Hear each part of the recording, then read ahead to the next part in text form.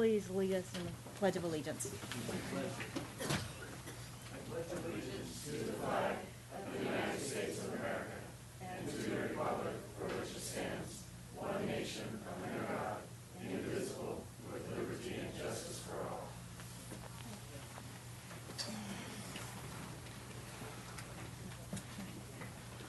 All right. Can I see a show of hands of how many people would like to speak during oral communication? Okay. Actually, the public may speak on any item not on the printed agenda. No action may be taken by the board. Is the show of hands the same? Okay. We have a number of individuals that want to speak, and so we're going to hold it to 2 minutes. And if you would please approach the podium. I'll just kind of watch. I got a timer. Okay.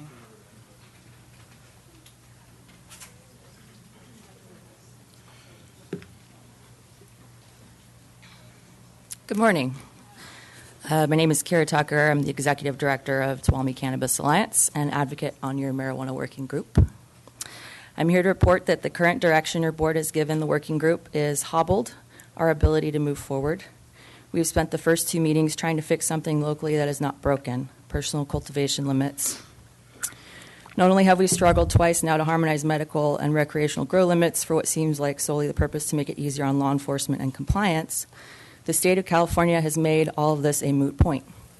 SB 94 was passed in both the Assembly and the Senate, and by the understanding of my colleagues in Sacramento, the governor is expected to sign it. When he does, the laws will go into effect January 1st, 2018. What this means for personal cultivation is the maximum number of plants permitted per residence is 6, period.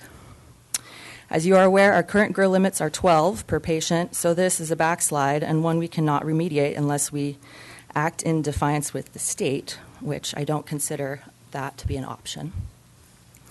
In order to maintain the integrity of the culture of compassion we have all worked so hard to found during winter of 2016 and 17, I want to offer a solution.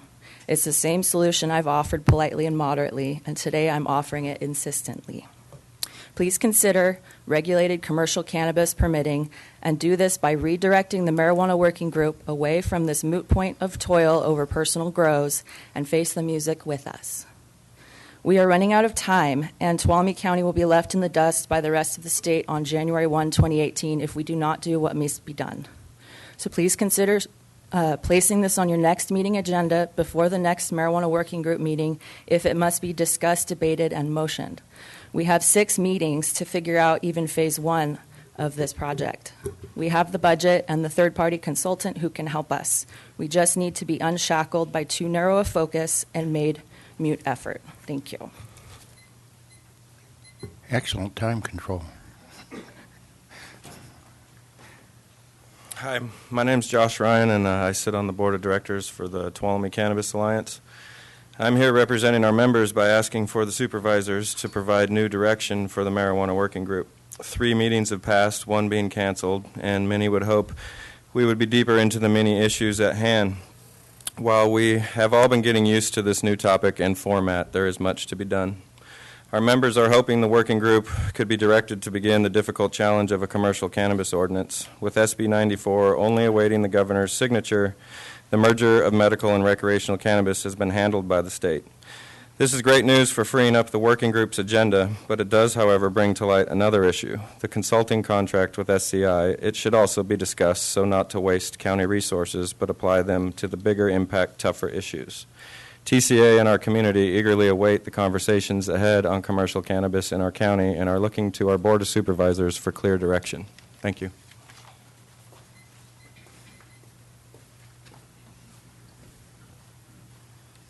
Hello, my name is Brian Bradford. I also sit on the Board of Directors with the Tuolumne Cannabis Alliance.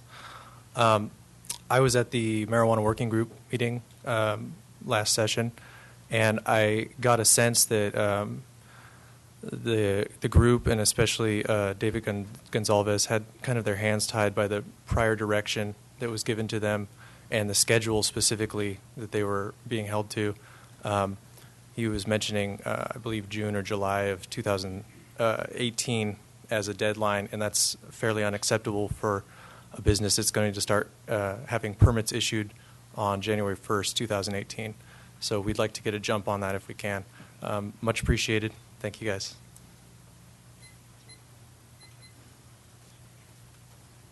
Good morning. I'm Chris Day from Friends of the Tuolumne County Library. And I'm here today to talk to you about the library's 100th anniversary celebration. We're going to have a big blowout party for the entire month of July. And we're going to have anniversary cake, balloons, festivities, and one activity that I thought you might be interested in. It's the Passport to Festivities. We're partnering with the Tuolumne County Visitors Bureau, the Sonora Chamber of Commerce, the Tuolumne County Economic Development Authority, of course the library staff, and a lot of local businesses. What we're encouraging people to do is visit 3 libraries, 2 museums, 1 state park, and shop and dine along the way. In the passport holder will get stamps from the local businesses as he or she visits each of the destinations. And in the companion guide, we've listed all of the businesses that are supporting our effort, and we're very pleased to announce that there are a whole bunch of them. Just a quick history. Back on July 3rd, 1917, the County Board of Supervisors unanimously approved the Tuolumne County Free Library. And shortly thereafter, on recommendation from the State Library, they appointed Edna Holroyd as the first county librarian. She set up the library in the 220 square feet over in the courthouse and immediately started canvassing the county to set up what ended up being more than 54 branches of the library that were in local stores, homes, offices, and, of course, more official-looking branches. But I just wanted to help you understand the library's importance 100 years later. Please participate. Bye. Thank you.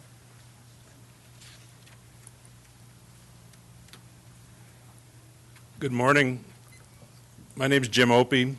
I come to you today about the potential, I'll say hearsay, that I'm hearing about the county closing their automotive repair facility. I'm going to tell you, I have 40 years plus experience in this industry. There are so many areas of concern that could be voiced and could be looked at and could be changed with the existing program you have. You would be, in essence, throwing the baby out with the water if you get rid of your shop, in my opinion.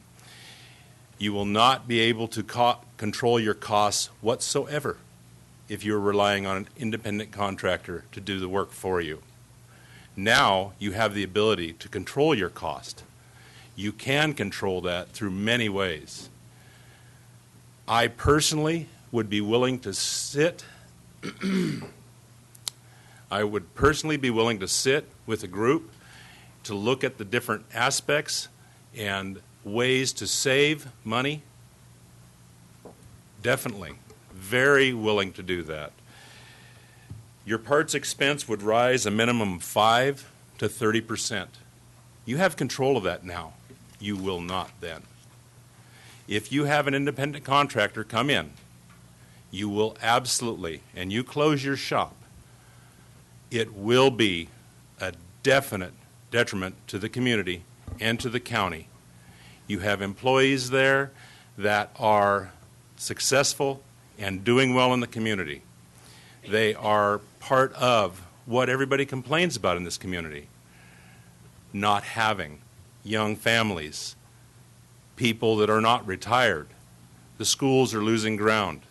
Everything's losing ground because we can't have employees. Well, you are the largest employer. Thank you. And just for benefit of the board, in the event that they would like to contact you, would you mind saying your name and what your business has been for the last 40 years? Yeah, my name is Jim Opie, and my business has been Jim's Automotive Service. I've worked there for over 40 years. I've owned it for over 30 years. Thank you. My phone number You want that? I'm sure we can find it. No, 768. You won't find this one. 0622. And like I said, I would be more than happy and willing to meet with anyone. Thank you.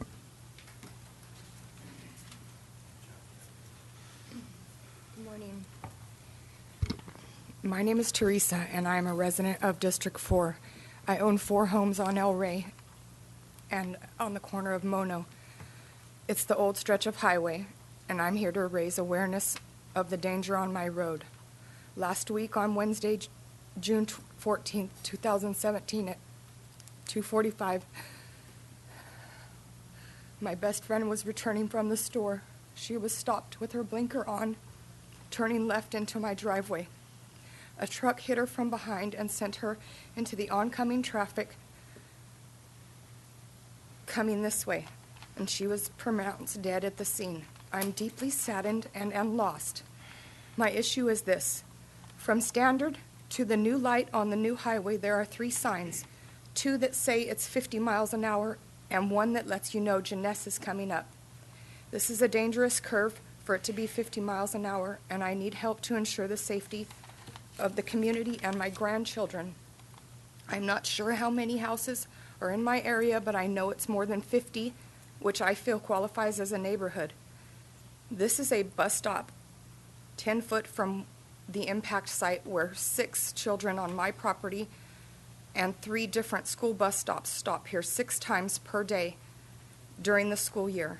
Further down the road, more children stand on the side of this road waiting for the bus, not to mention the residents who walk to and from the stores in that area. The mail carrier can barely pull off the side of the road to deliver the mail without being hit, in my opinion. My point is, when the new highway was built, it was supposed to be an improvement, and I am yet to see that on my road. I own 4 homes and 10 acres here, and I plan to live my days out here. Now I'm afraid for mine and my community's safety. This is not a highway anymore. It is a neighborhood. I would like for you all to please consider putting proper signage and road turnout. I feel that this is an emergency. And my friend was a Tuolumne County resident, so I'm going to take her 2 minutes also. I've been to the community services building, and Mr. Rourke or Duke has informed me that in the next couple of years, everything that I'm asking for is to be done. In 2 years, it's going to start. You guys all have it on a big wall with a picture. But today is June 19th, 2017, and in 2 years, more people could die, more accidents. It's not just that my friend died. There's a lot of accidents on my road. For me, I heard that this was the place to come to get some help, so that is why I'm here. So, thank you. Your supervisor is sitting here, and I'm guessing he will be in contact with Mr. York and following up.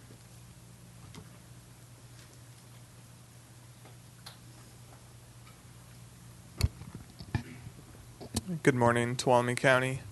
My name is Matt Reed. I'm here today representing Congressman Tom McClintock. I'll be available from 10 this morning until 11:30 here at the County Administration Building on the 4th floor in Supervisor Carl Rodefer's office. Should anyone have a federal issue that you wish to seek assistance with or federal policies you would like to discuss, I'd be happy to meet with you for that time duration this morning. And I thank the supervisor and the county for the hospitality. Thank you, Matt. We are going to go over our 15-minute allocated time. Do I have consensus from the board to extend public comment? All right, thank you. Good morning. My name is James Evans. I'm a board trustee at Soulsbyville Elementary. I'm a coach, an educator, and a dad. Came to speak about the consideration of cuts to the rec department, possibly jeopardizing. Okay. Sorry, that is a budget item that we have on the agenda, and we would love to hear from you, but we need to hear it when we discuss the item. It has to be specifically during that time? Yes, it does. Sorry about that. That's okay. Okay, that's all thanks. right.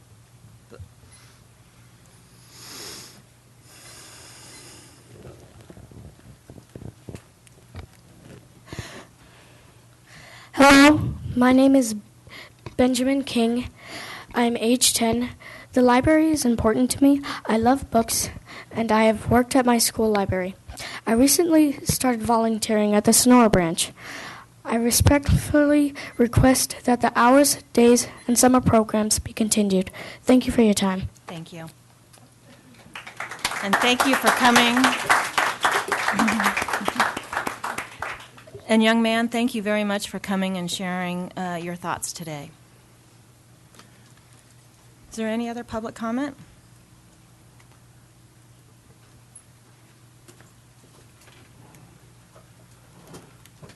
It's more of a question for clarification. Sure. Where on the agenda is the budget proposal? Because I think that's what a lot of people are here to speak about, so I want to be sure we're speaking in turn. It's the last of 9 o'clock appointments, so right after we ought to be getting to it in the next 20 minutes ish. Okay. Minutes to a half an hour, I would expect. Yes. Would you mind letting us know when the appropriate time to speak on that would be? Absolutely. The clerk will read each item. Okay. And so you'll know when she reads that item. Great. Thank All right. Thank you. All right. Is there any other public comment? Okay. Seeing none, will the clerk please read our consent calendar? Minutes of the meeting held June 6, 2017, approving an amendment to the standard agreement for professional services with Quincy Engineering, Inc. for design services associated with the signalization at 5th Avenue and State Route 49 and 108 project. Number 3 has been pulled off the agenda. Number 4 is approve amendment number 1 to the agreement for professional services with Nurjic and Sons for construction services on an emergency pavement project on Evergreen Road project. Adopting a resolution approving the revised grant agreement with the California Department of Health Services to implement the Strategic Prevention Framework Partnership of Success project. Approving the appointment of Scott Garrison to the Tuolumne County Behavioral Health Advisory Board, and as the Tuolumne Water Agency, consideration of adopting a resolution nominating Director Rodefer as a board member of Association of California Water Agencies Region 3. Would any member like to pull an item? All right, seeing none, can I have a motion? Or actually, is there any public comment on the consent calendar?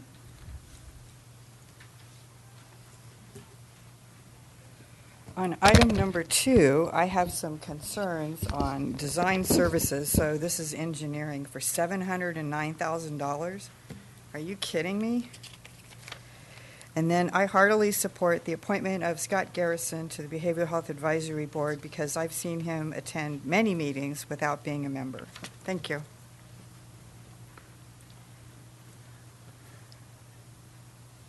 Would any member? Since the public is interested, let's pull item 2 and get an explanation. All right. And then I'll move on the balance of the consent calendar. I'll second. So I have a motion by Supervisor Hanvelt, a second by Supervisor Gray to pull item 2 and approve the remainder of the consent calendar. All those in favor? Aye. Aye. Any opposed? Motion carries. Will the clerk please read item 2? Consideration of approving an amendment to the standard agreement for professional services with Quincy Engineering for design and services associated with the signalization at 5th Avenue and State Route 49 and 108 project. Ms. Allen. Good morning. Tanya Allen with the CRA. To answer the public's comment, this project is on the state highway facility. This is Caltrans jurisdiction. And there were certain things that we had to work with them. Also, this project involves widening of 5th Avenue, adding in some turn lanes. Not only is it a traffic signal, there's earthwork and roadway items. In addition to, if you can recall, we circulated an initial study that required environmental studies to be able to support that document. And there's also mitigation from that circulation. So these are just these additive costs. And when you look back at our other signals that we've installed in the county, now remember our environmental document is an initial study with a mitigated negative deck for 5th Avenue. And our previous signals were notice of exemptions, and they ranged in the 200,000 for engineering services. We also did those mostly in-house. This one is a consultant working with Caltrans, and Caltrans also requires a higher level of review and comment period, which takes more time. So I hope I've addressed some of the reasons why this is just a complex project versus our signals that we've done on our local roads. And if they have any more questions, they can contact our office. Supervisor? Brief comment and history, just for the sake of the public. So this project, first of all, it's a very important project. That bridge is a huge bottleneck in our transportation system, the Rawhide Road Bridge. Correct. The work that you're talking about here and the way this whole project ties together, I think, is a good solution for the area. I think that boards in the past made mistakes choosing to retain the existing bridge and move it and realign. I think they complicated it, and the value to retain that existing single-lane bridge as a historical asset shot us in the foot and made this thing very expensive. That decision and that direction took place before any single person on this board was here, before Tanya was probably working for us, definitely before our CRA director, and a lot of people are here. So a lot of this has gone on for, what, 10 years or more? 20 years, too? Yeah. 20 years. This project hasn't gotten done, first of all. This thing needs to get done. The money that's here, Carol, you're right, that's a ton of money, and I totally understand. But I also, unfortunately, I've sat here long enough to understand the reason why, and it's the amount of hoops and garbage you have to go through to get a project move forward. When you're doing these environmental reviews, they're looking at everything you can imagine. Dealing with Caltrans in the state, all the safety concerns, all the there are so many different aspects and variables, and I can understand it. I looked at this. The rates are reasonable. I think it's justified. It's unfortunate. I think it's a lot of money, but it's nothing that our staff is doing wrong, and it's nothing that the county is doing wrong. It's the way the system works, and this project needs to move forward, so I support it. I think I want to add, too, is that, we're able to split this up into two projects, the Fifth Avenue and the Rawhide Bridge, and by doing that, we had considerable savings for what the state originally wanted us to do. So obviously I support the project. It needs to move forward. Yes. As a member of the public, or as a taxpayer, I got to tell you, I'm shocked. I have to say that. But I understand why the costs are what they are. This isn't the county. This is working in California, folks. And when you work with Caltrans, this is what happens. I don't remember what the multiplier is, but it costs our people a heck of a lot less, as an example, to pave a road than by mile than it does Caltrans. It's just part of dealing with the state. We don't like it, but if you want to get something done in California, you got to pay the price, apparently. As District 5 Supervisor, I support this project because I echo everything that my colleagues have said. This is a necessary project. It's a real flow issue in our county, and it's a safety issue. So I'm going to go ahead and support this, although I don't like it. I think my colleagues have shared the sentiments of this board. I will ask if there is any public comment.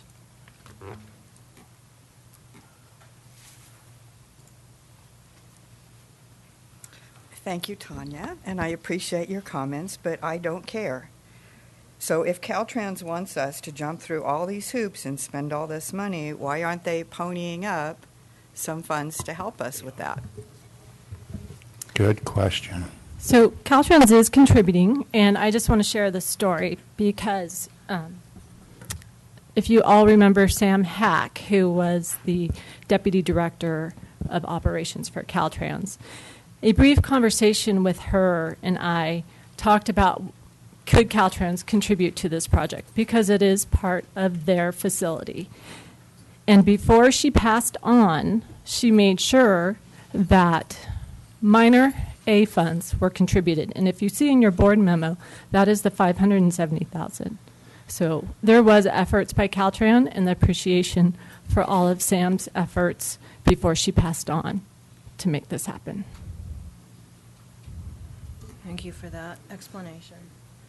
All right, if there's no further public comment, we'll bring it back to the board. I move on staff recommendation reluctantly. Second. I have a motion by Supervisor Rotifer, second by Supervisor Royce. All those in favor? Aye. Aye. Any opposed? Motion carries 5-0. Will the clerk please read our first 9 a.m. appointment? We're going to be recessing as the board and reconvening. So we will be recessing as the Board of Supervisors and reconvening as the Tuolumne County Public Power Agency. And the item is consideration of approving the proposed Tuolumne Public Power Agency's fiscal year 2017-18 budget. Staff Good morning, report. Supervisors. Liz Peterson, Tuolumne Public Power Agency Coordinator. I am here today to request your board's consideration of approving the proposed fiscal year 2017-18 TPPA, or Tuolumne Public Power Agency budget. Just this here. If I could briefly go through a little bit about this year's proposed budget, just to explain a few things. Overall, we are looking at a reduced cost to power. In kilowatt hours, last year the adopted budget was 9.75 kilowatt hours, and this year we are looking at potentially 8.87 kilowatt hours. Cents, yes, per kilowatt hour. So this is a reduction, and it's great news for our members. Just by way of some history, Tuolumne Public Power Agency is a JPA that was formed in 1983.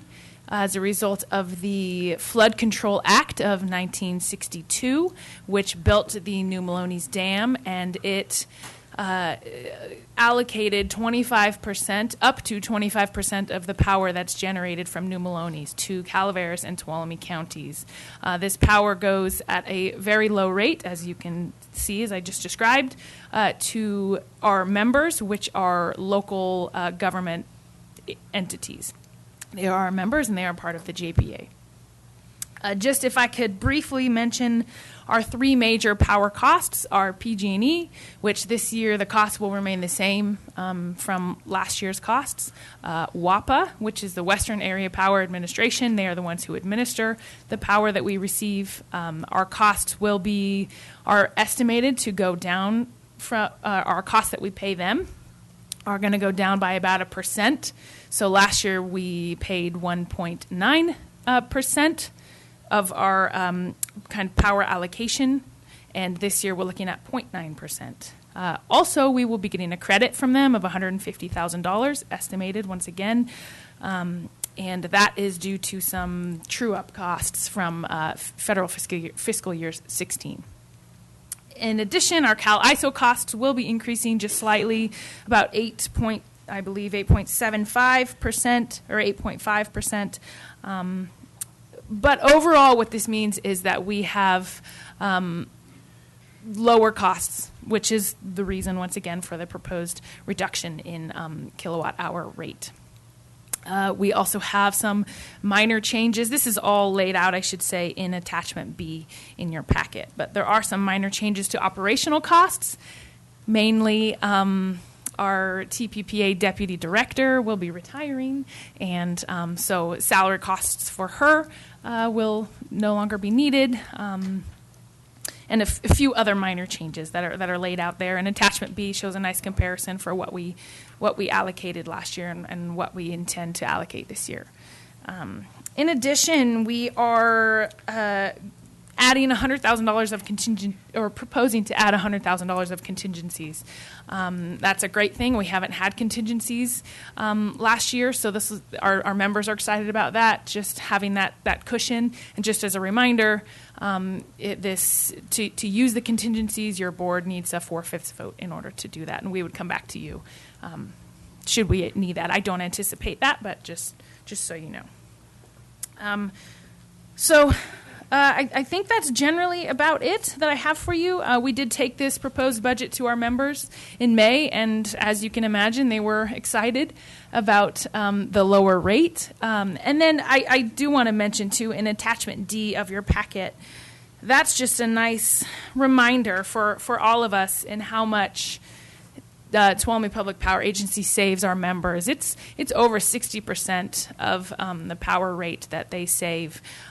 So our members, assuming the 0.0887 cents per kilowatt hour is approved, and using that as kind of the rate for what was consumed last year, the cost savings was over $3.5 million.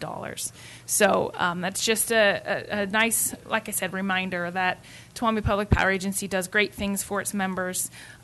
We're happy to have that benefit from the New Maloney's Dam, and so again, I'm here for your consideration of adopting the proposed budget. Supervisor Gray. Just a couple comments.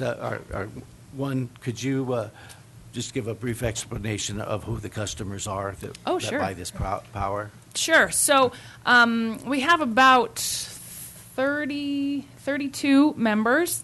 It's people like the county of Tuolumne, the city of Sonora, Tuolumne Utilities District, yes, all of the schools, the Columbia College, so these kinds of local public agencies that not nonprofits, not for-profits, but yeah. And the other one is Kathleen. Thank you for your service. It's been wonderful to work with you on a number of projects, and enjoy your retirement. Supervisor Hanfeld. Thank you for saying that, because that's one of the things I wanted to say. Kathleen has served us for a number of years, and we need to recognize her terrific job, and I'll say thank you. A couple of things on this I think are important is we've, in the past few years at least, used rate stabilization money, which is kind of, I'll call it a slush fund, but it was to keep those rates low. And you didn't use that this year. Correct. That makes it even a bigger accomplishment Right. to get this thing down. That's really good. If we don't use the 100,000 contingency, does it go into future rate stabilization? It could. Kathleen, you could speak to that. When we discussed this with our members a couple of meetings ago, the members expressed the desire to have it, if we don't use it this year, to have it flow into the next budget. I don't know how we do that exactly, but we would make sure that it flows into the next budget. To remain Okay. as contingencies, Okay. I Thanks. think. Yeah. Supervisor Rotifer. Yeah, good briefing. I did notice some training on there for the new person. There you go. And Kathleen, I hope you're not just going to fade into the fog here. I hope we're going to have an opportunity to really say goodbye to you in a good way. But if that's not the case, or I happen to be on the road when it's happening, I just want to let you know that how important the work that you've been doing for us with the TPPA has been, and how much I really, truly appreciate it. Yep. Okay, at this time, I'll ask if there's any public comment. Seeing none, I'm going to bring it back, but before I do, I want to echo the sentiments of my colleagues. And Kathleen, you have really taken what is a very complicated subject and made it understandable.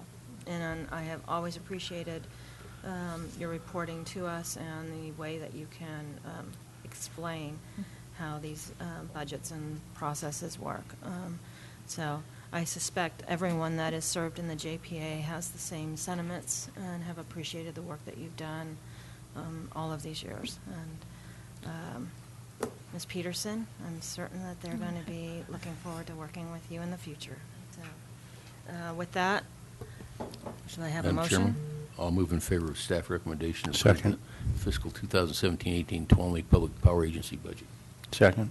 I have a motion from Supervisor Hanvelt, a second from Supervisor Rotifer. All those in favor? Aye. Any opposed? Motion carries 5-0.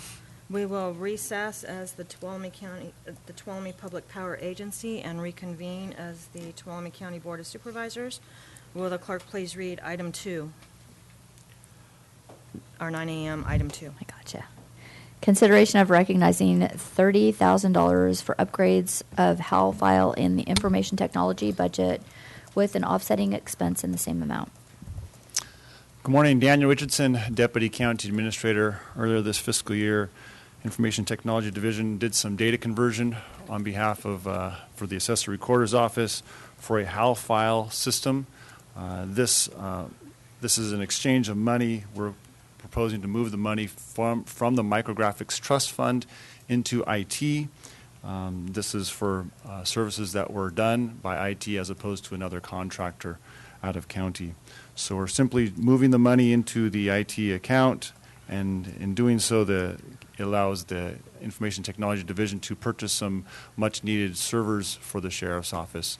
So we need this to happen before the end of the fiscal year so we can get the money moved and acquire the servers to help us elsewhere in the county.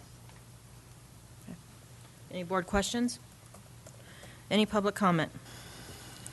All right, I'll bring it back. Move on staff recommendations. A motion from Supervisor Gray, a second from Supervisor Hanfield. All those in favor? Aye. Any opposed? Motion carries 5-0. Will the clerk please read our third 9 o'clock appointment? Consideration of approving a transfer of $122,005 from general fund contingency account to the information technology budget to pay for the Microsoft server and desktop security related upgrades. Mr. Richardson. Yes, again, Daniel Richardson, Deputy County Administrator.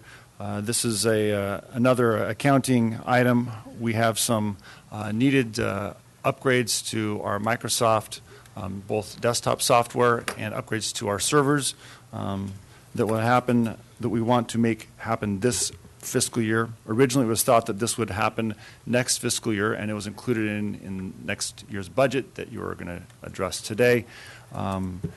We are thinking this may have a savings of $122,000. That is not the case because this $122,000 was included in a borrowing, and so you would only save the debt service on it. So it does not have a true $122,000 savings in next fiscal year's budget. So in order to make these Microsoft upgrades happen, we would be moving money from your general fund contingencies to allow this purchase to occur. So what is the county getting for this money? So we'd move the desktop users to the cloud. We'd get larger mailbox sizes that would support voicemail. We'd integrate with telephone technologies. It encrypt our emails, and it improves our disaster recovery. We also encrypt our hard drive. As far as our servers, in addition to many security issues that it addresses, it also updates us to the current platforms. So we'd be on the current Microsoft platform and allow us to move forward in the future. So we're excited to make this happen. We want to make sure the county is well protected from a security perspective into the future. I have a question. Madam Chair. Supervisor Rotifer? I just want to clarify that I understand what we're doing correctly, okay? For this year's budget, the one we're currently in, we're going to take this money out of contingencies. That will lower our contingencies for next year's budget, but this money is in next year's budget, and we would move that back into contingencies. So the net effect for next year's budget and contingencies would be zero. Am I understanding that? No, what we've done, that's what I was going to just chime in to make it really clear, that this reduces our ending fund balance, for this year, therefore the beginning balance for next year, which we've assumed in the document that you'll hear in a few minutes. Okay, so we've already assumed that reduction. Right. Okay. Yes. And that's all contained in what's packaged up before you in a few minutes. Okay, thank you. Any other board questions? Is there any public comment? All right, I'll bring it back to the board. I'll move on staff recommendation. Second. I have a motion by Supervisor Rotifer, a second by Supervisor Gray. All those in favor? Aye. Aye. Any opposed? Motion carries 5-0. Will the clerk please read our fourth 9 a.m. appointment? Consideration of approving an agreement with the Tuolumne County Transportation Council to exchange general fund and regional surface transportation program reserve funds. Good morning, Tracy Riggs, County Administrator's Office. This item before you today is really a change within your budget and the way that we would transfer funds. When your board approved the current fiscal year 2016-17 adopted budget back in September, there was a transfer out to the Road Capital Fund that then would go, and a transfer from there in special departmental expense, not transfer, an expense line that would go to TCTC. And what this was for was to exchange $125,000 in general fund in exchange for Regional Surface Transportation Program reserve funds for road capital projects. Upon further conversation with Debbie Batista and Darren Grossi, we have found that what we really need to do is it needs to be general fund, and it kind of loses that flavor if it goes into the road capital fund. So what we'd like to do is change the current year budget. That budget detail is contained in the memo before you, and I did review that with Debbie as well. What we would do is pull back that $125,000 transfer out of the general fund to the road capital project or road capital project fund. We would then do a direct transfer right out of the general fund, not as transfer, it's actually an expense that would go over to TCTC. And again, that would be in exchange for the RSTP funding for road capital projects. And I do believe that Darren is here if you have any questions for him as well. So that's a physical shell and P game. Yes, it's Thank you. in and out. Any other board questions? Any public comment? Okay, I'll bring it back. Supervisor Brennan, I'm sorry, I did forget, there is also an agreement that is attached here that would need to be approved as well. Thank you. Madam Chair, I move that we approve the attached agreement and associated budgetary adjustments. I have a motion by Supervisor Gray, a second by Supervisor Hanvelt. All those in favor? Aye. Any opposed? Motion carries 5-0. Thank you, Tracy. Will the clerk please read our fifth 9 a.m. appointment? This is consideration of approving the recommended Tuolumne County budget for fiscal year 2017 through 2018. Mr. Pedro. All right, Madam Chair, members of the board. As we approach this, trying to describe this recommended budget that's before you, I thought I'd just introduce it a little differently than I have in the past and talk about a question I do get periodically from members of the public. It's just asking, what does county government do and what's the role of the board and the staff in doing it? And, I mentioned the vision statement of the county, which is states as follows. Tuolumne County is a place where all citizens enjoy opportunities to thrive in a safe, healthy, and productive community. This statement describes a community that works together to create an environment in which all of its members share an opportunity to thrive, and it requires the county government dedicated to and focused on doing its part through supportive plans, policies, and carefully crafted services.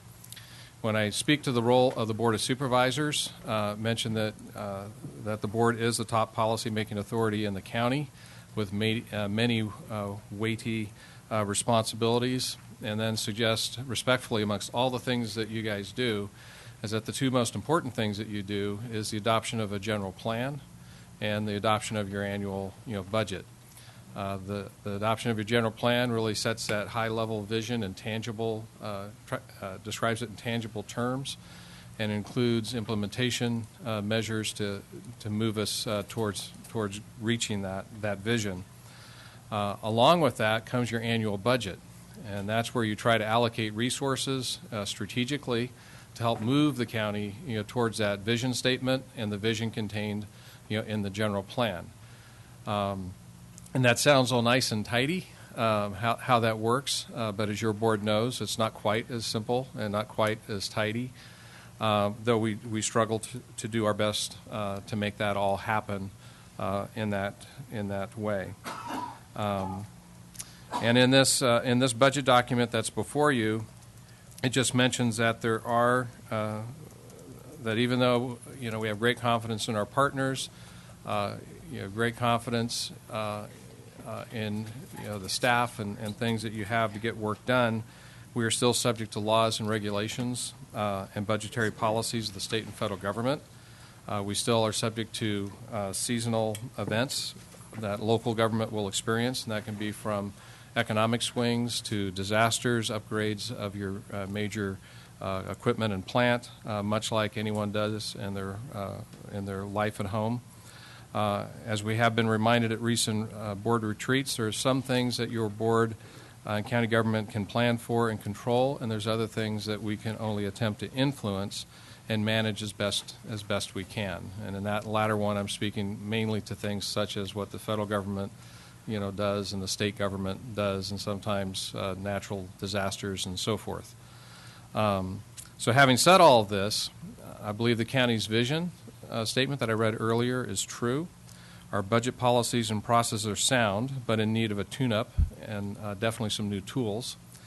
And that there are many factors that have converged to make this year's budget particularly challenging. Again, it's hard to describe all that has occurred that has converged in this particular budget. It's a pivotal budget for the county. I know that folks have tried to do their best to try to describe it, but it almost belies any simple explanation. So at least as I introduce this budget, I'm just going to, and I'm not going to read through this whole thing, but I'm just going to touch upon some of the major factors that have come to play in this one budget. First, in the category of some of the major challenges within the control of the county, those have included your board's absolute commitment to continuing emphasis on economic development and growing our local economy, and it lists a number of items that your board has done by various actions to make that investment in economic development, and that's been proving out in the increases in our local tax revenues. Secondly, your board has added permanent positions over the last few years to address high priority areas of need. Your board has approved multi-year MOUs with your labor groups in order to recruit and retain staff, qualified staff in the county. Your board has been committed to and funded upgrading of IT infrastructure, and from a couple of retreats ago, I call it addressing the primal scream. That's that the various departments had expressed that they needed more investment in technology to do their jobs effectively and efficiently. We have been investing in our law and justice projects and programs, and this has been actually 2 decades in the making. Most recently, you can see this through the juvenile center construction and begin of operation, the construction of infrastructure on the law and justice site, and also preparation to embark on the actual construction, getting past the planning, but into the actual construction of our new jail. Under those categories, I do provide information on what it will cost to have debt service on the local match that the county have responsibility for constructing, the infrastructure that I just mentioned, juvenile, the roads and utilities, and the new jail itself. So we are going to have that debt service that has been discussed and planned for many years. It also provides information on the changes in the net operating cost of our juvenile detention program. We are stepping out of the costs associated with sending kids out of county and keeping our kids and bringing others into our new juvenile detention facility. And while that has been a marked change in our budgeted costs, particularly from 15-16 to 16-17, cost change is relatively small, but still significant from 16-17 to 17-18. We have also changed our use in the last few years of our one-time fund balance to support ongoing expense. And I'm glad to say that with this budget, after increasing our dependence on one-time dollars for ongoing expense, with this budget you will substantially reduce that, which is going in a good direction for the long term. Some of the major challenges beyond the control of the county have included, with respect to the federal government, we've lost our Secure Rural Schools and Community Self-Determination Act funding. That's impacted the general fund of the county in terms of monies that we use for emergency services, for search and rescue services and things of that nature. Same thing in the fire fund, losing some funding there. And very significantly, $273,000 a year in road funding, and the same amount that's been lost to county schools for their uses. And that's unfortunate, but that money no longer exists for local governments. The Affordable Care Act, there's impacts that were not anticipated, starting to get the full flavor of what the Affordable Care Act has meant. Itself. There's been related lawsuits that have led to increased cafeteria costs affecting the county-paid health insurance, and those are very significant, costs indeed through all different county funds.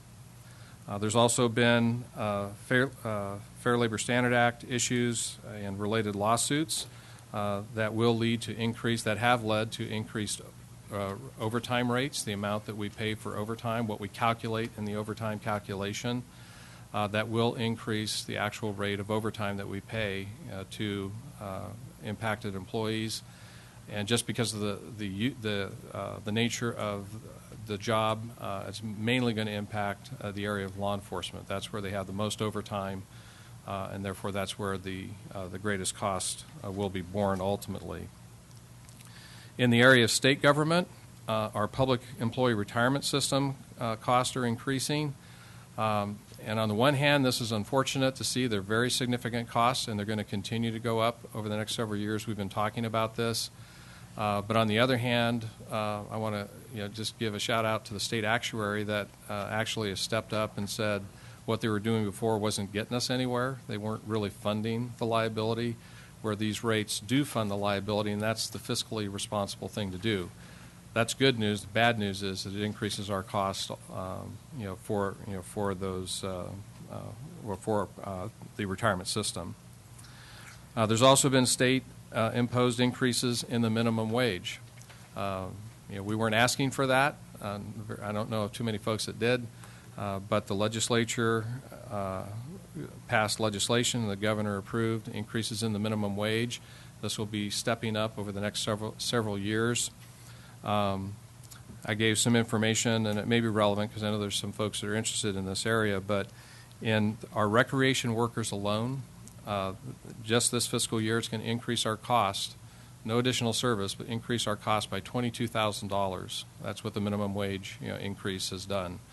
And over the next few years, from fiscal 17-18 to fiscal 21-22, the cumulative increased cost to our recreation department will be $187,000. And that's nothing that your board had asked for.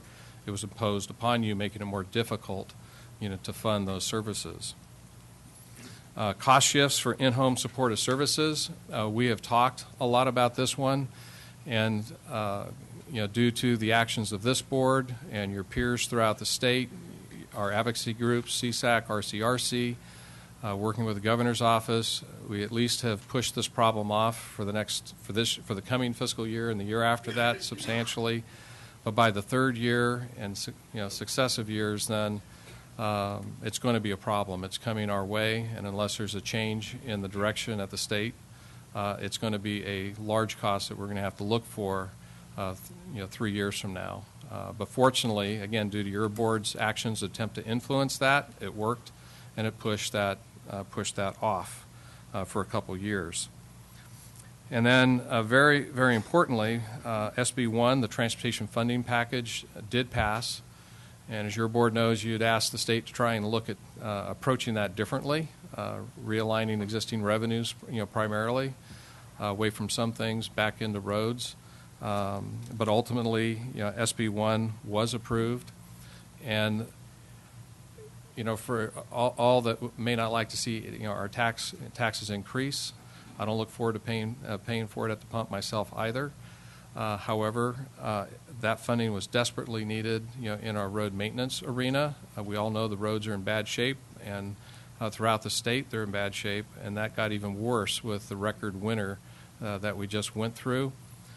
I do want to, because it's so significant, I do want to read these numbers that starting in fiscal 17-18 with the mid-year implementation, we'll see about $940,000 of additional revenue coming in to help with our road maintenance efforts. And then this will grow in 18-19 to $2.4 million as you have a full year of that revenue kicking in. In fiscal 19-20, $3.4 million. 2021, $3.8 million. To 21-22, $4.1 million are the estimates. And with that kind of funding, it fills a huge hole that we are facing in our road maintenance areas, and will actually allow us to start being more proactive in addressing the road maintenance needs throughout the county, to get a bitter pill on the one hand, but really helpful to address the need moving forward. Just a quick question, Craig. With that kind of funding increase in our roads fund, do we have the staff to do that work, that level of work, or are we going to be looking at staffing up? Well, the way this thing is structured is it's primarily structured for more of that work to be done by contract. We can, however, because this is a really important point, because if it was solely you had to contract out everything, then we would still have a hole to fund our existing staff, which does a number of things that you could not allocate costs to for this money. But there are provisions that allow our staff to do some of this kind of work. It will be eligible. That will help bring revenue into the road fund for traditional activities with our existing staff. But the bulk of this money will actually be used for contract work with folks like a George Reed or whoever. More public jobs. No public jobs. No more public jobs. More private sector jobs is what I meant to say. Right. And just to say, that's I'm sure that had a lot to do with the heavy union support of this bill, in Sacramento as it was working through. The one thing I do want to mention here, discussing this with some members of the board, what this will require is that we will have a fixed forevermore maintenance of effort payment from the general fund to our road fund of $942,066, and it'll be that way forevermore. It's just like there's a maintenance of effort over to our public health fund established in fiscal 91-92, $305,830, and we pay it every year because it's a maintenance of effort, but that we have to maintain in order to receive back state funds. And this will be in our budget forevermore. And just so you know, what have we been doing the last several years? We've been kicking in about $750,000 from the general fund to the road fund, so it's just taking it from $750 to $942. So just so you're aware, that's a forever commitment now on the part of the general fund. Also, some things that are not something that your board can absolutely control is in the area of declared emergencies. We've talked a lot about drought, our well programs. We had a lot of discussion about that at last meeting. We'll have a little bit more later today. It has cost some money in the prior years, but at least in this fiscal year, as we close, or the coming fiscal year, it'll mainly be an impact. We'll have revenue to pay for the direct staff time, but it will be a drag on our administrative oversight. Tree mortality, very important. Your board did pull $670,000 out of our general reserves as a local match for this multi-year effort, and we were making sure that money gets anything not spent in one year gets carried over to the next, so we maintain the integrity of the use of that money. So that's there. But back to, again, another effort by this board. You may not have created the disaster, but you can try to influence it. And you did approach Senator Berryhill, who introduced SB 265. And that bill, if it passes, and it looks good at least getting through the legislature, would reduce the county's local match through the CDAA program from 25% to 10%. That's huge, because that will spread that money further. And that's a great economy, for the county. So hopefully that will get through the legislature, and the governor will hopefully sign that. In our storm damage area, we talked about this at the last meeting. I won't share the numbers other than to say there is a large local match. That's also required. You've covered about half of that through actions you took taken this fiscal year.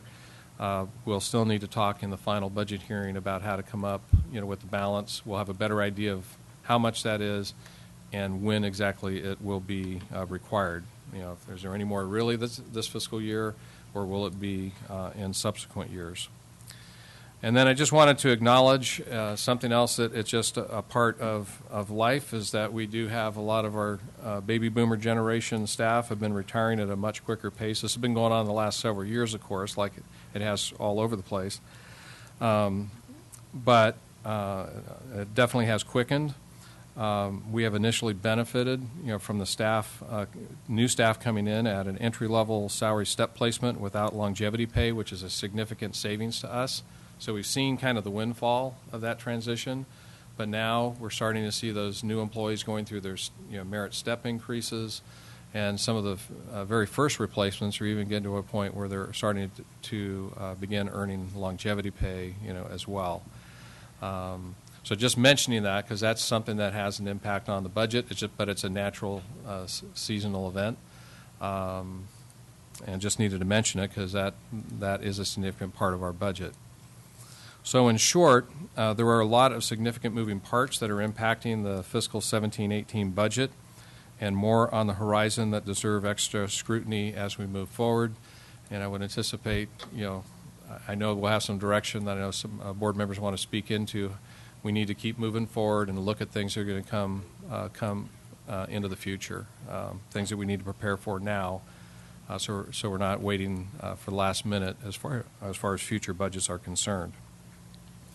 In your budget development process, again, I'll just hit this quickly. Our process generally involves, of course, I should have put it right in here because I mentioned right from the beginning, is our board retreats where you envision what are the priorities for this board in the coming years. We do create multi-year forecasts. We get early direction using for board strategies and development of recommended budgets. We confirm as we're moving through the creation of the in-process budget if that's really is it going where you want it to go before we reach this point where we're sitting before you with a recommended budget. And then again, we do have a second step of this process, which is the final budget hearing, which is tentatively scheduled for September 5th.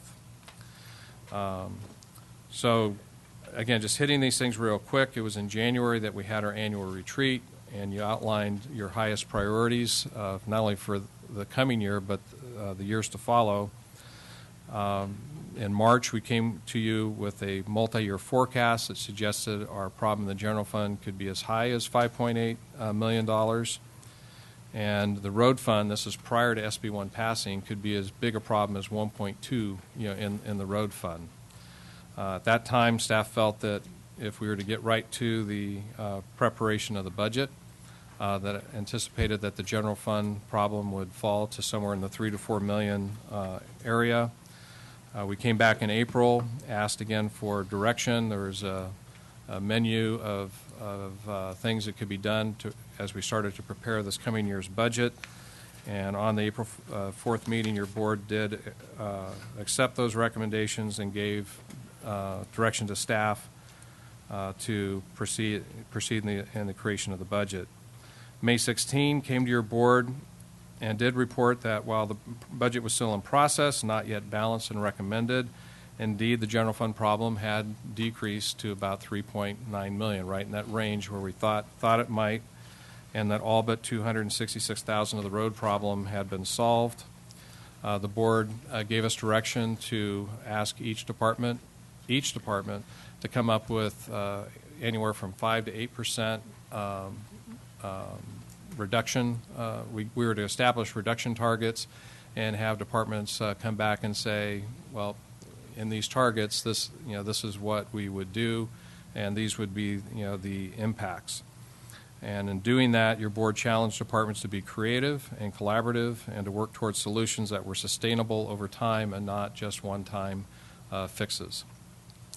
May 30th, your Finance Committee did meet to talk about the budget. did hear from the departments, again, what would the impacts be if they had these 5 to 8% reduction targets. And while there was several principles that were laid out for staff to think about in preparing the recommendation that's now ultimately before you, there was no specific recommendation made for staff to follow. At your June 6th meeting, staff came back with recommendations that represented a mix of the various targets and departmental responses. The mix was an attempt to reflect input provided at the Finance Committee and your board's prior stated priorities, such as public safety, economic development, and revenue generation, which supports everything else in the budget. The recommended department adjustments addressed approximately 3.3 of the $3.9 million problem, and the remaining $600,000 was to be addressed by a combination of higher assumed beginning fund balance, reduced workers' comp charges, and reductions in our contingencies. And anyway, that was your board said proceed in developing this budget that you're considering today following that general direction. And staff would point out that the only priority identified at this year's retreat that is not addressed in some manner in the budget that's under development is in the area of building maintenance staffing. So before you have a overall county budget that weighs in at just under $220 million. I think this is the largest that we've ever had. We got close to this level, back at the heyday when we still had Tuolumne General Hospital going pre the Great Recession and things like that. But this is definitely, I believe, I'm correct in saying this is the largest budget that we've ever had. The general fund piece of that increases by about $3.3 million. And like I started at the beginning of this presentation, there's several things that played into that. But I do mention one in particular, and that's in our information technology budget that provides for major upgrades of the county's network infrastructure and replacement of the county's Oracle-based finance, HR, payroll, and budgeting systems, which has been a high priority of this board. Within your governmental funds, which it's not just the general fund, but your road fund, social services, public health, things of that nature, that's $39.9 million higher than the prior year. This increase is being driven by the major capital projects within this budget. The road construction capital fund now has 3 cost centers in it. The public works projects, which is the fund's traditional cost center, with $7.1 million in increased road and bridge work. The second is the 2017 storm projects with $5.9 million in additional storm repair work. And 3, the SB1 projects with just under $1 million in major maintenance work in its first year of existence. And like I mentioned, that's going to increase in the coming years.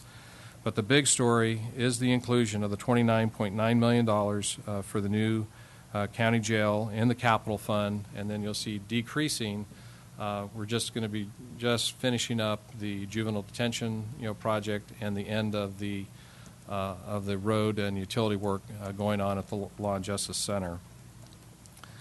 So that's the financial changes in the budget and positions. As we mentioned before, there's a decrease, overall decrease of 10.1 positions.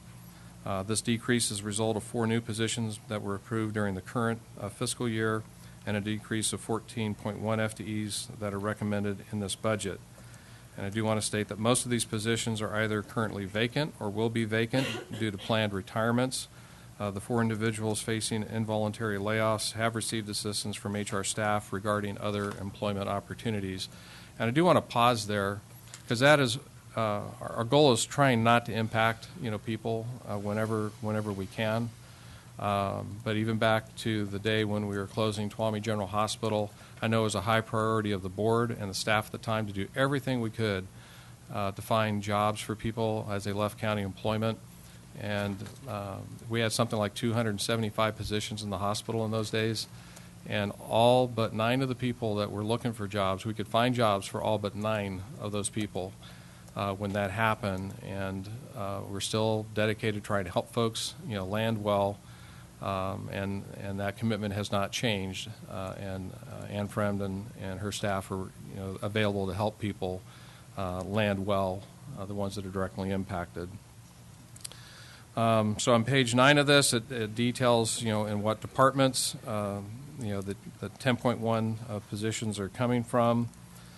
There's personnel requests that are in this budget that also asking your board to approve. The change of a probation aide classification, which will allow for a lower cost staffing mix within the regional juvenile facility, and then a handful of new classification specifications that will help facilitate many reorganizations associated by requests of the department heads in those areas. You can see allocated positions, if approved, what your new allocated positions by department would be. You have your information technology project list contained, your capital projects. There's attachments in there for road, airport, and your county capital fund. I do want to make just a quick mention, particularly in the airport construction. I think I mentioned before that Benny, our airport manager, came back from talking with the FAA, and they're ready to put in a huge investment over the next several years into our airports. And we will come back in the final budget hearing, and we're going to have to rework, that first year, the 17-18 component. But we'll be able to tune that based upon that, that offer made through the FAA. And again, hats off to Benny for his hard work and the connections that he's made to nurture that funding. Just the last couple of points is that your general fund contingencies, have been established at $582,049. And just mentioning here that my recommendation is that every effort should be made to increase those contingencies as we get into the final hearing up to, what's been kind of a standard minimum of $1 million. And why is that more important than ever in this budget? Some of your board was observing this when you heard from other departments. With these reduction targets that are in place, people have really stripped their budgets down to the bare, and where there's any flex in those budgets, it's essentially gone. So we need to make sure that we have an ability, to respond to needs that arise, despite the best effort of department heads to manage them. And that means we really need to get that contingency up going into that final hearing, and that really will become more important than it has in recent years. I've already mentioned the use of your one-time dollars. That's a good thing. We've reversed a prior direction, and that's a good thing for the long term by your board. I just want to touch on 2 things, and then I will be done. But really one thing, and that's just speaking to the area of, okay, what are the impacts, of this budget? And I know, talking with the department heads, again, your board opened the door and said, you guys are the department heads. You figure out how to best utilize the dollars to provide the services, that you provide in the way that you feel it should be done. And there's been a lot of creativity. I know that I'm still thinking of a comment that the chair made about collaboration between social services and the district attorney's office, just one. There's been a lot of creativity to minimize, the impacts with these reductions. And I would just summarize this way, that I think the sheriff's office is going to be very tight, coming into the year. They have, the budget is still increased, significantly, but it's a big budget, and there's a lot of things that can happen, in that budget. And without trying to speak on behalf of the sheriff, I think we're all feeling that's it's taking him down to a very tight budget. I know your board's direction is to be as flexible as we can, working with the sheriff's office to make sure they have the ability to move that money around, as needed. Another one I'll just mention is facilities management. There's been a lot of concern about that. I think Daniel expressed, what some of the risks were and what we did there. But as you heard earlier, we're going to have significant savings in our power area, 9% reduction. the new juvenile facility. It's a large new building, but it's very energy efficient. It's the only one that we ever had that's actually LEED qualified. We haven't actually certified it, but we'll see, what that actual cost, would be. The other area, but that was thoughtfully done in sizing our utilities. The other thing is they have a line item in their budget called maintenance, buildings, and improvements, and it's a pot of money that's used to respond to things when buildings break, whatever it is, water lines, roofs, whatever. When it breaks, they respond, and that goes up and down year by year. It just depends on what happens. And certainly there's some risk there. Again, the change that was made was thoughtfully done, but again, I anticipate that to be tight. All the more reasons we need to maintain strong contingencies.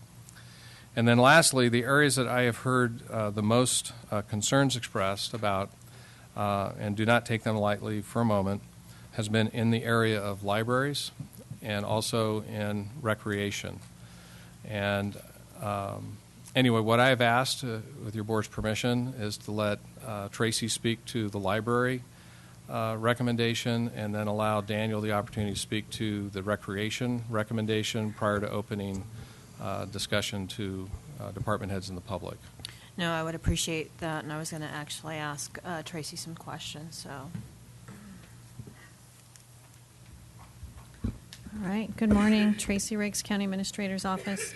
So your board has received a couple of emails from me outlining some statistics, general usage, as well as potential impacts. So what happened this year, as with all of the departments, we all submitted requested budgets. The requested budget that came from the library was 9.5% above the adopted budget in 2016-17 that your board adopted in September.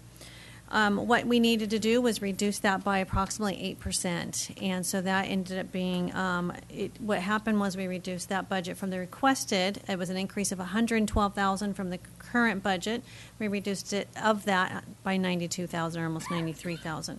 So essentially what that means is the budget for the library grew from the adopted budget in September by about $30,000. In order to meet those reductions, of course, we looked at this very seriously and trying to mitigate the impact. No matter what we do, there's going to be an impact for any of the departments when we start looking at having to reduce budgets. So what we did was looking, and you have received those statistics, was looking at where is the most usage.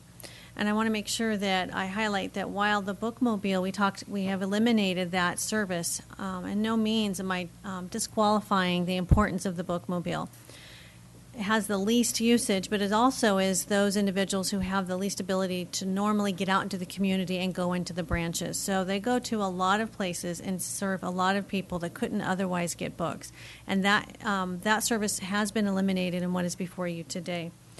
The other thing is in order to meet that, we looked at reducing our relief salaries.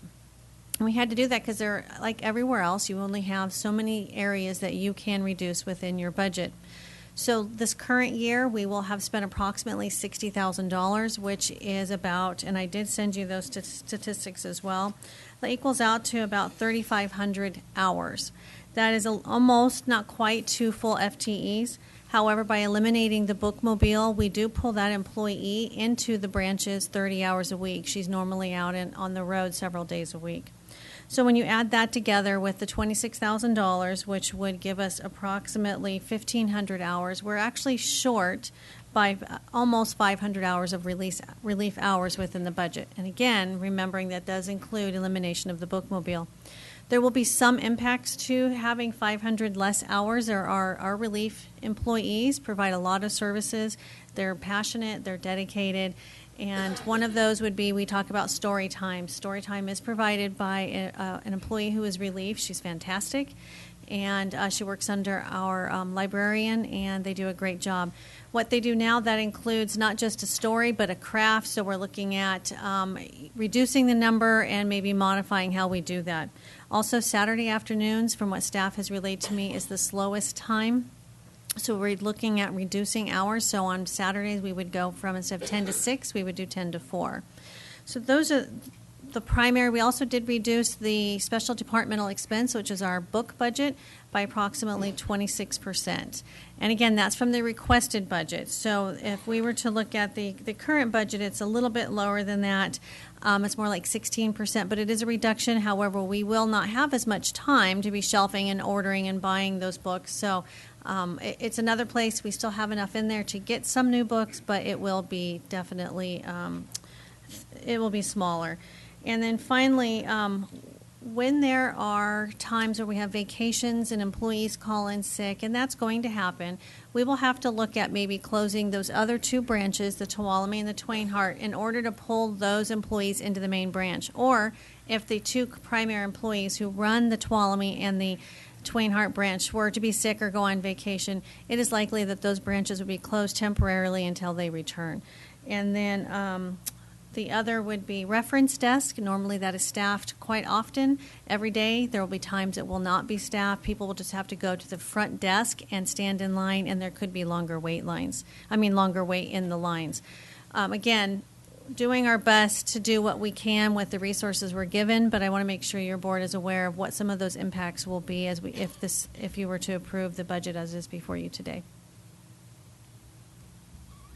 Any questions? Thank you for that explanation.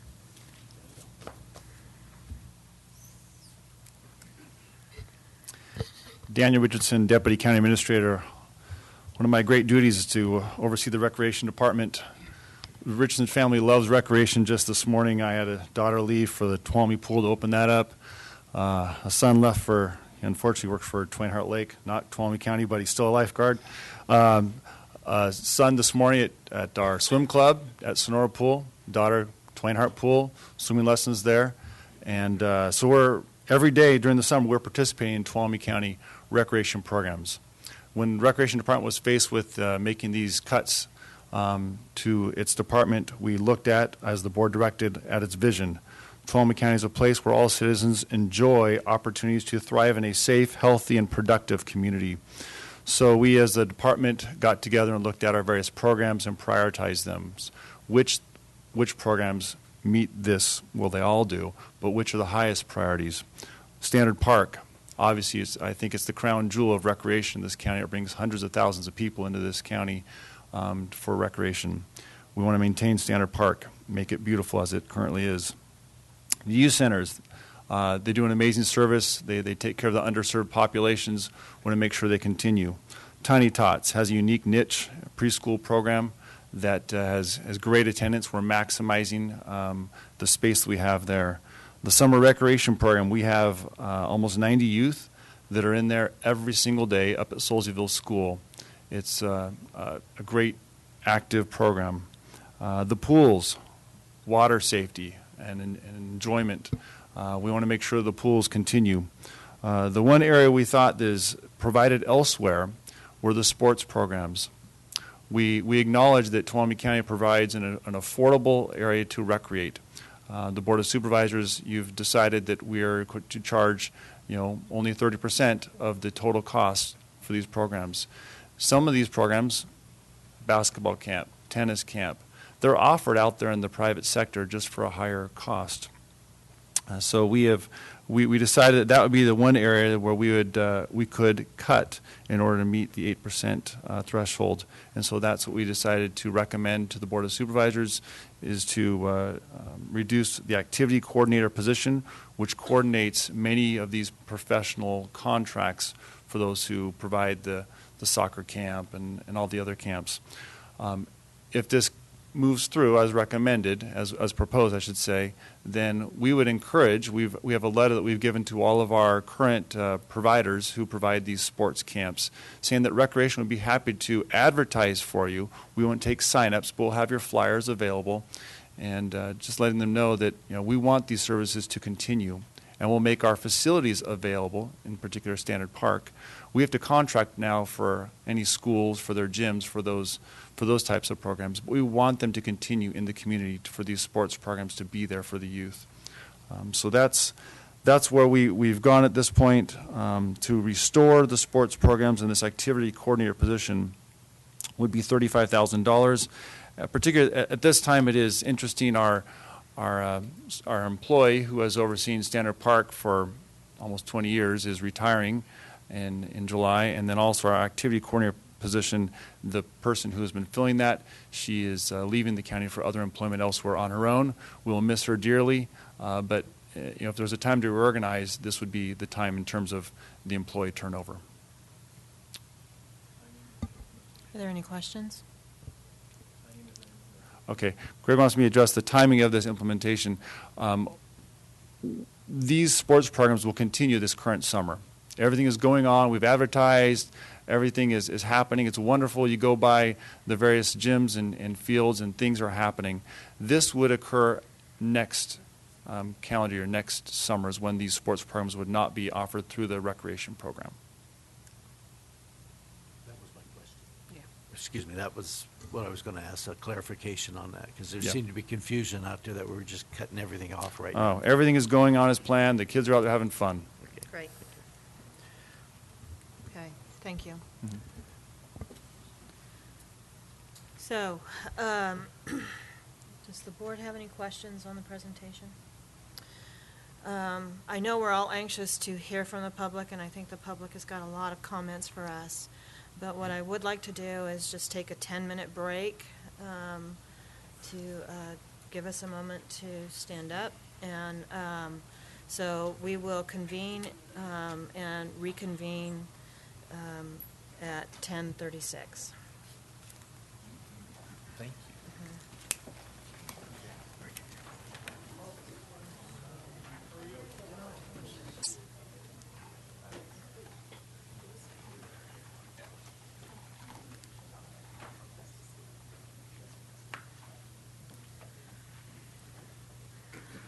Okay, at this time, we would love to hear from the public.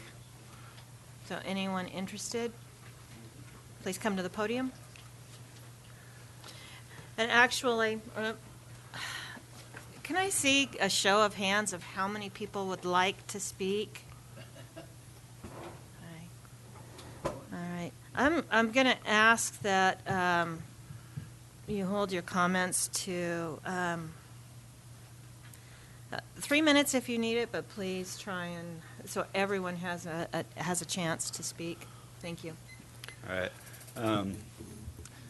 Morning, supervisors. It was a very interesting presentation on the budget. I came here to find out some more information about what's going on with the budget, and my main concern was over the libraries and the schools, especially the libraries. Though, I mean, when you're talking about cutting the budget for books, I'm really afraid of the direction that this country is going in, and it seems to be headed in a very fascist direction when we cut funding for books.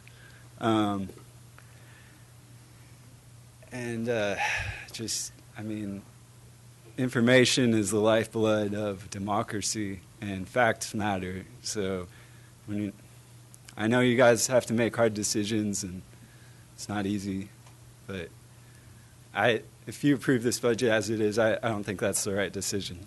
So, thank you. Thank you.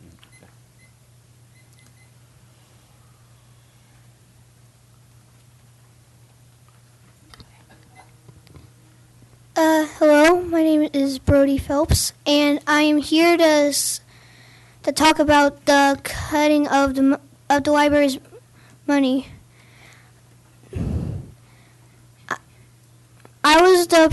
I did the Million Penny Challenge for the library, and I raised $9,120 pennies, but $91.20 for the library's books. And I just been hearing about all the money that's getting cut from the library, and I'm just saying that this is like the only library in the county. Well, in our town. In our town. So, yeah. So thank you very much for coming up and sharing that with us. Can I ask, what is your favorite program at the library? The summer reading program. Summer reading program. All right. Thank you. Hi, I'm Jennifer Neese. I'm Brody's mom. And I actually wasn't planning on speaking, but I just need to say a little something I'd like you guys to think about. There were children in here in the beginning that wanted to speak that never got a chance. My son was able to stay, as was I. But from what I heard, I sat here and listened for an hour and a half about you talk about raising budgets and giving more money to a jail and a juvenile facility, but cutting things for our youth. And it saddens me, and that's why I need to come up here and say this, that my son had to sit here and listen to what I consider us saying, or you saying, or the budget saying, you know what, I'm sorry, kids. Instead of putting money towards something that's positive, let's just be prepared for you to mess up. And I just kind of want you all to take that in, because that's what I heard, and unfortunately, I feel like that's what my son heard. So, thank you.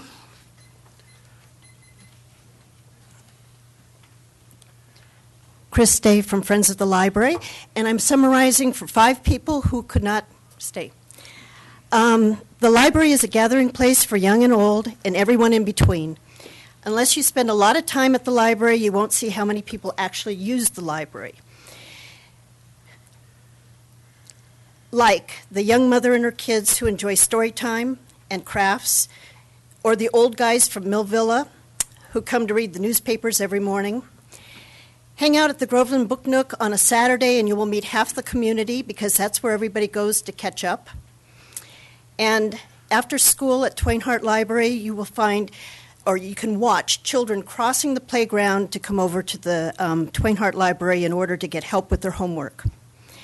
Here are some data that will give you an idea of usage. 32,372 residents have a library card. That's 59% of our population. And 5,192 of those belong to children 14 years and under.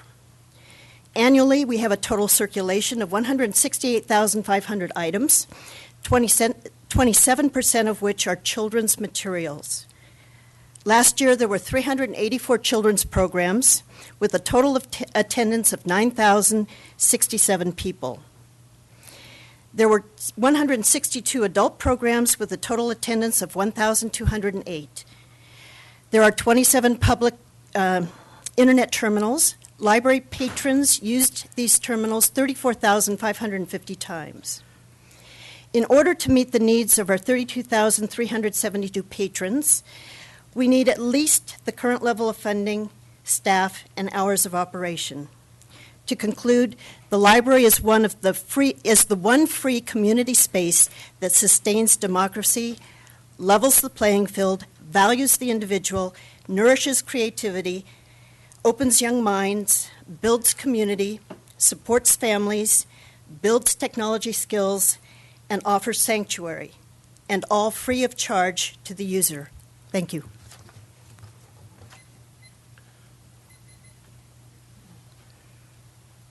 Good morning again. My name is James Evans. I'm a board trustee at Soulsbyville School Board. I'm a coach. I'm an educator. I'm a dad. As a board member, I empathize with the complexity of your role and tough decisions you face every week. Considering cuts to the recreation department possibly jeopardizing much needed and very well attended programming and camps for youth, we know that teaching not just athletics, but vocational skills, life skills, and employing many local educators. My children are currently enrolled in soccer, swim, fencing, rock climbing, and track this summer through the rec department. As a member of the Soulsbyville School Board, we strongly support these efforts, and we make our school available for summer activities for minimal cost, as you know. We have no full-time PE teacher at Soulsbyville, and although more physical education was the primary request in this year's climate survey, we told families we can't offer that, but they can enroll in a rich experience during the summer. We want to attract and keep young families in Tuolumne County, and community needs healthy and responsible youth who are going to become contributing adults. The data is clear on the improved outcomes for the community, and reduce long-term cost to the county by investing in local youth in a preventative and proactive way. We know that exorbitant local funds are being used to fund local correction that now serves just a few local youth.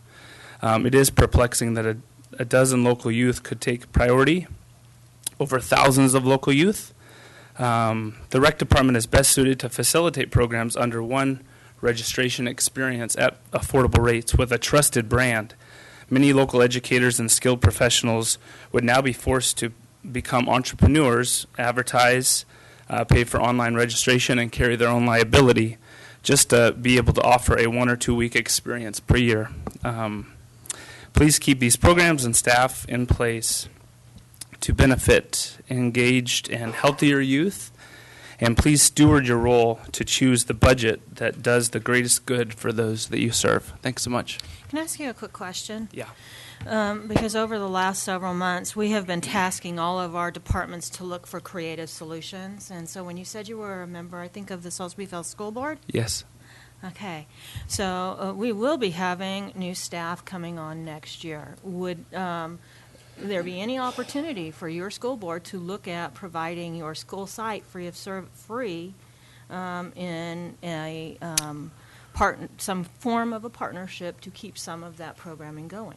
We have a meeting tonight, and then we also have a meeting on the 26th. So tonight I could propose it to be added to the 26th because we've worked with local Little League, also TCYS, to make sure Salisburyville, because of the location and the large facility, that that would definitely be something we would consider. How could we follow up with the board on that? So it would be with the rec department, but what I'm suggesting is, again, we have to look for creative partnerships and creative solutions because we all value what these programs are. And so I think some of schools certainly could be a potential partner. And so, again, I would encourage all of us to be looking for those kinds of partnerships and actually start exploring what that might mean. Mr. Richardson, would you want to add anything to that? Yeah, thanks. I just want to mention we do have an excellent partnership with Salisburyville School. That is, we get excellent rates from them, and they have opened up their facility. That's where we have our summer recreation program. So we do have a good partnership. So we thank Mr. Evans and the rest of their school board. And I certainly am not belittling that current partnership, but it's a new day. And Sure. so how do we expand on it? Okay, we'll follow up with them. Thank you. Thank you. And thank you, Mr. Richardson.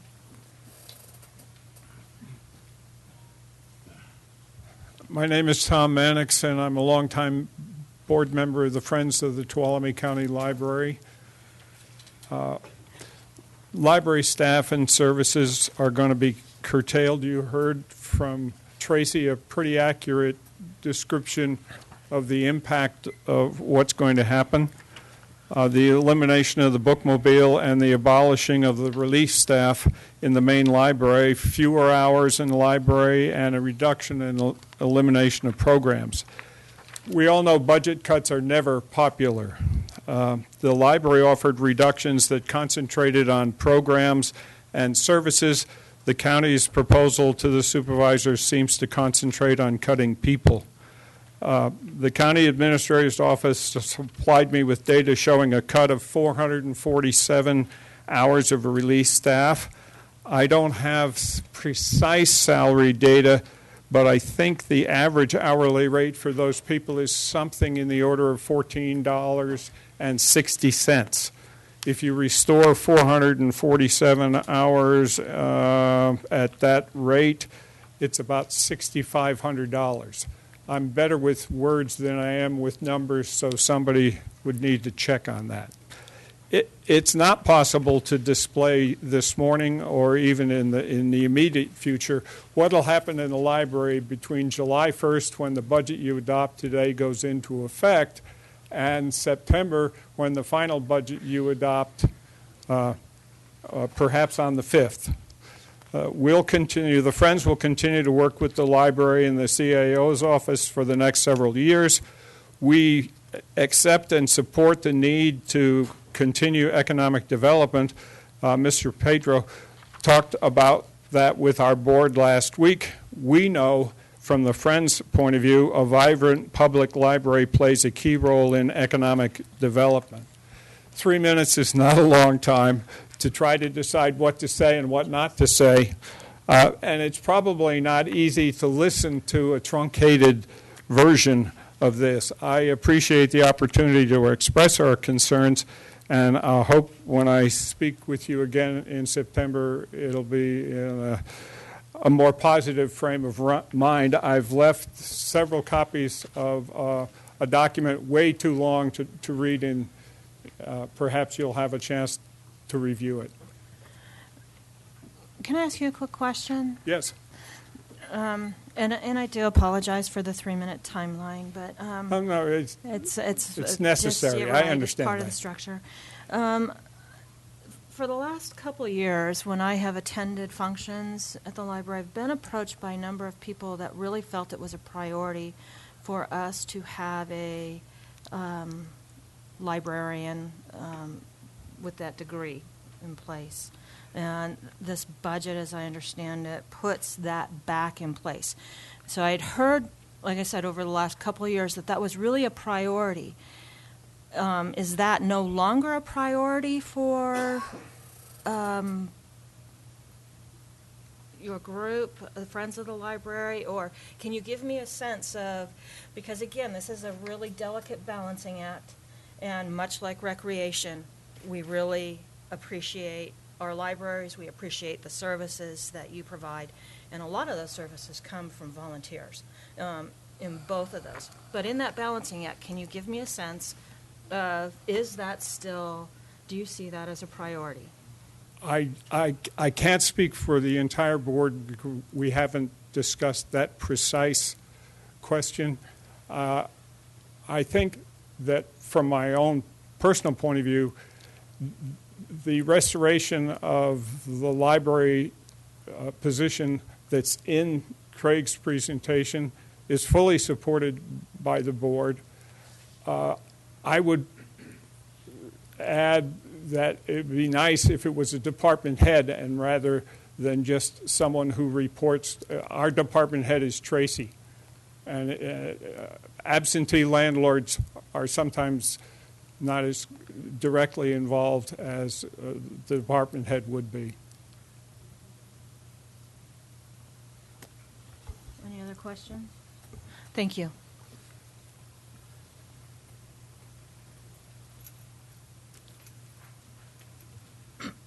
Excuse me. Hi, my name is Lisa Cathcart Randall. I am a parent and a community member. Listening to the budget being presented today, there were a couple things that caught my attention, many of which have already been discussed and brought to your attention. The one thing that I've not heard yet being brought to your attention is the need for the bookmobile. Up in my community, which is Big Hill and Kuhn Mill Roads, we don't have a library. There are so many people up there that can't get down to town. And that service is so needed. Like one of the other parents has said, it is a sad day when we feel it's more important to put money into correctional facilities than into our kids' education. Oops.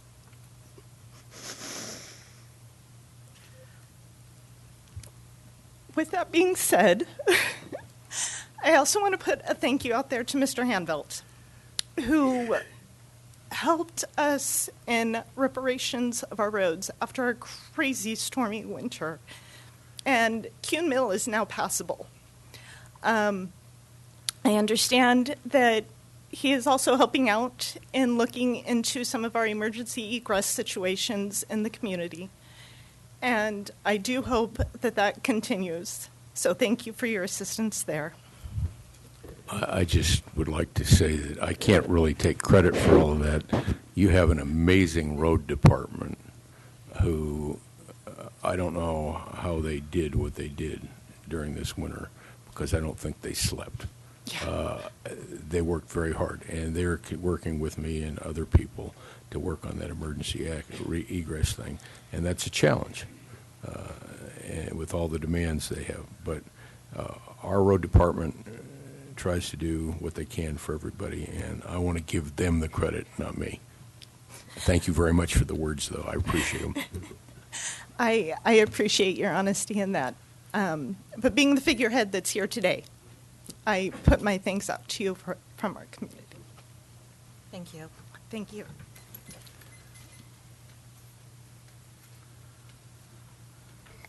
Hello, my name is Crystal Severe, and I'm a parent and community member as well. And I wanted to speak to both library and recreation briefly. I think both of those are means by which our children and adults in our community are engaged and connected in our community, which I think is very important for the health of the community. For library, as Lisa said, I think it's really important to have the bookmobile, especially in the outlying communities with children who may not be able to otherwise get to the library, also adults who may not otherwise be able to get to the library. Her area, she was talking about also down by Don Pedro, other more outlying communities. So perhaps the bookmobile could be looked at as a not all or nothing, but focus on the places where it is most needed. And then with recreation, I would want to reiterate what Mr. Evans said about considering keeping it under the umbrella of the county to reduce costs for families who might not be able to pay private rates, and also to reduce the burden on those who are helping the county to do the program, so that they don't have to create their own insurance and their own sign-ups and so forth. I think there's an efficiency there. So those are the two things, and thank you for their time. Thank you. Good morning. My name is Amy Johnson, and I've lived in Sonora for about 12 years, and I have two little ones. I have a 6-year-old and a 9-year-old, and I'm also an occupational therapist in the schools. So I work with kids at Jamestown and up in Groveland, and then I have actually worked at all of the schools over the last 12 years. And I'm here to talk also about the library and the recreation programs. At work, quite frequently, I work with the children who have learning disabilities, autism, and things like that, and ADHD. And quite frequently at our meetings, I'll recommend the recreation programs for the children in the summertime, so that the parents, when they're looking for activities for the kids, they have those options. My family's also participated in those, but going back when they were little, I would go to the story time, and the story time was a very important part of my week.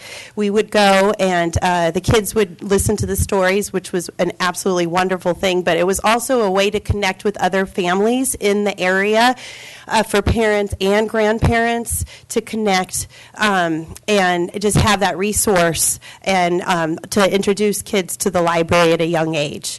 And we continue to go to the library, and I feel like my kids love books and love the library from those early times. And looking at the recreation program, I feel, the Tuolumne County Arts Alliance, they charge $125 for their week camp, and they're always full. And, a lot of our rec programs are a lot cheaper, but it's just $35,000. So could we just raise it somehow to keep those programs for our kids? And I feel like it's both the library and the rec programs are programs that bring young families, younger people into our community, which is something that we struggle to do. So I just really want to say that I support those programs, and I would really be sad to see both of those dissipate. So anyway, and Mr. Pedro and his budget suggested that we're looking towards the future and the vision of what for the future of Tuolumne County. And I just want to leave with saying, aren't our children that future? Thank you.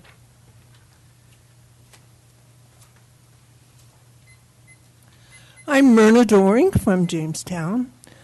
I just want to thank the board for considering values instead of just the bottom line. Our children do need recreation and education, and I consider this a very valid value. As a retired banker, I recognize the need to watch your last dollar, but these programs are very, very important to the community. And I appreciate your recognizing this and keeping options open and looking for additional resources. Thank you. Thank you. Hello, my name is Martin Blake, and I'm a 40-year resident of Tuolumne County. I also taught tennis for the recreation department for many, many years, and we had hundreds of students, young tennis players, going through that program. And I was so sad to hear that cuts in our budget were being considered for the recreation department. And I've heard the figure of $35,000. I mean, it's such a small amount of money. And the recreation department is the one area in which the young citizens of Tuolumne County get to appreciate and to benefit from their government and to learn to respect their government. And I just feel, from what I've seen of the recreation department and the dedication of the people who work there, that it would be inhumane for local government to cut the recreation department to try and pay the problems with the juvenile justice building that we have there now, that we have to carry on our backs, on the backs of the poor students who are trying to recreate during the summer. I hope the point is not to have more people committing crimes because there's no recreation department. Please, government, be kind to your young people and teach them how to respect government. Thank you very much. Thank you.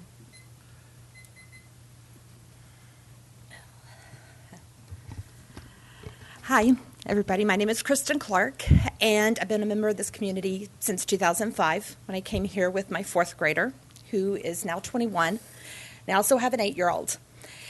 And I was just thinking as I was in line, I have to leave pretty soon because I'm picking up my 8-year-old from baseball camp. And then we're going to the library to sign up for their kickoff, their summer reading program kickoff that they're having this afternoon. And then we're going to spend our afternoon at the Sonora High School pool swimming. And that's a typical summer day for us. We have utilized, my oldest has utilized the recreation department since he was in 4th grade. And, you know, and then my 8-year-old has done soccer, baseball, fencing. We're also trying the new cookies and canvas this year. And I think it's so important for kids to have something to do. I think we all know that bored children can turn into bored teenagers who are used to being left to their own devices. And I agree with a couple of the sentiments out here that let's invest in those children now instead of waiting for them to screw up and then paying the price then. So thank you very much.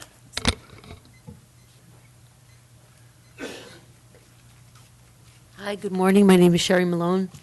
A little upset about the possibility of cutting programs for the children of this community, especially with the money that is going to the juveniles and the inmates at the county jail. If you just take a look at the amount of money being spent on their health care, maybe you can get creative with that and keep the programs in place for the children of this community. Thank you. Thank you.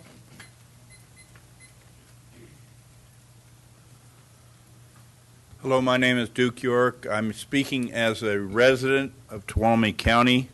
This year will be my 50th year of being a resident and a citizen of Tuolumne County. And the issue that I want to mention to the board is that we 100% support the library program. We've been big supporters from the very beginning. We contribute to the summer reading program for the prizes every year for the kids that get involved in that program. I have 4 grandchildren right now, and they're all avid readers. And the bookmobile, every year I give you a report about the children's holiday party. Well, part of what enriches that party is the presence of the bookmobile at that event. And like I said, I've been involved with the library and just a big supporter, and I think that it's very important for the children of Tuolumne County that we can do whatever we can for them. I realize the wrestling match or the taffy pole that is the budget and all the different things that affect the final numbers, but I'm just hoping that we can find that money for those kids. Thank you. Thank you.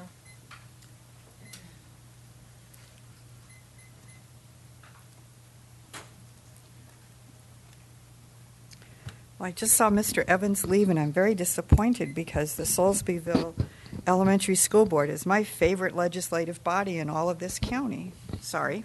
Not us.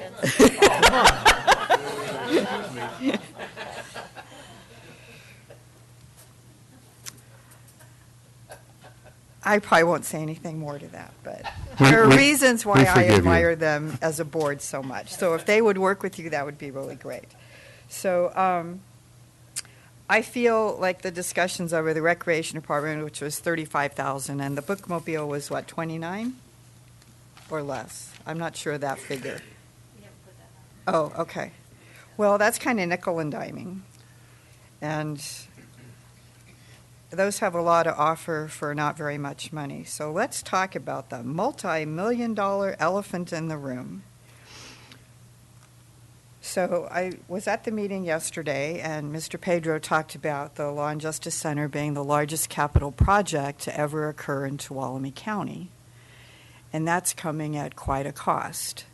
And I'm trying very hard to be supportive of the Juvenile Detention Center, and I appreciate that I came here and went on a rant that I thought it should be open so the public could come and tour it.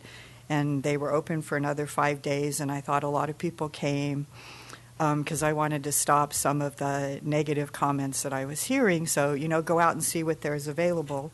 And I know people that have been accepted as volunteers, you know, and so all that's great. And I'm trying to be supportive, but that's a ton of money. And I realize why you built it first, because you got the money and you got a good proportion of the money to build it. And then my understanding was there were commitments from other counties to send their kids here. So my point is, where the hell are they? And I think we should be sending out, maybe this is happening. We need to be holding those other counties accountable for, we took the burden, so, you know, now you need to come through for us. And then we need to talk about the jail. So the jail has been something that's been needed for a long time, and that's supposedly a priority. So I was in here, I think it was 3 meetings ago, where we were talking about you authorize staff to pursue the mechanism of $13 million in loans to start that.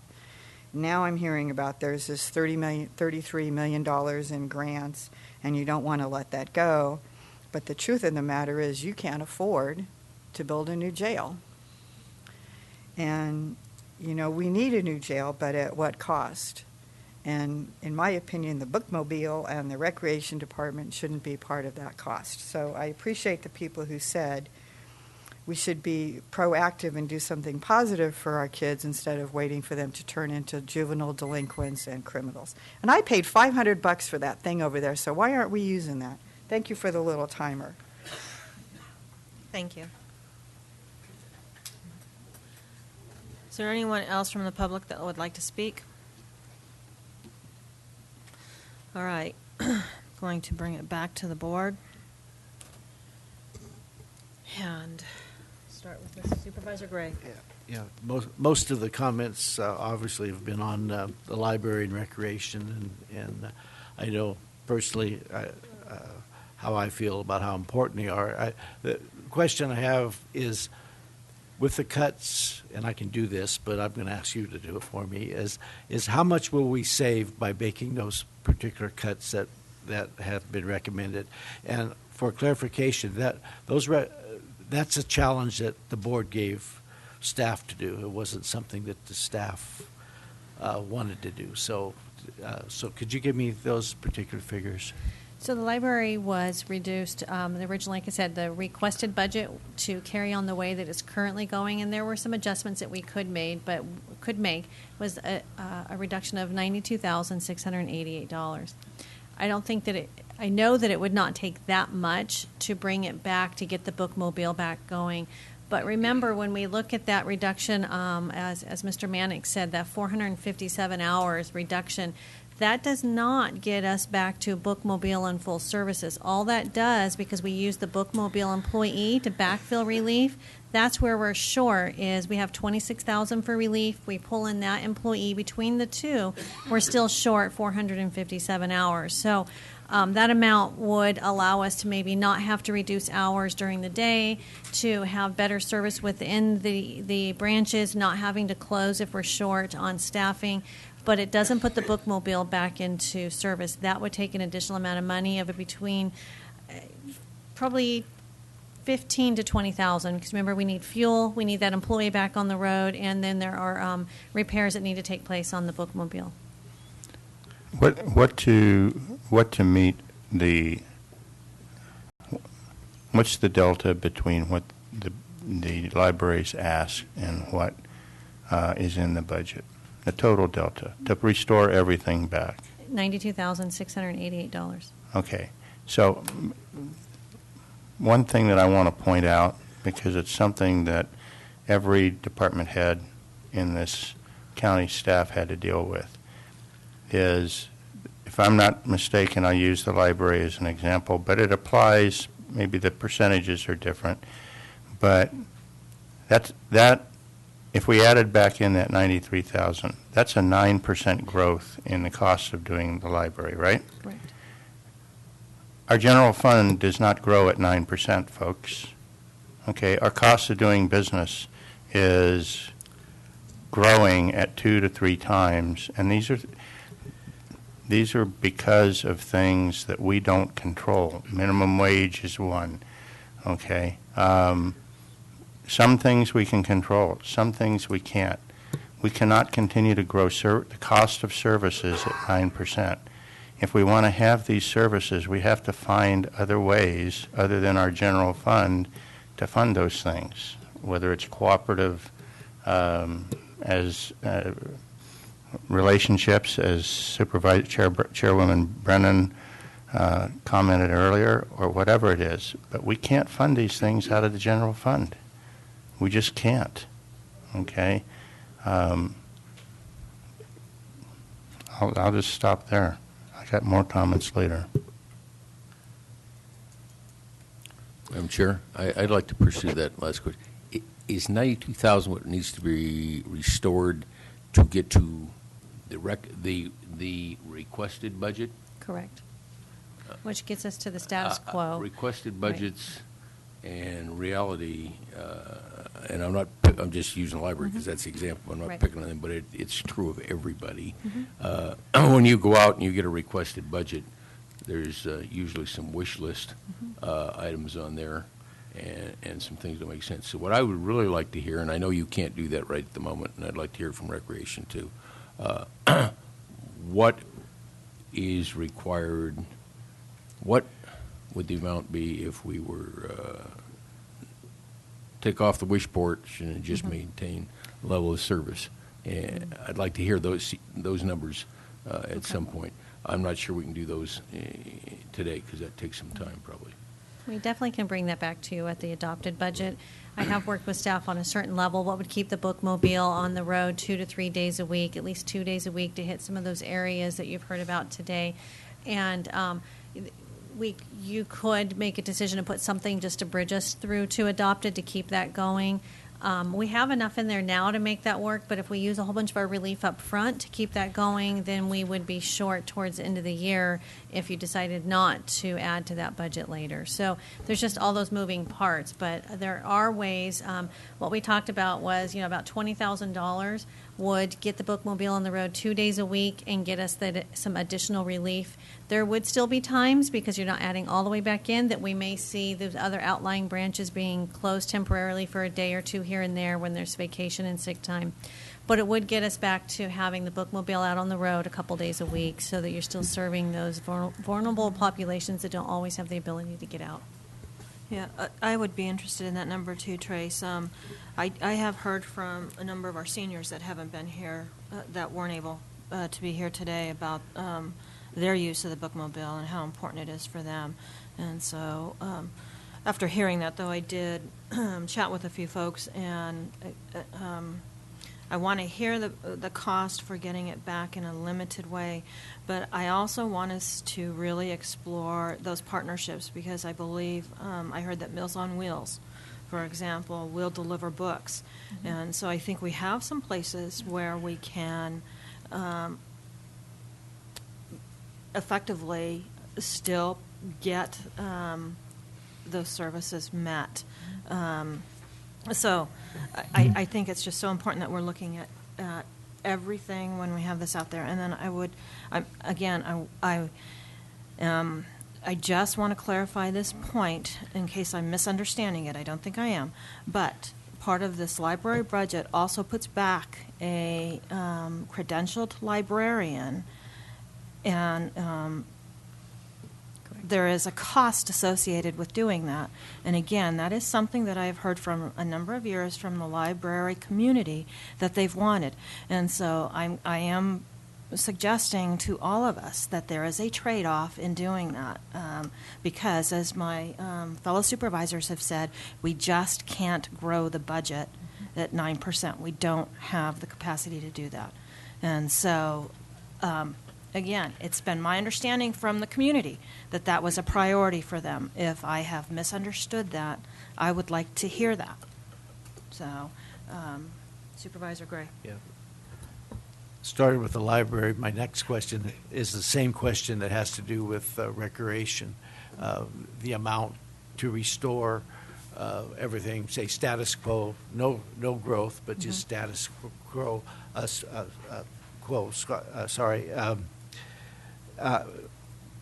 Mr. Richardson, can you give me a number? Yeah, the bottom line, it's about a $35,000 increase we would need.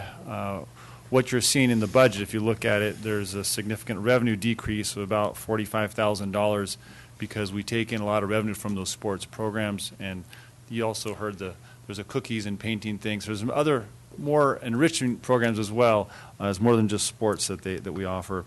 But on the expense side, of course, there's a salary. So there's a person's salary and benefits with that individual. And then we have professional services. We have to contract to reserve gyms and things. That's about $20,000. So there's additional expense, reduced revenue, but in total it's about $35,000 that we would need. Okay. All right. Thank you. Supervisor Royce. Sure. First of all, I tend to sympathize with the majority of the comments made by the people in the audience today. It's very disappointing to me, once again, to see us in this position. I, too, would put a lot of blame on the decision to build the juvenile center.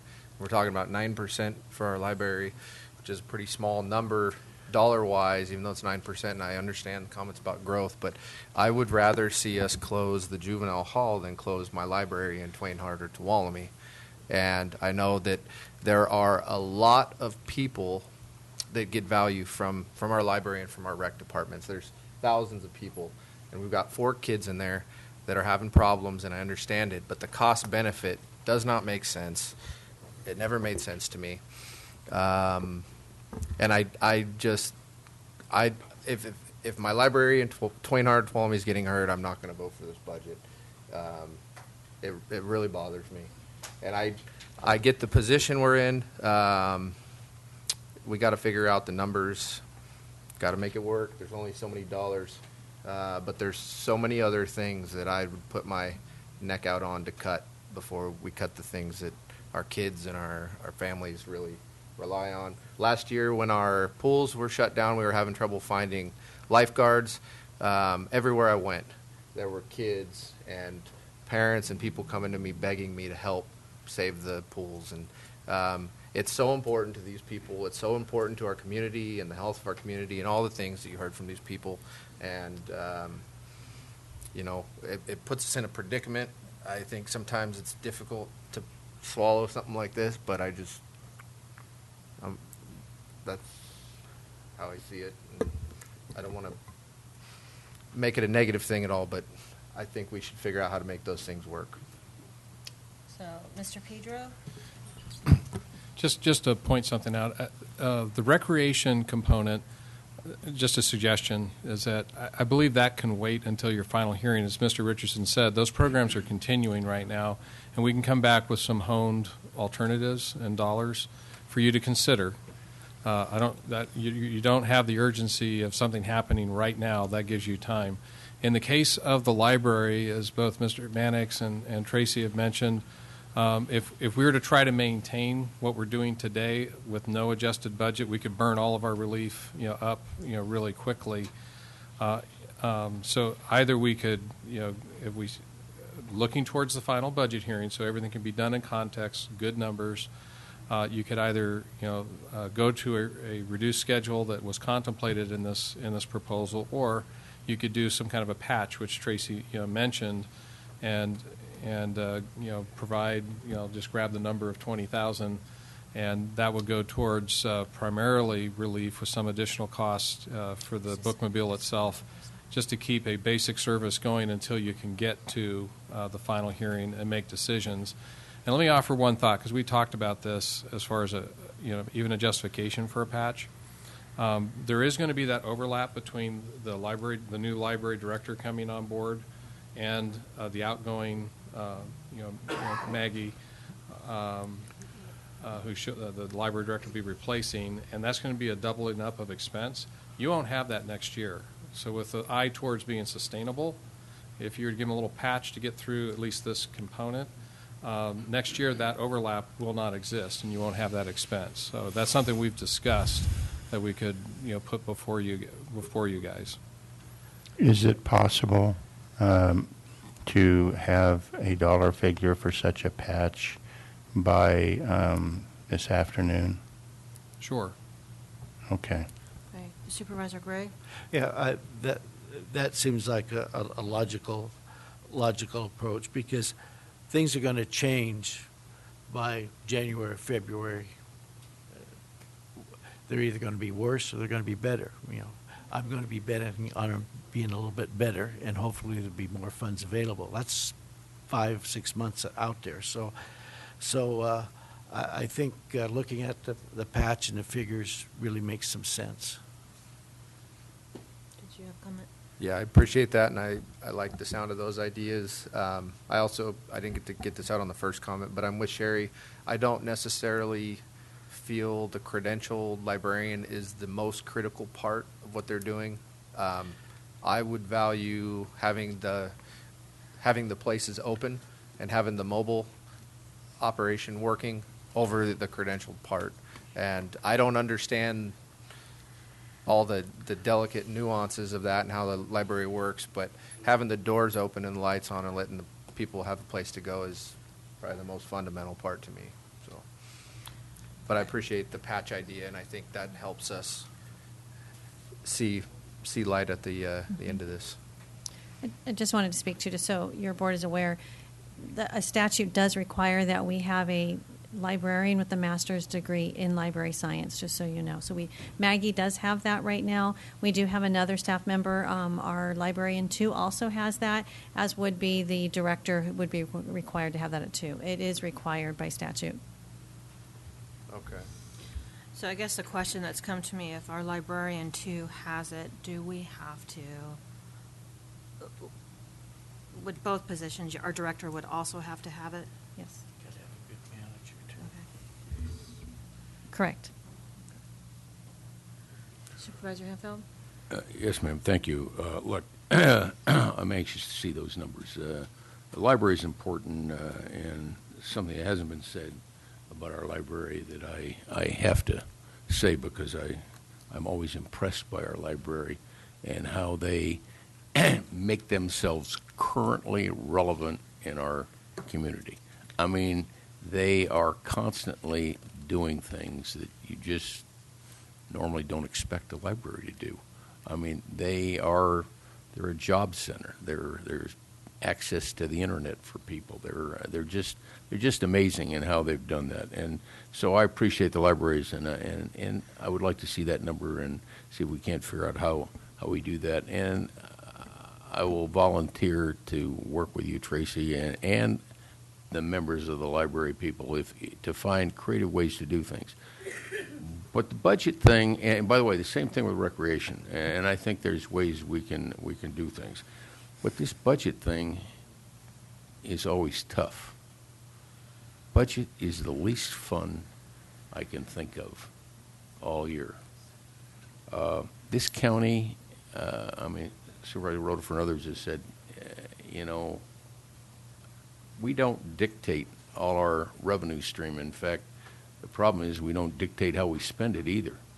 The amount we have to discretionarily spend money is so small, and it seems like it shrinks all the time. Mr. Pedro mentioned some of the threats coming down the road, but, I mean, we're experiencing those every day. And I want to tell you that the team, your team, and I'm thinking of not just your Board of Supervisors, but the people in Mr. Pedro's office, the other electeds, and the other departments are constantly out there looking for ways to generate funding so we get things done. And we have been amazingly successful at this. I mean, he mentioned Benny Stuth, our airports director. It didn't happen before Benny, but Benny's out there, and he's creating opportunity for us. But every one of those opportunities brings a challenge along with it. And it's tough to turn those down because they will ultimately make so much difference in our community. So, I mean, Mo's here. I got to say, Mo led the charge to get this NDRC grant for us. That was a national competitive thing, resilient communities, and we're going to get $70 million, and it's just now going to start. But there's challenges associated with that. There's demands associated with it. There's obligations associated with it. But it's going to restore our forests. It maybe make a community resiliency center. I don't know how we're going to deal with that, but when it happens, and maintain it and operate it and use it to our maximum capability and efficiency and effectiveness. But it's a challenge. I don't think we can turn that down.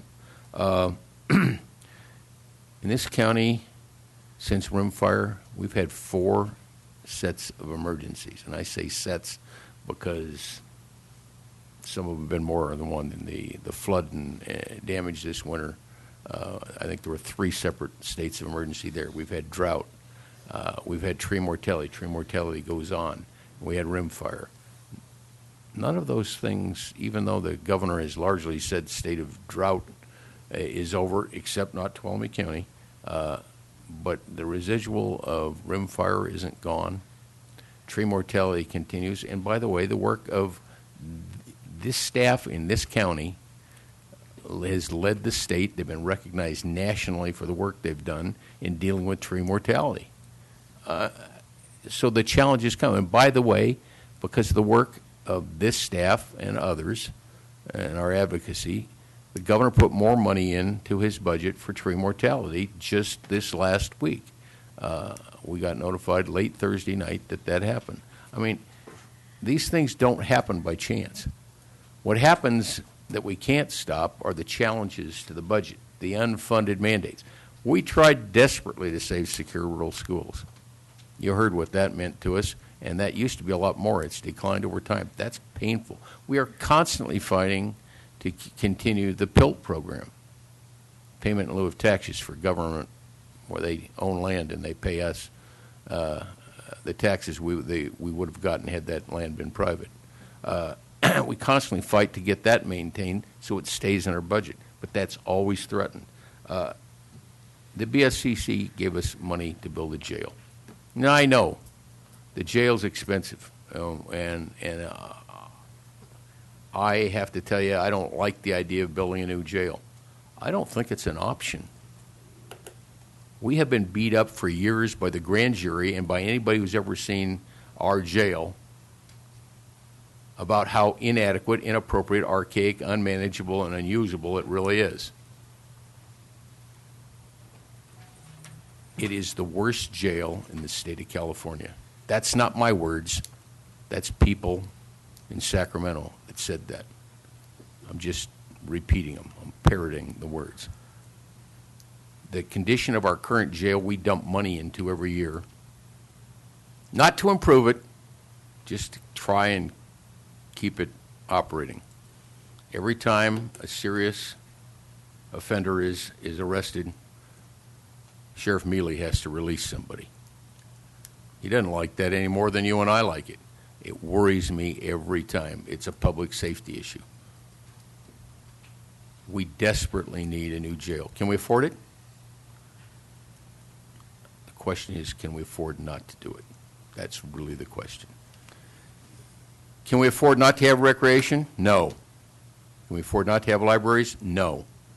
We have to balance. This is a terribly difficult choices we made.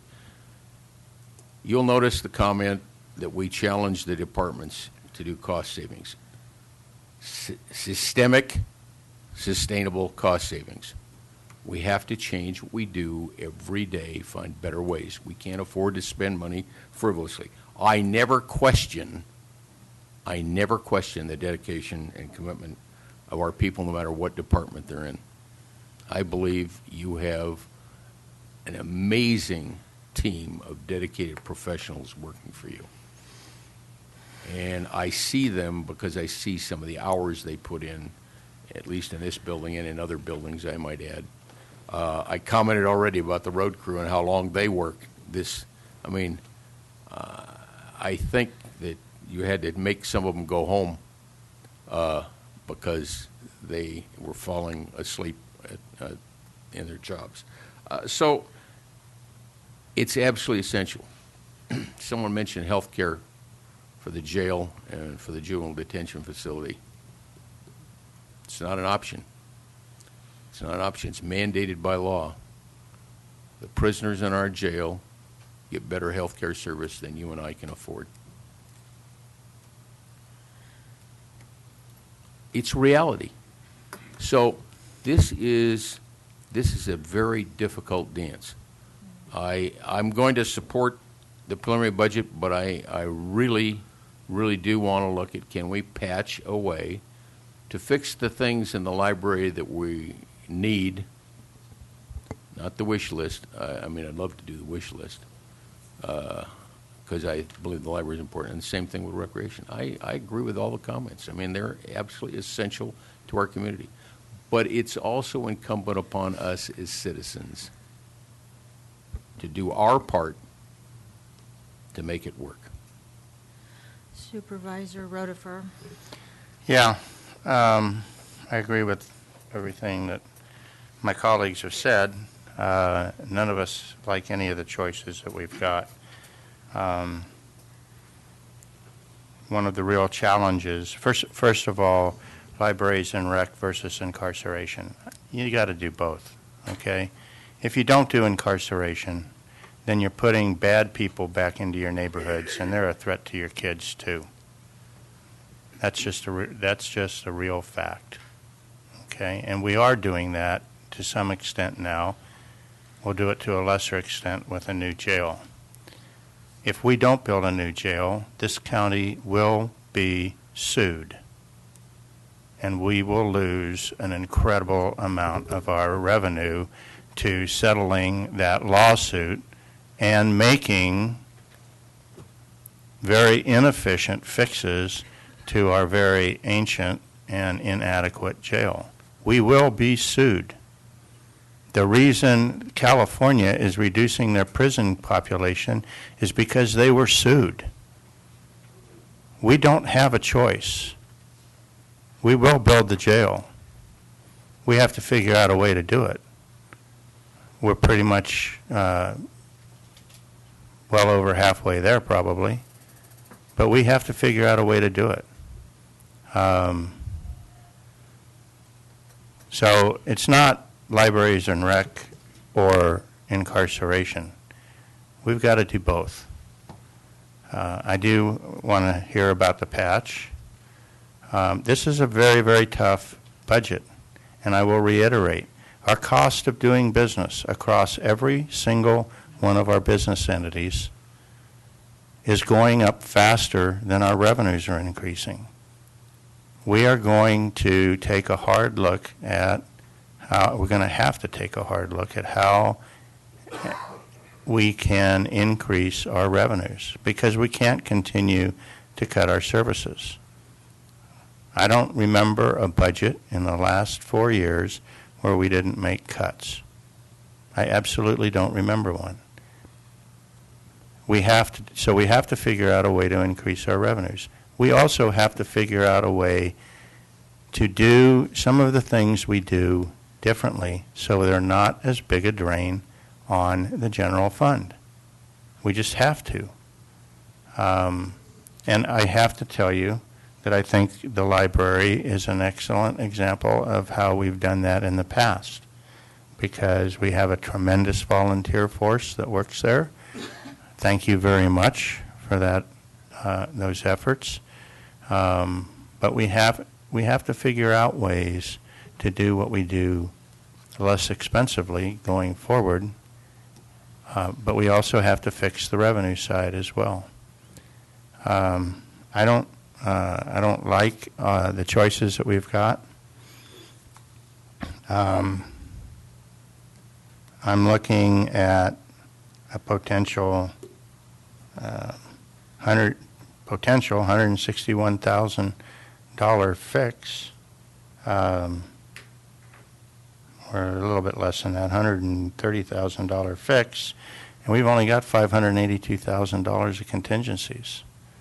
Okay, and I feel your pain in the libraries, and I feel your pain in the rec, but every single department is feeling the same pain in what they do, and they all provide essential services to the people, the citizens of our county. These are very, very tough decisions, and to the gentleman that said that $33,000 is a small amount of money, I invite you to write a check, because I can't afford to write a $33,000 check, and neither can this county. We've got to find it from somewhere else. Okay? We have a tremendous amount of risk in this budget. Every single department is planning to operate on a shoestring. We can't just willy-nilly lower our contingencies. This is not easy stuff. And it's not going to get better in the next couple of years. So we've got to start thinking about how we do things smarter. I would certainly join Supervisor Hanveld or not, depending on whether he wants me to, but working with the library to figure out how we can continue the services, but not at $93,000 additional funding to what's in the budget. Let's be clear. The budget they're getting this year, if we don't add that $93,000 back in, is more than they had last year. We're not cutting the funding to the library. We're increasing it less than they say they need, but we're increasing it. just like we're increasing funding to all of our departments because the cost of business is going up.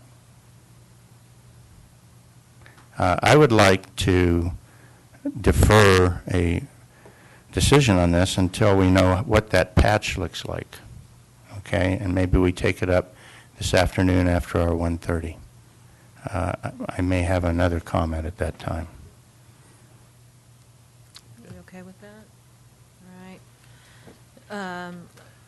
So I'm fine with bringing this back after our 1:30 appointment. I just want to add one thing because I agree with everything that my colleagues have said. But I want to remind us because I am concerned about it, and that is our facility maintenance and deferring that. We're kicking a can down the road that, again, is going to end up costing us a lot more. It's just going to cost us a lot more. The farther we push that down the road, the worse the maintenance of effort even will be. We've seen it with what has happened with our roads, and we know we have a tremendous issue with that. And so I'm very concerned that we have not been able to address that, and I just want us to keep that center in our thinking as we move through this process. And if, goodness, we find a little bit more money when we get to September. So then we have consensus to table this until after our 1:30 appointment. And I want to thank everyone for participating and sharing your views. I think it's very important for us to hear it. Thank you. So with that, yes, will the clerk please read item 8? Consideration of approving amendment number 1 to the agreement for professional services with Geologic Associates, Inc., DBA RMC Geoscience, Inc., for compliance monitoring, analysis, reporting, and consulting services for the Jamestown and the Groveland landfills. Staff report. Good morning. Belinda Barlow, Solid Waste Manager. The county has an agreement with Geologic Associates, Incorporated, doing business as RMC Geosciences. The agreement goes from January 1st, 2016 to December 31st, 2018. This agreement is for the monitoring of the landfills to keep them in compliance with the Central Valley Regional Water Quality Control Board's requirements. The agreement includes not-to-exceed amounts for each calendar year. The purpose of this amendment is to adjust the not-to-exceed amounts for the 2017 and 2018 calendar year. The not-to-exceed amount has two financial parts. The first part includes the cost to perform the water sampling, the testing, the data analysis of the results, and the preparation and submission of the 2 semi-annual groundwater monitoring reports to the Water Board. The cost estimate that was submitted by the contractor and incorporated into the agreement was based on the monitoring requirements at that point in time, December 14th, 2015. In 2016, the Water Board required 2 new wells at the Groveland landfill. The wells were drilled in 2016, and they will require regular monitoring here forward. The Water Board also added another surface water monitoring report to the Jamestown landfill. So these 3 new sampling report spots, the 2 wells and the surface monitoring, will be monitored regularly from here forward. The contractor was asked to submit a revised cost estimate to include those costs that will be regularly monitored from here forward. That is attached to Amendment 1. The revised cost proposal for the known regular monitoring that is attached includes an increase of $6,746 for 2017 and $3,217 for 2018. The second part of the not-to-exceed amount is a contingency. Periodically, things have happened at the landfills that have required us to use the services of our contractor that were unanticipated. He has done consultation and design and provided engineering estimates so that we can put the work out to bid.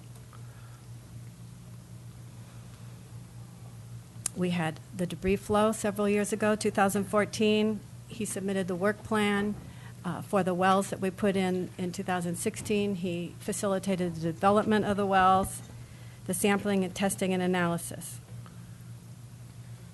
and the report covering that whole process that was submitted to the Water Board was submitted by the contractor. Currently, we have a small erosion outside the buried waste of the landfill, but on the landfill property, and we have 2 other small slumps that the Water Board has asked us to address.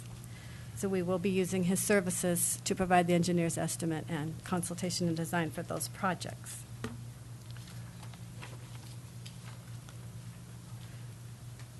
The 2016 not-to-exceed estimate for the regular monitoring was $42,733, and there was an additional contingency of $20,500, bringing the total not-to-exceed amount to $63,232. Our contractor invoiced us for less than that amount, for only $41,846, so we did have a small surplus of $21,286. In 2017, the not-to-exceed amount for the regular monitoring was originally proposed to be $45,895 for the regular monitoring, and the additional $20,500 for the additional services, bringing the total to $66,395. The contractor's cost in 2017 for the development of the wells and the writing and submittal of the report has already cost approximately $13,000. So this has used a substantial amount of the monies that we had set aside in the contingency, about 2/3, for just the first quarter of the calendar year. The 2018 not-to-exceed amount total with both the regular monitoring and the additional services was $58,608. The attached amendment increases the not-to-exceed amount by $3,217 just to cover the increased monitoring costs. It does not add any additional funds to the contingency. It's recommended that there should be an amendment to the agreement to increase the not-to-exceed amount to $80,000 for 2017. That's an increase of $13,605 to cover the new costs of the regular monitoring, $6,746 for both landfills, and to add $6,859 to the contingency for additional services. It's also recommended that the not-to-exceed amount for the 2018 calendar year be increased $3,217 to cover the increase in regular monitoring costs. This was brought before the Solid Waste Committee on May 9th, 2017, and the Solid Waste Committee recommended that your board approve the amendment. There are sufficient funds in the 2017-18 budget to cover that increase for both 2017 and 2018. Supervisor Gregg. Just one question. We're satisfied with the services that we have from the contractor? Yes, we are. Supervisor Rotifer.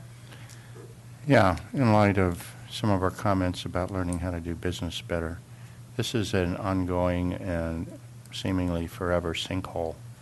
I would just be interested, and I don't want the answer right now, I would just be interested in what we could do with these landfills to get out from under a forever obligation.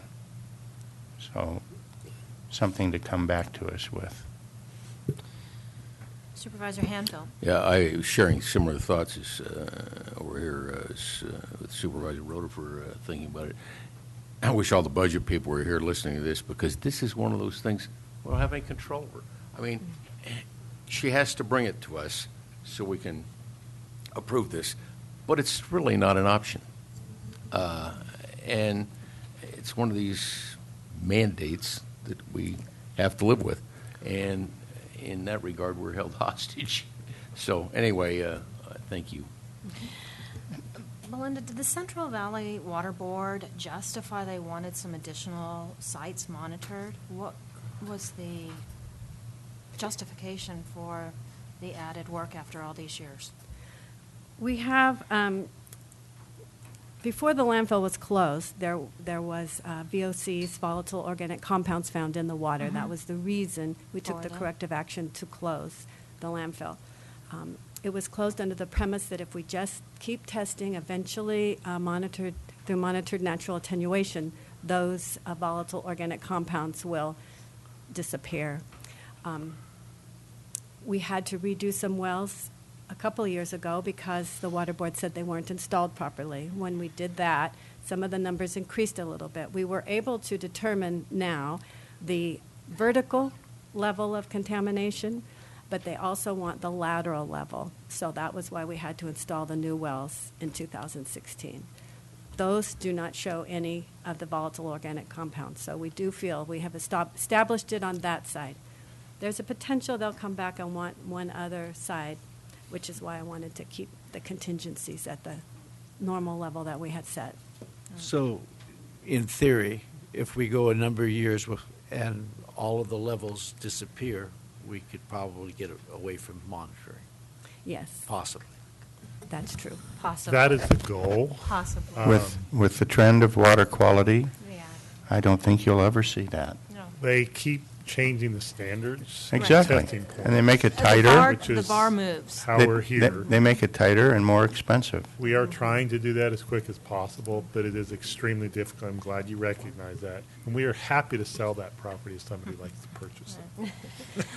I would also like to mention, to address Supervisor Rotifer's question, that the Water Board has continually asked us to include what they call pump and treat, extracting the water, treating it to get rid of the VOCs. That comes at a cost of about $500,000 minimum. And we don't feel that's effective in a fractured bedrock environment because there's not a water table to pump all the water out of. But they continually come back to us asking us for that, and our contractor continually says it's not feasible. All right. Is there any public comment?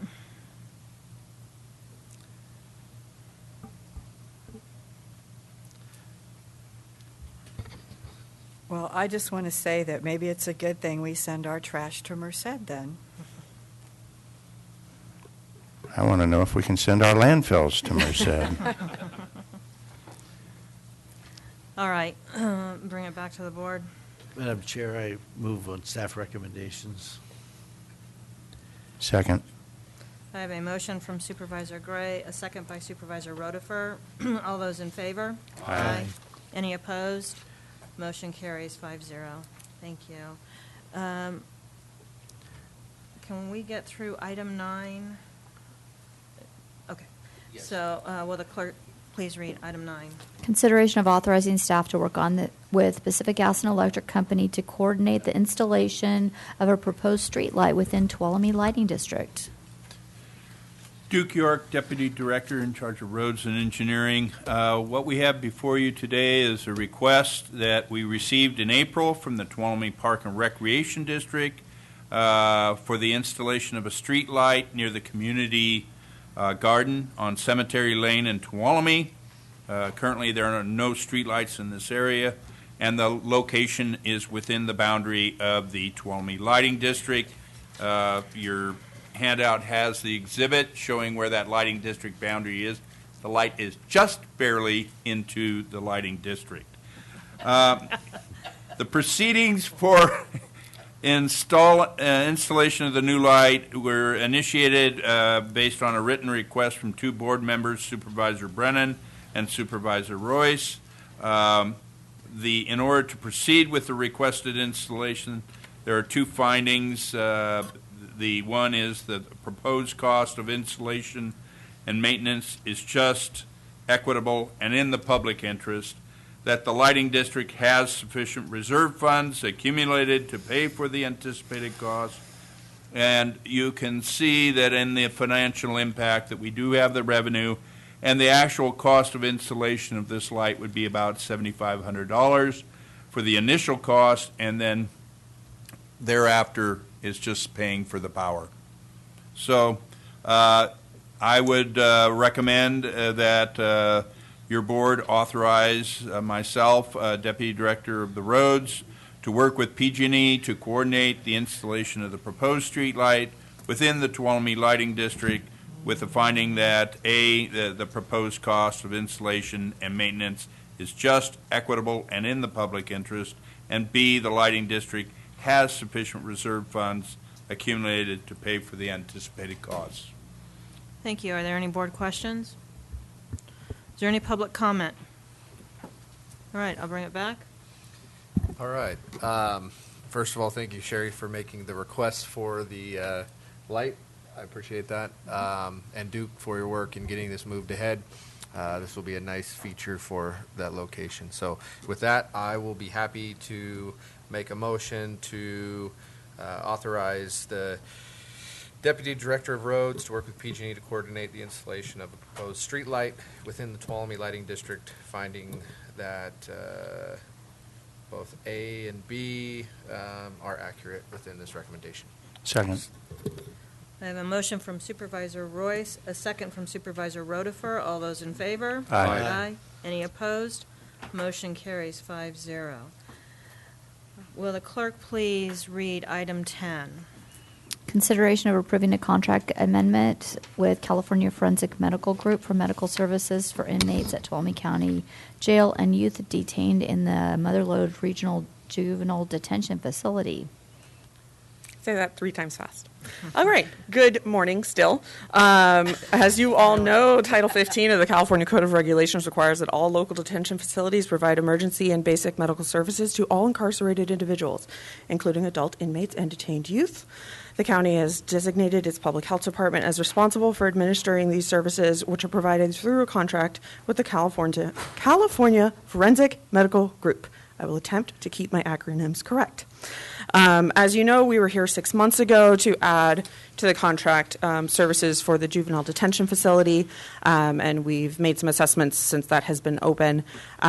You'll see on the second page of your memo that we have changed the staffing pattern between the jail and juvenile hall to give the jail a little bit more support that they have requested, and that we are formalizing in writing something that we've been doing informally, which is requesting that the jail notify the public health department within 1 business day whenever they have a hospital admission, so that we sort of know ahead of time if we are going to be incurring some costs. There is no county general fund cost associated with this contract amendment, which has been built into the public health's proposed fiscal year 2017-18 budget, and it is paid through public health realignment funds. This proposed amendment includes a 1.71% CPI increase of $1,569.40 monthly over the fiscal year 16-17 monthly base contract of $91,777.92 that was approved by your board. The annual total base cost for fiscal year 17-18 would be for $1,120,167.87. It is respectfully recommended that your board approve the third amendment to this contract between the County of Tuolumne and California Forensic Medical Group for medical services for inmates of the Tuolumne County Jail and detained youth of the Mother Lode Regional Juvenile Detention Facility at a base cost of $1,120,167.87 from July 1, 2017 through June 30th, 2018, and authorize the chair to sign. Any board questions, comments? So this is, yes, I do. Can I speak? Yes, Okay. Supervisor. I assumed I could just do that. So I'm trying to read through this. This is a flat rate contract. Is that accurate? Yes, it just goes up by CPI every year. But there's also provision for population increase? Yes. So this is actually the cheapest way to do it. We have the average daily census each month, and then if we go over that average daily census, that it's per inmate, whatever that is over. And we did analyze what's the cheapest way to do it, whether to say, let's overestimate the number and not do the per prisoner cost, or to have our, underestimate that's kind of close and then add on, and it is cheaper to do it that way. Okay. So we don't anticipate that the population would be less than the average daily population that's cited in the contract? No. The 145? No. We have not been, no. Okay. Very good. Is there any public comment?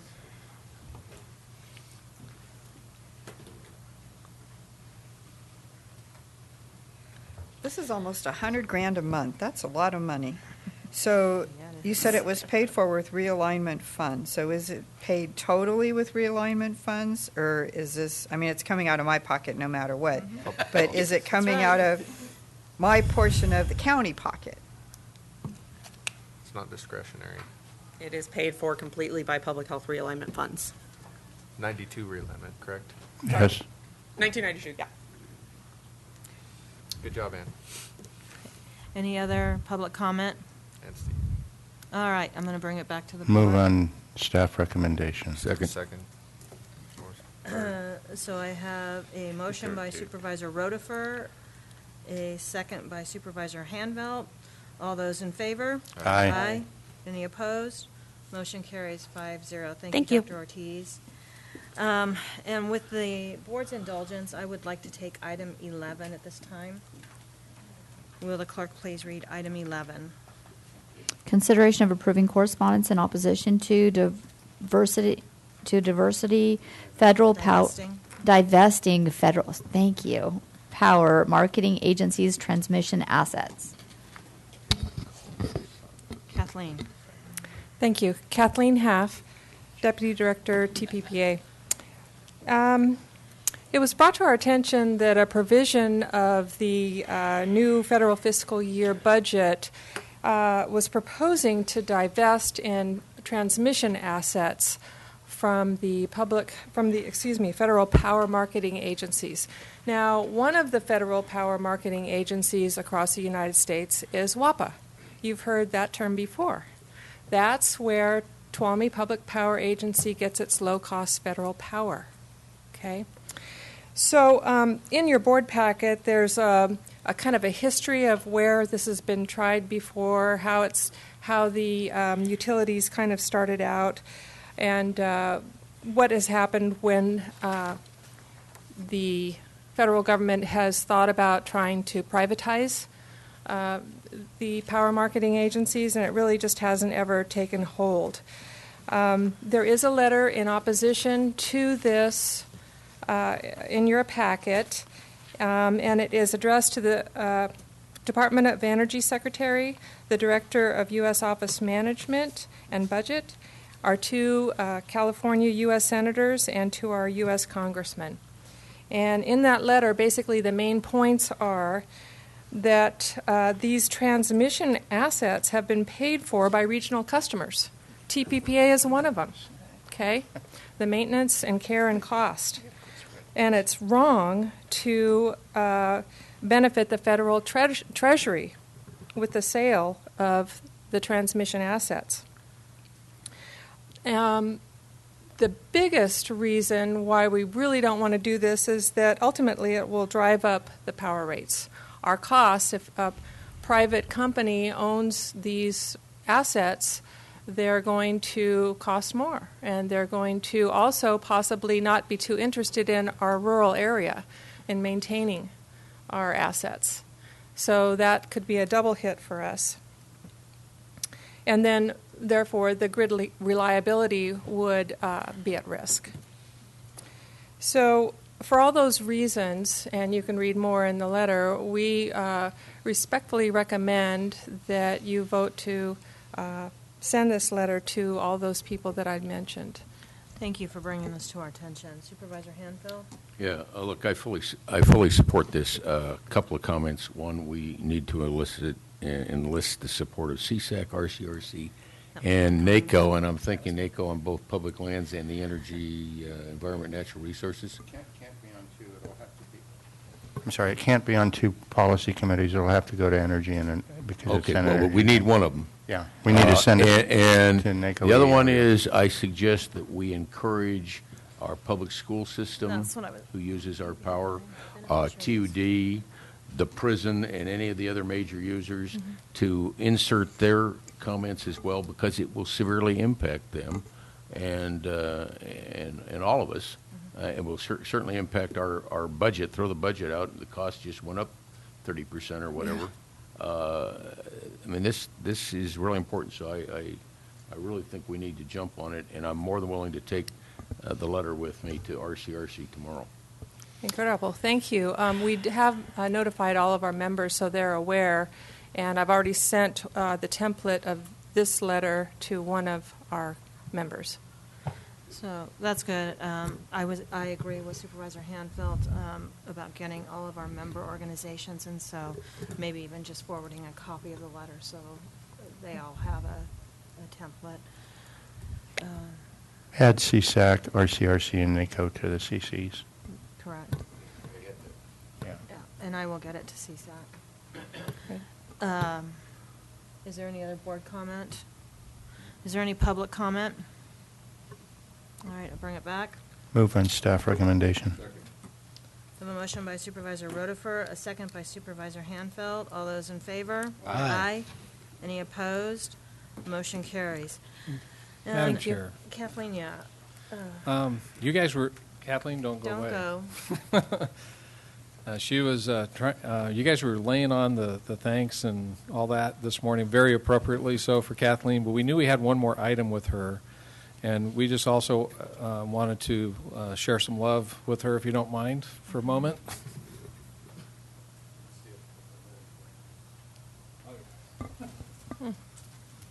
Oh, thank you. Thank you.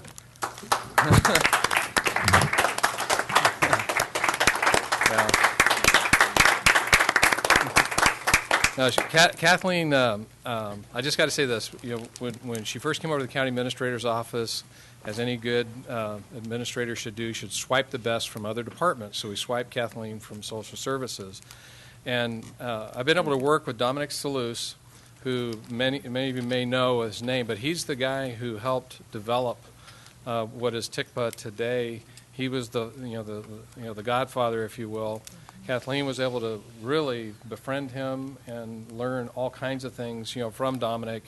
But in this particular role, because we already talked about her prior role in the office, but this particular role, she's done more, other than going back to Dominic himself, done more than anyone else as far as professionalizing this, expanding what we do for all those different, school districts and all those governmental entities that, she's been the steward of.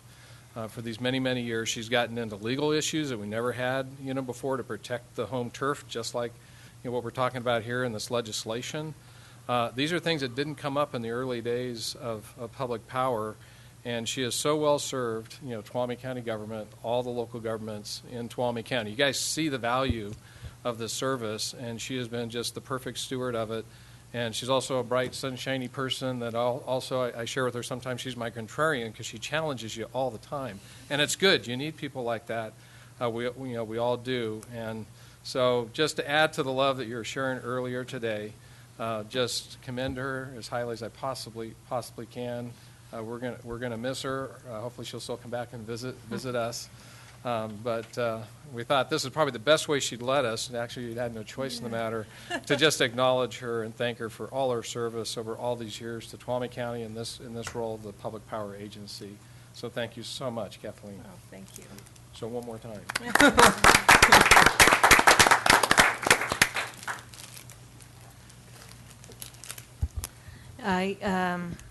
Mr. Pedro said it incredibly well.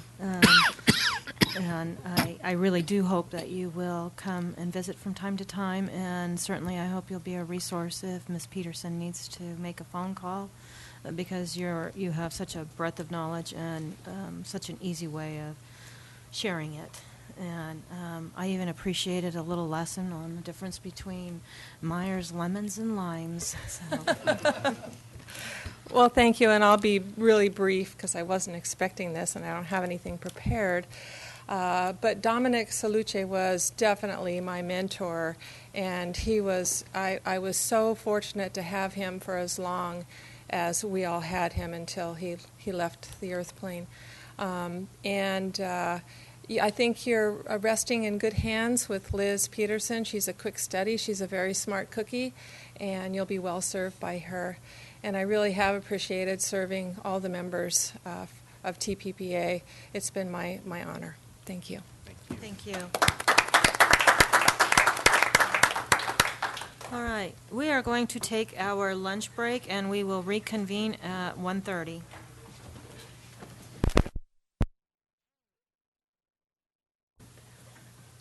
And we are going to reconvene the Board of Supervisors meeting. Will the clerk please read our 1:30 appointment? This is a public hearing to consider approving the submission of the closeout certification for the Community Development Block Grant. It includes the Rush Creek Business Loan, the Food Bank Services, Homeless Services, Meals on Wheels, and Sierra Hardware Business. All right. Good afternoon. Good afternoon. The staff report. Yes, Terry Cox, Cox Consulting. First, I want to say that I do have my usual sign-in sheet for everybody that is attending this public hearing, and written comments regarding the county's Community Development Block Grant Program can be addressed to the administrative office. So, as you mentioned, this is the last step on grant number 13CDBG 9454, where the main activity was the Rush Creek Business Loan. We also had the Food Bank, Homeless Services, Meals on Wheels, and Sierra Hardware Products business loan as part of this. So the amounts for these activities for Rush Creek was $3,050,000, and they created 109 jobs. Originally, they had just planned on 86, so they did better than what was expected. The Food Bank received $800,000 over 4 years and served nearly 10,000 people. Homeless Services received $700,000 over 4 years and served 756. Meals on Wheels had $200,000 and over a 2-year period served 235 persons. And then the Sierra Hardware Products business loan, they had projected that they would create 5 jobs on a loan of $201,250 and actually created 6. So the closeout certification is the last piece that has to go into the State Department of Housing and Community Development for approval. We do take public comments on the program overall, and I'm happy to answer any questions that you have. I just think that your impacts are a little distorted. They're not apples and apples. And my point really is, yeah, Rush Creek provided 109 jobs. I agree with that. Okay. And Food Bank Services, 9,799 beneficiaries. Mm-hmm. I think that number is low. And I'm going to tell you why I think it's low. Because the Food Bank provides services to Meals on Wheels and to a few other interfaith and a few other places. And so I think that number is probably higher. I don't know about Homeless Services, but Meals on Wheels, I think, provides 230 to 235 people almost every day. And so I think the real benefit is understated. It is. In these things, and I'm a little concerned about that. Well, it's the way CDBG does it, so it's unduplicated beneficiaries. So if you have, the same household receiving benefits over a period of time. But in closing out, I think I'd explained it to them. We've mentioned this to them. Okay, thank you. Mm-hmm. All right. There's no other questions by the board. This is a public hearing to consider approving the submission of the closeout certification of the Community Development Block Grant, number 13, CDBG-9454. And so I'm going to open the public hearing at 1:34. Is there anyone that would like to speak in favor of this? All right, seeing none, is there anyone that would like to speak in opposition? Is there anyone that would like to speak neutrally? shows at home. Can someone explain the Rush Creek business loan? Oh, you want me to sign in? I never give anybody my name. You're really lucky. Did they pay this back? Yes. Paid in full? Did we get any interest? They do pay it back in full, and there is interest. It is amortized over a number of years, so it's not completely paid back yet, but they do that, yes. I might add, for your benefit, Mrs. Dowd, these people also did Evergreen Lodge. They paid it back early. And I think the other thing important to note is when they do pay it back, we do have money available to loan again. That's correct. All right. Is there anyone else that would like to speak neutrally? All right, seeing none, I'm going to close the public hearing at 1:35. Bring it back to the board.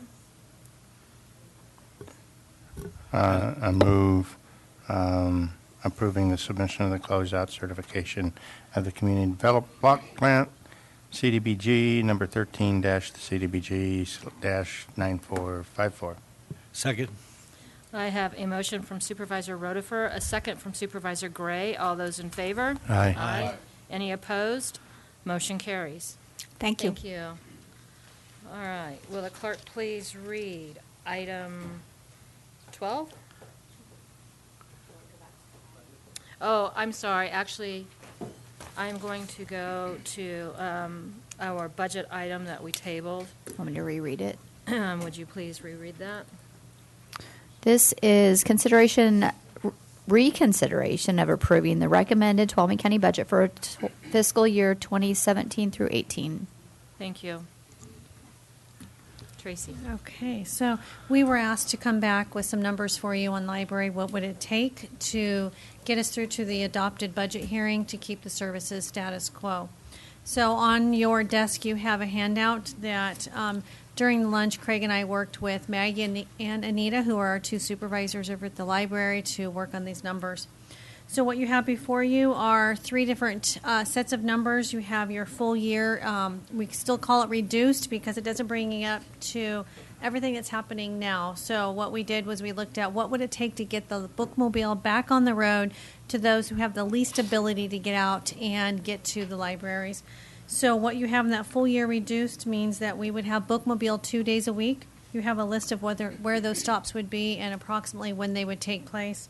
And then you also have a list of the stops being eliminated. And I just realized when I moved Atca Family into the bookmobile stops, it would not be eliminated. It takes place during the, I can't remember if it was winter, and I'm looking back. But those, we would continue to do that. We would fit it into the rotation, so it would not be eliminated. But Crystal Falls, Miwok Community Center, Strawberry Store up in the summer months, and schools, Bellevue and Chinese, those would not be included in the new rotation. However, Lake Don Pedro, Casa Viejas, Skyline, Columbia, East Garden Apartments, Willow Springs, and Atca would still be served under this scenario. You would have no reduced hours, so we talked about earlier the library closing on Saturdays at 4 o'clock. That would not take place under this scenario, and there would be no changes to the children's literacy program. So the first full year is the 25,836 would bring us up to $50,000 for relief. That includes FICA, just so you know. Fuel and maintenance repairs, that's for the full year. If we take that and do 2.5 months, which gets us through the adopted hearing on September 5th, it would be the $6,000. And then you did ask what was the overlap for having the two staff for those 2 months. And I've rounded up, it's approximately $19,000. I'm happy to answer any questions if you have them. Supervisor Hanfeld. Two things. One of the ladies who got up and specifically mentioned the bookmobile is from the Big Hill area. And I don't see any stop up there. We talked about that. We don't go to Big Hill, but we do go to Columbia. And so she would have been driving down the hill. Okay. Yeah. Okay, I didn't realize where she was from. Okay.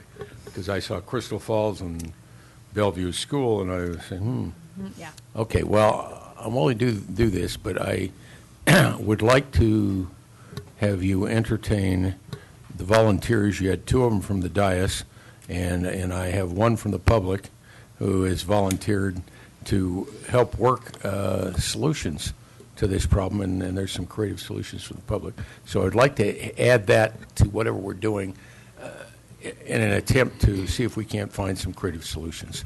Absolutely. Okay. I'm going to go first to Supervisor Royce. Thank you. What would it cost to not eliminate these other stops? I didn't calculate that in. I can work with staff to bring that to you at the, you're wanting to maybe not eliminate them going forward July Correct. 1st. And I did not add that in. We could go back and just figure out just additional hours. We would have enough, just so you know, right now, if you were to do this, we have enough to get us through the adopted hearing, and then we could bring you the full scale. What would it take to keep all programs in place as they are right now, knowing that we're still going to be conservative in some of those other line items, such as ordering books and some of those other areas that we could still reduce and as much as we possibly can. These aren't things that I would like to see Yeah. lost. As a follow-up to that, then I'd like to know what the usage is. Again, I am in favor of it if it is being utilized. Okay, But- we can do that. Okay. Supervisor Rutherford. So what we're looking at is to proceed with the 2.5 months and come back in September. Is that If, a if, reasonable plan? if it's the patch that you want, that's what you're talking about. And if you took that from contingencies, you'd drop from $582,049 to $575,937. $575,937. I think Supervisor Rutherford had a couple of questions, so I want to Just- give him a chance. Well, before I start, I'd like to, are we going to go back to public comment? Just a procedural issue? We will after we've asked our Okay. questions. Okay, I don't have any questions then. So just to clarify, I think I heard it, but I want to make sure. So these stops will not be eliminated for now. We will readdress it in 2 months. I'm going to take that from your direction. If you tell us you want to keep those going, and then we'll I'm come telling you back and readdress this during adopted, then that's what we'll do. Perfect. Thank you. So first I want to hear from the public, and then we'll bring it back to the board. Is there any public comment on this issue?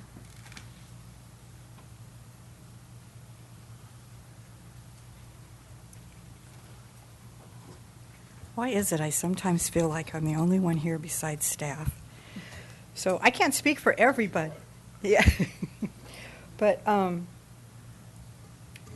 I don't see what difference it makes whether you close at 4 or 5 o'clock. So I would be okay if you closed an hour early on Saturday. And then the bookmobile, I like Sherry's question because I heard a lot of stuff out in the hallway after the last meeting about the bookmobile and how there were several members of the public and they raised money to buy this bookmobile and they were invested and then you went to take it away. So I would like to know what the usage is also. So you may remember I did send out those statistics. They are relatively small. You have a few hundred, maybe several hundred. I think it was 276 people, and I'm going off of memory. Looking back at Maggie, so about 276 people are served, checking out probably maybe 1,000 items throughout the year. But remembering that some of them are homebound, they can't get out, so that's where it's kind of a difficult choice here on who you serve. You're not going to get the numbers that you get in the branch. But it's not 15. No, I mean, these are several hundred people. 276 people Correct. with needs because, my grandfather was homebound and he went blind, and Meals on Wheels and Books on Tape were his lifelines. Absolutely. So those are very important to me. So Absolutely. And I don't want to interrupt you, Carol, but I want to get a little bit more specific on my question because I think we laid out something here to get us through. I was specifically wondering about the usage since these 1, 2, 3, 4 areas were not in the rotation. I don't want to make an assumption. I want to make a decision based on facts. But I'm wondering what the volume of usage would be in those 4 areas, because if I'm understanding correctly, if we maintain what we have on the top, we can do that in a 2-day schedule, get a patch, and look for more solutions. So that was really my question, was what was the usage on those 1, 2, 3, 4 areas? With considering that, I do agree with what Carol said. I think it is very important if we see somebody on a very regular basis that is homebound, and there is a value associated with that. So we can bring back a complete analysis of usage of the bookmobile if you'd like. Number of items checked out, number of people served at each of the stops at the adopted hearing. Well, and out in the hallway, people were telling me that they do deliver books with Meals on Wheels. So if some of these areas could be served by Meals on Wheels, you could have this collaborative partnership that you like so much. So, thank you, Carol. Is there any other public comment? Mr. Pedro? Well, if we're really taking direction to keep this thing going 5 days a week, full schedule, until the hearing, I don't know that, honestly, you can do it for the 6,000. And we were talking earlier during the break about, summertime being a heavier time with kids out of school and all that kind of thing. If that's what you want, I'm just going to pick a number, which we were talking about, and that's $10,000 to give them something to work with, because it's already an intense time. And there are staff taking time off, and then you're trying to keep this thing going 5 days a week. I'm just trying to be real on behalf of the staff and be honest with you. This, it's going to take more than that to do that 5 days a week. Supervisor, hang on. Supervisor Rutherford, please. I'll yield to Supervisor. Thank you. Sorry for interrupting. Question, is there a way that you can still, without running it 5 days a week, make a stop to each one of these areas? That way you're not completely eliminating certain areas? Yeah, we don't run it 5 days a week. It's ran 3 days a week. Sorry, we have Maggie here, so do you want to just go ahead? Why don't you? Hi, Maggie Durgan, County Librarian. The schools, for one thing, that's just in the winter. So we're not talking about them until September, really, we start. A lot of usage at Bellevue. Chinese Camp's a tiny school, but they love the bookmobile. Mm-hmm. Miwok Community Center is already a library. Yep. They're a great volunteer bunch. So we don't have too many people come in there. 1 or 2, it's a few deliveries. Mm-hmm. Not Strawberry Store only in the summer. Mm-hmm. But it does mean that much time all the way up there. Mm-hmm. And, some use. Crystal Falls, we might be able to fit in. So right now we go out 3 days a week. If we cut it back to 2, maybe skip a week or something. Crystal Falls and Willow Springs are busier in the summer with the kids home in the pools. Does that help? Yeah. Supervisor Rutherford? Yeah, so I'm in favor of the patch. I'm okay with 10,000 to give them some breathing room. Okay. I would like to see both the library and the rec come back in September with staff direction, and this will be part of my motion when I get done,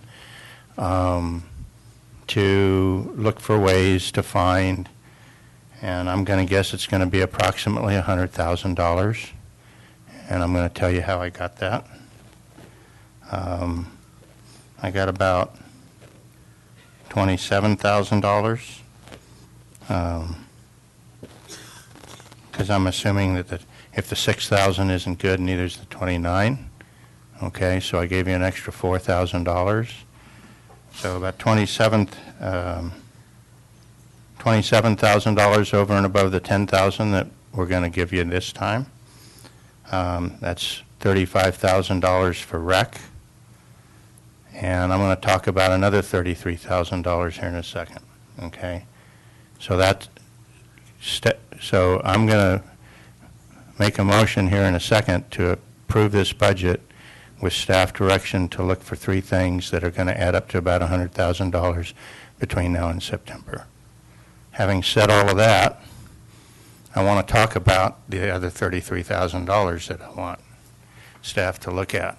Okay, we are in the process, and in fact, Supervisor Hanvelt and I last Friday entertained a tour, or led a tour, principally at the by the efforts of John Mills, our water consultant, for Tim Quinn, who is the executive director of Aqua. We are in the process of trying to get some very specific language in a Westerman bill. I think it's 2647. I get a head nod from my staff support. HR 2647. This is an opportunity, and it is a once-in-a-lifetime opportunity, and it's probably going to take us about a year to get. But we are looking to get a watershed scale, we're calling it a pilot project in the language in the bill, for headwaters and or forestry, they're the same thing, management. Okay, this has huge implications for public safety on both sides of the Stanislaus River. And we're looking to get the Stan National Forest is the target for one of these pilot programs. We think we've got a good chance. Mr. Mills is key to that. I don't feel comfortable asking us to plus it up at this time. I think what's in the budget is sufficient to get us to September and probably almost through the first half of the year. But we're going to need him for that effort. In addition, we're in the process of working with partner agencies up and down the foothills as well as down in the valley to minimize the impact of what the state is trying to do to us on flow requirements out of our rim dams. Specifically, the Melones and the Don Pedro reservoirs, which are two of our biggest recreational draws in this county, may or may not ever fill again if the State Water Resources Control Board has their way. And there's a lot of activity that is going to impact water rights up and down the entire San Joaquin River system, to include all the tributaries, of which obviously the Stanislaus and the Tuolumne are the two largest contributors to that river system. Both of these are one in a lifetime opportunities, and we stand to either win big or lose hugely. We're going to need his efforts. His proposal was for $58 million. That's $24 million less. 58,000. I'm sorry, you're right. 58. Not 58 million. No, 58,000, which is 24,000 less than we've got him in this year's budget. At our request, he cut his budget back to what he thought was the minimum that he could do. What's in the budget today is 25,000. So I'm asking for the 33. I'm asking for staff to find a way between now and September to find $33,000 to get him back up to 58,000 for full year funding. The impacts, if we don't achieve these two very specific and I think very noble goals, we will have a rim fire in the Stanislaus River Canyon and the rivers. And that will take out not just the entire Highway 108 corridor, likely, but it will also take out the Highway 4 corridor for Stanislaus County as well. There's a lot of people in there. We heard from a lot of kids this morning. They're not going to be going to the library if they're burned out of their homes. Okay, and the impact to our local economy in visitation and recreation, if our rim reservoirs are significantly lower, virtually 9 years out of every decade, it's going to kill our visitation. So I think it's very, very important that we do this. He is a key player. He's got contacts. He's in meetings and conferences that we don't get into, and it's just very, very important to this county that we have access to what he has access to. And so I'm not making any ask right now other than for staff to try and find that $33,000 between now and September. And with that, I will move that we approve the budget. I have a question. Yeah. Yeah, go ahead. I'm at a disadvantage because you have more information. You have more information. To this date, I don't know what John Mills has done for us. I haven't seen anything from us. Now, I'm going to rely, I know you have closer contact, I know you have closer contact, but I think it's important that the rest of us Sure. know what's going on. And I support the idea, but right now I'm in Okay. la la land. I do not know That- what That's absolutely fair. Do you want to take that one on, Randy, or? I always say, we can report out before we finalize that, so we give you a comprehensive response. Yeah, that's important. It's I not think just you're for right. I us, think you're but right. for the public No, I also. think it's important for everybody. And it has largely been in committee at this point, and we do owe that. So we will present that prior to any decision, hopefully well prior to any decision being made in September. So with that, my motion is to approve the budget with that staff direction, to look for ways to get to something that looks like 27,000, well, add 10,000 back into the budget for the patch, and then look for ways to find an additional 27,000 for libraries, 35,000. And if my numbers are wrong, you know what I want, 35,000 for rec and 33,000 for our water, very quickly becoming natural resources consultant.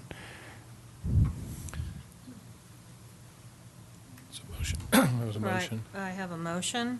I'll second it. Okay, so for clarification, if you go to page 10, the bottom of page 10 of the memo, it says recommend your board. I got you. Okay. Included in my motion is that what I just said is A. B, approving all associated personnel changes. C, authorizing staff to proceed with acquisition of fixed assets and capital projects prior to the final budget hearing, provided any related financing has been approved by the board via separate action. D, approving the 2017-18 Information Technology Steering Board project list and authorizing staff to proceed with projects prior to the final budget hearing, provided any related financing has been approved by the board via separate action. And E, directing staff to schedule a notice at the 17-18 final budget hearing to occur at 9 a.m. on September 5th. Thank you. Right, thank you. Do you amend your second? Thank you. I have a motion by Supervisor Rotifer, a second by Supervisor Handfeld. All those in favor? Aye. Aye. Any opposed? Motion carries 5-0. Thank you, everyone. I'd like to thank everybody that worked on this. This is a Absolutely. big job. Absolutely. And Thank you. public comment. I do have one more comment because I was involved in it.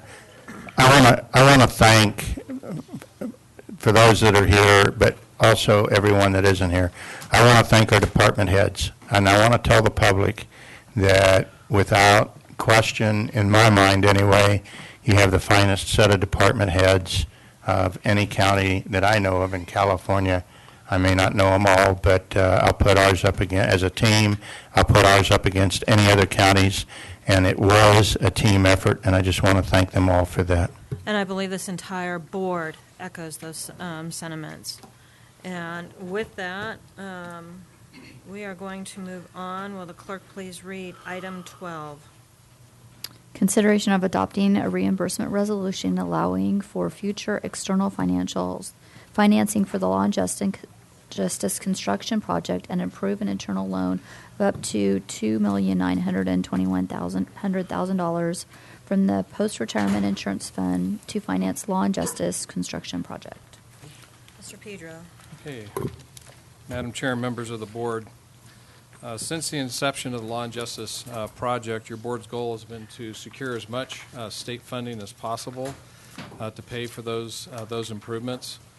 And as outlined in the first part of the memo, it mentions what I consider to be extraordinary success on behalf of the county in securing $16 million for the juvenile detention facility and 2 grants equaling $33 million for the new county jail. And, from the beginning, despite, that success, which is significant, we've always envisioned that we would try to put some amount of money away, just straight cash, to help reduce the local or help fund our local cash match requirements. But at some point, there was going to be financing, that was part of this. And and that's from the first documents, to present. Second half of the first page, it talks about defining the financing need. So what do we really need? It mentions that throughout our planning process, we have been diligently projecting, refreshing our projections, tracking our actual costs for each of these projects. The Juvenile Center, the Law and Justice infrastructure projects, extending the access road to the new jail site, extending the utilities to that end of the campus, and specifically the jail, and then, of course, the new jail itself.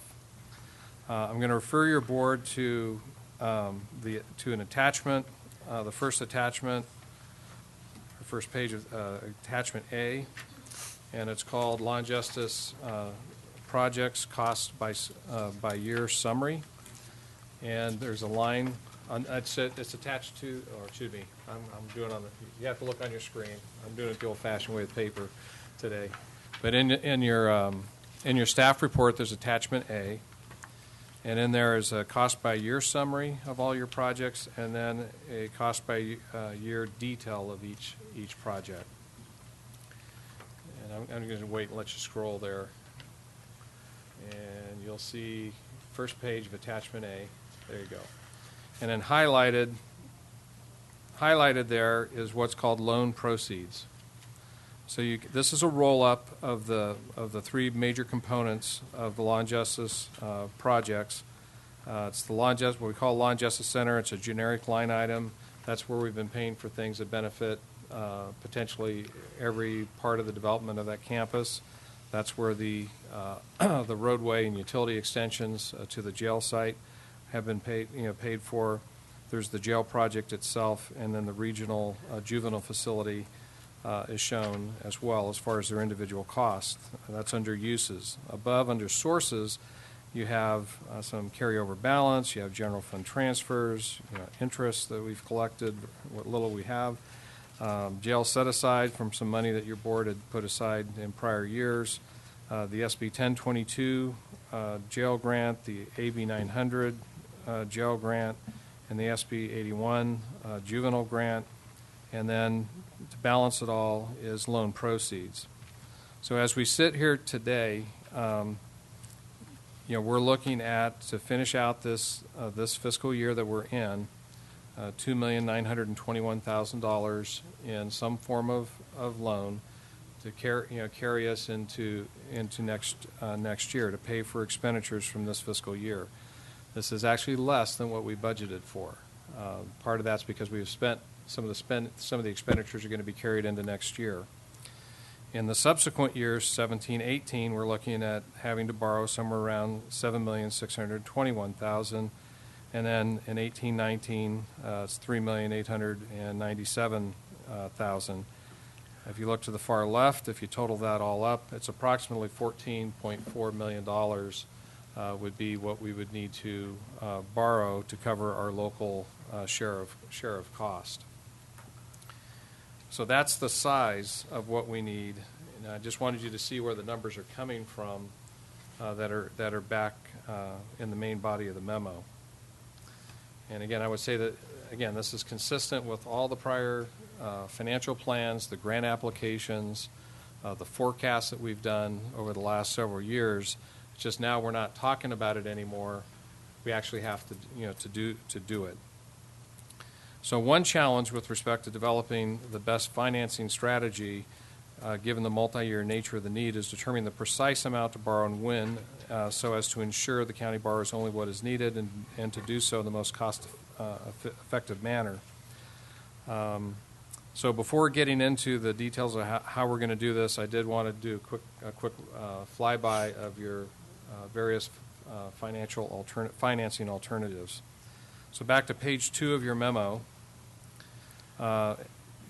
There's both internal options and external options that are mentioned. Under internal options, something called, I've dubbed it internal loans, but been advised the proper financial term is an advance between funds, is where you actually use some of our internal funds that the county controls, and you establish, I'm still going to use the term because it's easier to relate, it's a loan between funds. We have done this, not a lot, but we have done this. I gave an example of an internal loan that was used to finance a portion of the Law and Justice property over a 10-year period. Repayments of that internal loan is occurring as planned and will be completed in fiscal 1920. We're delivering on exactly what we said back when we bought that property. There's also been put out as an alternative the use of promissory notes from the county treasury. So now it's not county government per se; it's the pool treasury that your county treasurer is responsible for. We have used treasury notes in the past, but these notes are typically for shorter time periods, 1 to 5 years. We had one for the payoff of the Jamestown landfill's closure costs, which actually got paid off early this past January. So again, we have used them for a shorter period of time, but every time we do borrow internally, we do pay it back right on time, if not earlier, with interest, exactly. Interest that would be commensurate with what the treasurer would have normally achieved through other outside options. Using our external options, or looking at external options, you have traditional mechanisms. One's called a municipal lease, the other's called a certificate of participation. They really are very similar tools. The idea is that you put up, you're financing some form of an asset, and then you're basically leasing it back, for payments, and when the lease is satisfied, amazingly, we end up owning the asset. The challenge with using those, let me just skip. That's the one option. I'll get to the challenge in a minute with them.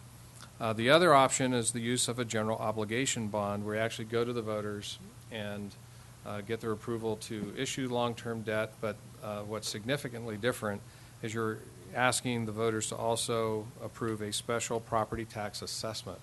So they're going to pay more through their property taxes to help pay off that debt. Where all these other forms of borrowing that I've mentioned before, those are mechanisms for doing borrowing, but you're paying it back with your existing revenue streams. So a significant difference between all the others and general obligation bonds. Okay, so back to the limitations that come with the use of our law and justice property and using it for security of any form of borrowing. In the case of a municipal lease and COP, again, you have to have an asset, that serves as your collateral, if you will, just like if you're getting a home loan. We're looking at pursuing roughly right now $14.4 million worth of borrowing.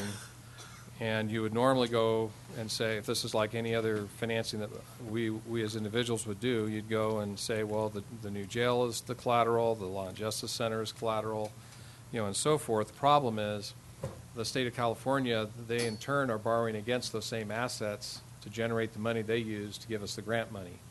So it is not, those assets are not available for use as security.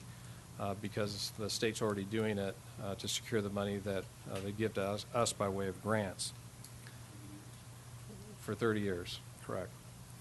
One mechanism that we can use, and it is a typical technique. It's not a strange kind of thing, but it's called an asset transfer, where if you want to use a municipal lease or a COP, but you can do it and use a different asset in order to secure borrowing, and then use the proceeds from that borrowing for, basically whatever the board would want to do. In this case, we could, for example, put up, say, the county admin building, the A&F building, the county library, as the asset that basically becomes the security for a municipal lease or a COP. And then you take the proceeds from that borrowing secured by those other buildings, and we would use it to complete the law and justice projects. So there is a way to get there doing that. I do want to mention one thing. I don't think I mentioned this in the Finance Committee the other day, but I know with municipal leases and COPs, they're going to want to drive us to as short a term as they could get us to do. And if memory serves, they're much more comfortable at a 20-year level, than a 30-year level. We had that discussion, several months ago, a year better ago. Would we want to do this at 10 years, 20 years, 30 years? And I remember giving you some, what do those numbers look like? And the board said, let's look at 30 years at this time. I just want to let you know that, I just know they're going to want to try to get us down to like 20 years. And that would affect, of course, that's higher debt service payments, but of course you'll pay a whole lot less in interest, over time. So some important factors to consider in what we're doing today are these, bottom of page 3. Immediate action is required on at least a short-term basis to address the financing of the $2,921,000 need for fiscal 16-17. While the auditor-controller can and has addressed our cash flow needs of the Law and Justice Center projects through short-term loans between county funds throughout the current fiscal year, she is precluded from extending internal loans from one fiscal year to the next without your board's approval to do so. If we were to look towards internal loans, if we wanted to go that route, the only ones that have enough cash in them would be the workers' compensation internal service fund or the post-retirement insurance internal service fund. But given the nature and the uses of each of these funds, long-term borrowing from either would need to be limited to no more than $4 million with terms no longer than 10 years. Again, the money's being set aside in those funds for a purpose. There's workers' compensation costs that need to be covered over time, and the post-retirement medical insurance fund, same kind of thing.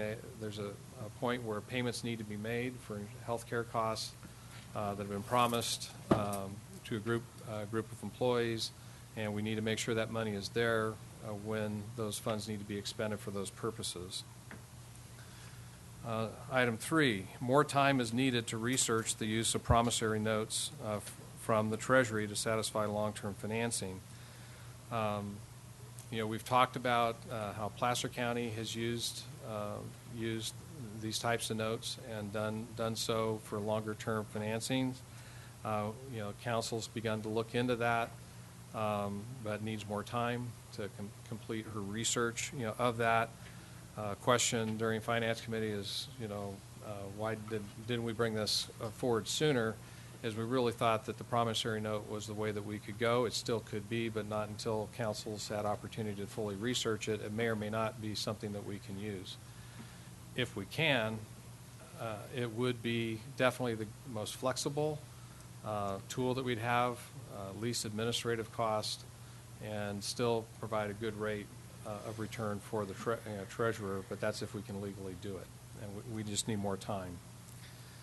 If a promissory note was ruled out as a viable option, then the county would likely use either a municipal lease or COP in conjunction with an asset transfer, to cover these longer-term, full 14.4 worth of debt.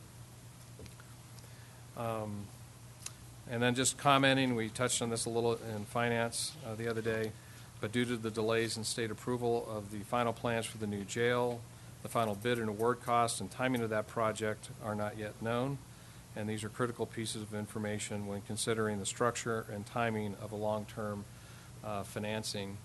And I know this board knows this, but for the general public, we submitted those plans back in January, and here we sit on June 20th, and we still don't have approved plans back, from the state of California. And we knew that could be a problem, but we're talking 6 months, now. And by the time we get those back and go through the steps that we must go through, we're looking at late October, something like that, before we could, at best, to get out onto that site, which puts us right at the doorstep of winter.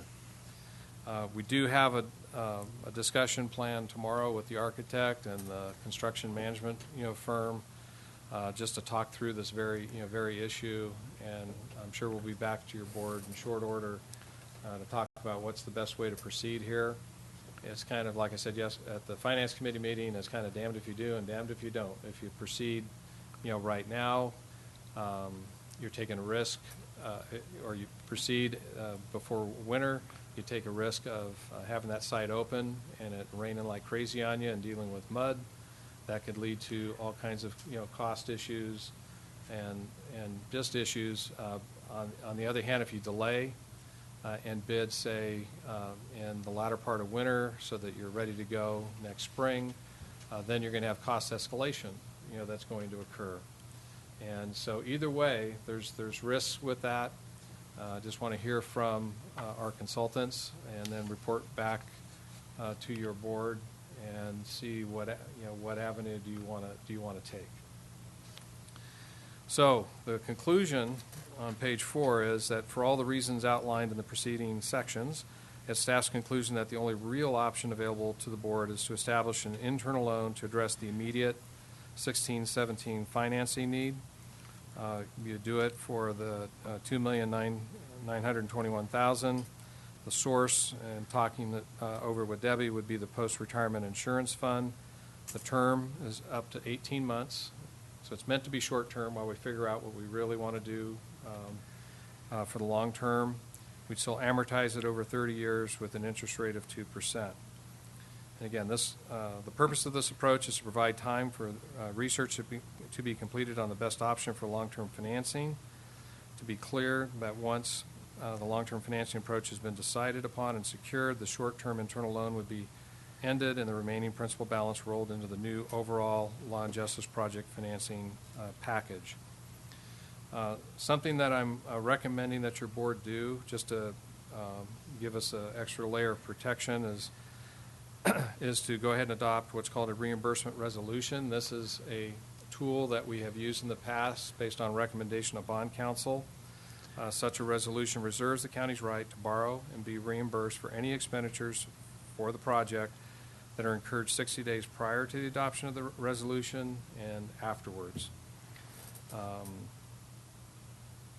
So at the board's finance committee yesterday, and the finance committee members can clean up what I'm saying if it's not close, but was to basically endorse the recommendation as far as the short-term financing using the post-insurance retirement fund to do the reimbursement resolution, approve that as well. But the Finance Committee would want us to come back as soon as possible in July to start looking at not only this financing, but also the county's overall finances, looking into the future. Some of the points that Supervisor Roedifer was just touching upon earlier today is that we have, we may have come up with a workable solution for this year's budget. We still have other issues coming in the future, and just want to get a jump on all those issues. Yeah, I'll just amplify a little bit on my concerns. And nothing with what Mr. Pedro presented in terms of what we need to do today. But it's become apparent to me anyway that we have really an undefinable financial future picture, not undefinable, unknown future financial picture beyond this year's budget. And we've done a lot of really good hard work, but the comment that I made earlier about 9% increase with respect to the library operation, and I don't want to belabor or cast stones at the library. They're no different than everybody else, but it's a good example. 9% growth to maintain business as usual going forward, and we know that we're getting closer to 2.5% to 3% growth in our revenue. So if that trend is going to continue, we really need to look at how we're going to deal with that in the future. Otherwise, we're going to have the same kind of excruciatingly painful budget exercise every year in and year out.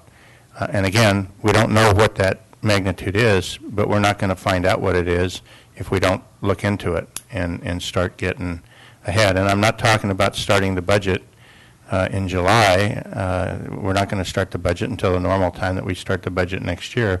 But I'm talking about how do we position ourselves so that next year's budget drill might be a little bit more palatable and easier to swallow. So I think that that's really important, and I would like, as part of what our action is today, to give staff direction probably towards the end of July. A lot of people that,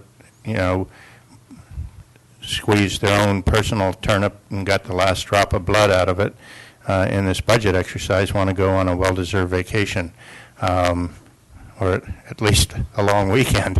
But so maybe by the end of July, or I'd even give them into the first week of August, but set up an initial working group with probably starting with the Finance Committee and then adding as we need to department head or heads or functional area experts or whatever we need to pull into that process to really get a good idea of what our picture looks like at a fairly gross level, coarse grain and detail, but what our future looks like in the next 2 to 5 years in terms of revenue projections, and we're entering a little bit different environment because we are going to be encountering an increased debt servicing requirement, and that's going to add to whatever problem we would have in a normal situation. So we really do need to, I think, look at that, and I'm anticipating probably a 5 to 6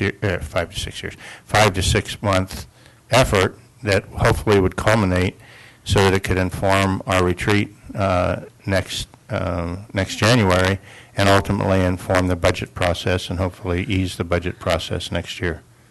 So I appreciate that conversation, and I see the nexus to the consideration of this item. I want to really, though, while there's a nexus, I want to have a full conversation about this item. And then additionally, I think what we need is for the Finance Committee to bring back what they see as what their work plan is, and update the rest of us on what.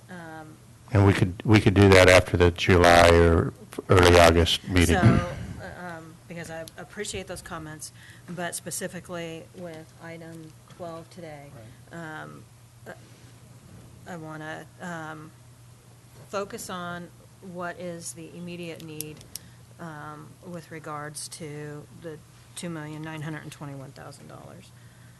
Madam Chair? Yes. If I could, I passed you out some stuff, and I just wanted to explain what I gave you real quick. Just for context, the last time we put out what we call the liabilities report, this was back in March of 12. I just did a couple of excerpt pages from this, but in this report, we look at all forms of liabilities facing the county.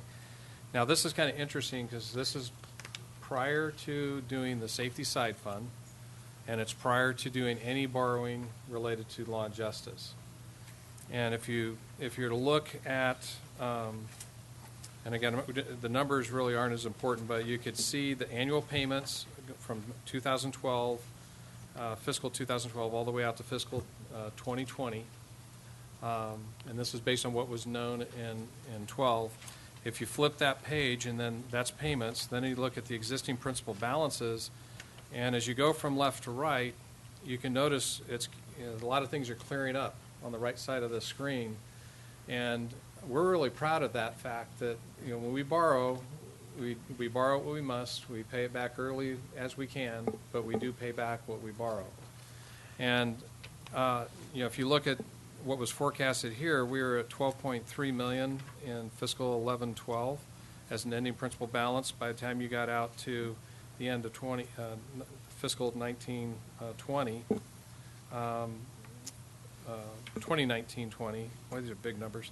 It drops down to about $4.4 million. The only instrument that was going to be left under this scenario was the mine property note, that we hold. I just got to reflect a little bit, because when I first got hired on here, the county had just gone through its first certificate of participation, and that's what helped build the county library, the psych unit, the TGH, and some other things. And the total note was $5.6 million. And the headlines in the newspaper were the soaring county debt. And our budget was a fraction then of what it is, today. A much smaller overall budget, but $5.6 million, that was a hunk of dough. And it was such a big deal that I actually did my master's thesis on debt management as a result of that. I tried to pick a topic that I thought would benefit the county, how times have changed. But, there are principles that we do follow, and we have tried to follow those principles, and they've worked out pretty good. What Debbie brought forth, the safety side fund, to go ahead and borrow, pay that off, but we're, the different instrument, and then pay it back using another form of borrowing was a good financial move. It was a good move for the taxpayer. But part of what we're doing here, part of the reason I'm just going here, is to paint the picture. We've been preparing for this day.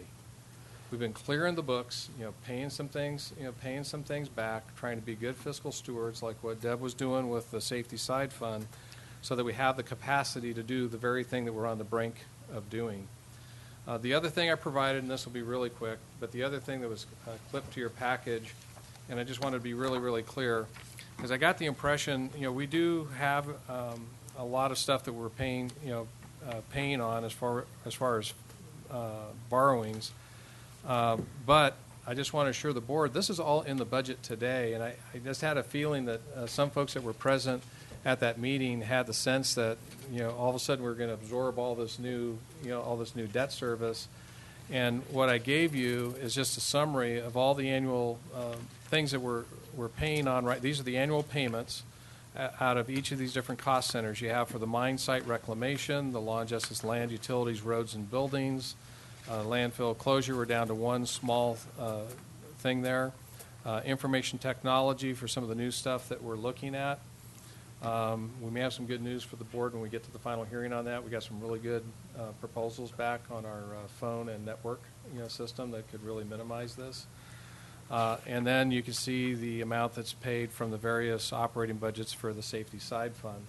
So these are all currently in the county budget that we just have done. So we have built the capacity within this budget. We've had forecasts. We've been preparing for this. It's in the budget. So it's not like we're just turning on this new level of borrowing within the county. Now, in the second year, based on what I just gave you in this pack, or actually was in the budget materials earlier, it shows that our borrowing would peak not in fiscal 17-18, but in 18-19 with the second phase of the jail, our second year of construction of the jail, and that would take this up by about another $150,000-ish, depending on the interest rates we secure. That depends on what mechanism we use, what term. So again, I'm going to suggest, I think this conversation is very important, and at the end of this, though, I think it gets back to we need the finance committee to get together and lay out a plan and articulate it in a presentation to the full board. I think it's the point Mr. Pedro made is very good. We have planned for this.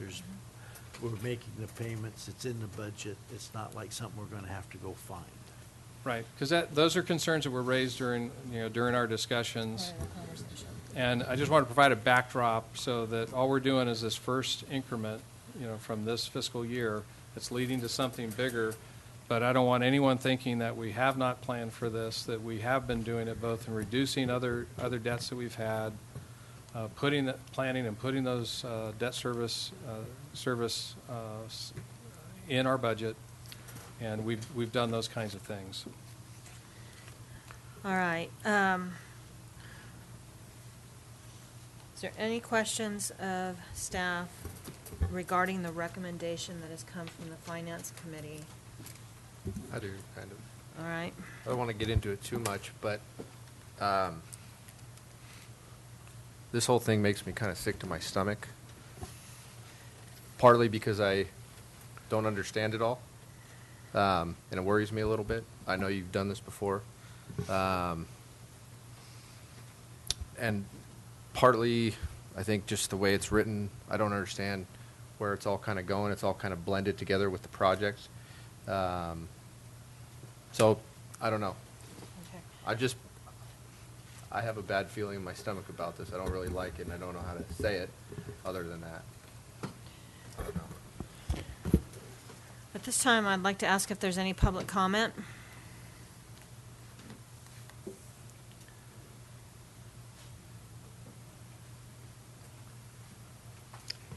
Thank you, Mr. Royce, for your comments. It made me kind of sick, too. So I've been at these committee meetings, and it is a little hard to understand. I'm sorry Debbie's not here because I thought she kind of made it clear yesterday. here. Oh, I'm sorry. I didn't see you back there. You're hiding. Mr. Mealy's protecting you. So what I understood yesterday was that, well, at the last meeting, I think you said at one point we had like $3 million in debt, and our debt's been going up. So I think you said about $12 million in debt now. And then you expected it to go up to about $28 million. And these figures that we're going to have to borrow in the long run, you said would probably be closer to $15 million for a loan. So that's a lot of debt. And then I believe you said our debt service fees were going to be like $2.4 million per year, while we have this $28 million in debt. So every 2 years, that's $5 million. So 4 years, that's $10 million that I'm just throwing down the toilet. So I have a lot of concerns about this, and especially when I believe Mr. Hanvelt yesterday made the comment that this was debt service on the Law and Justice Center at $2.5 million minimum. I believe that was your comment yesterday. So we're looking at borrowing money and incurring all this debt to pay something that we really can't afford. So that concerns me a lot, because that's my pocket you're putting your fingers in. And then yesterday there was a talk about the Finance Committee meeting and a financial sustainability plan. So I went back and looked, and I'm always concerned why the Finance Committee doesn't meet very often. So in 2015, you met once, and in 2016, you met 4 times.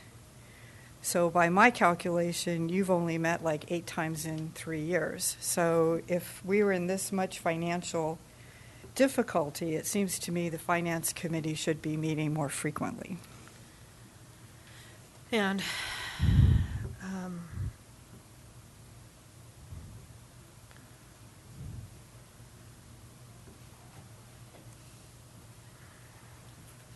it's a lot cooler up here.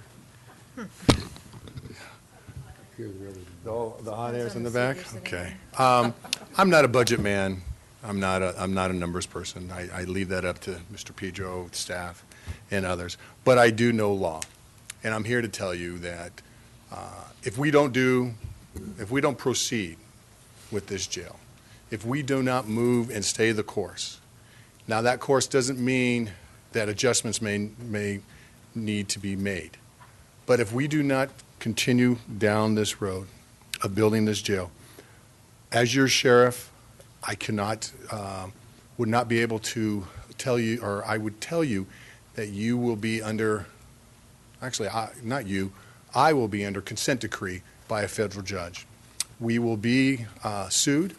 We will be paying more money out because of the conditions. And I agree with what has been said about the libraries. Why do inmates? I don't make the rules. I just have to play within the rules of the game.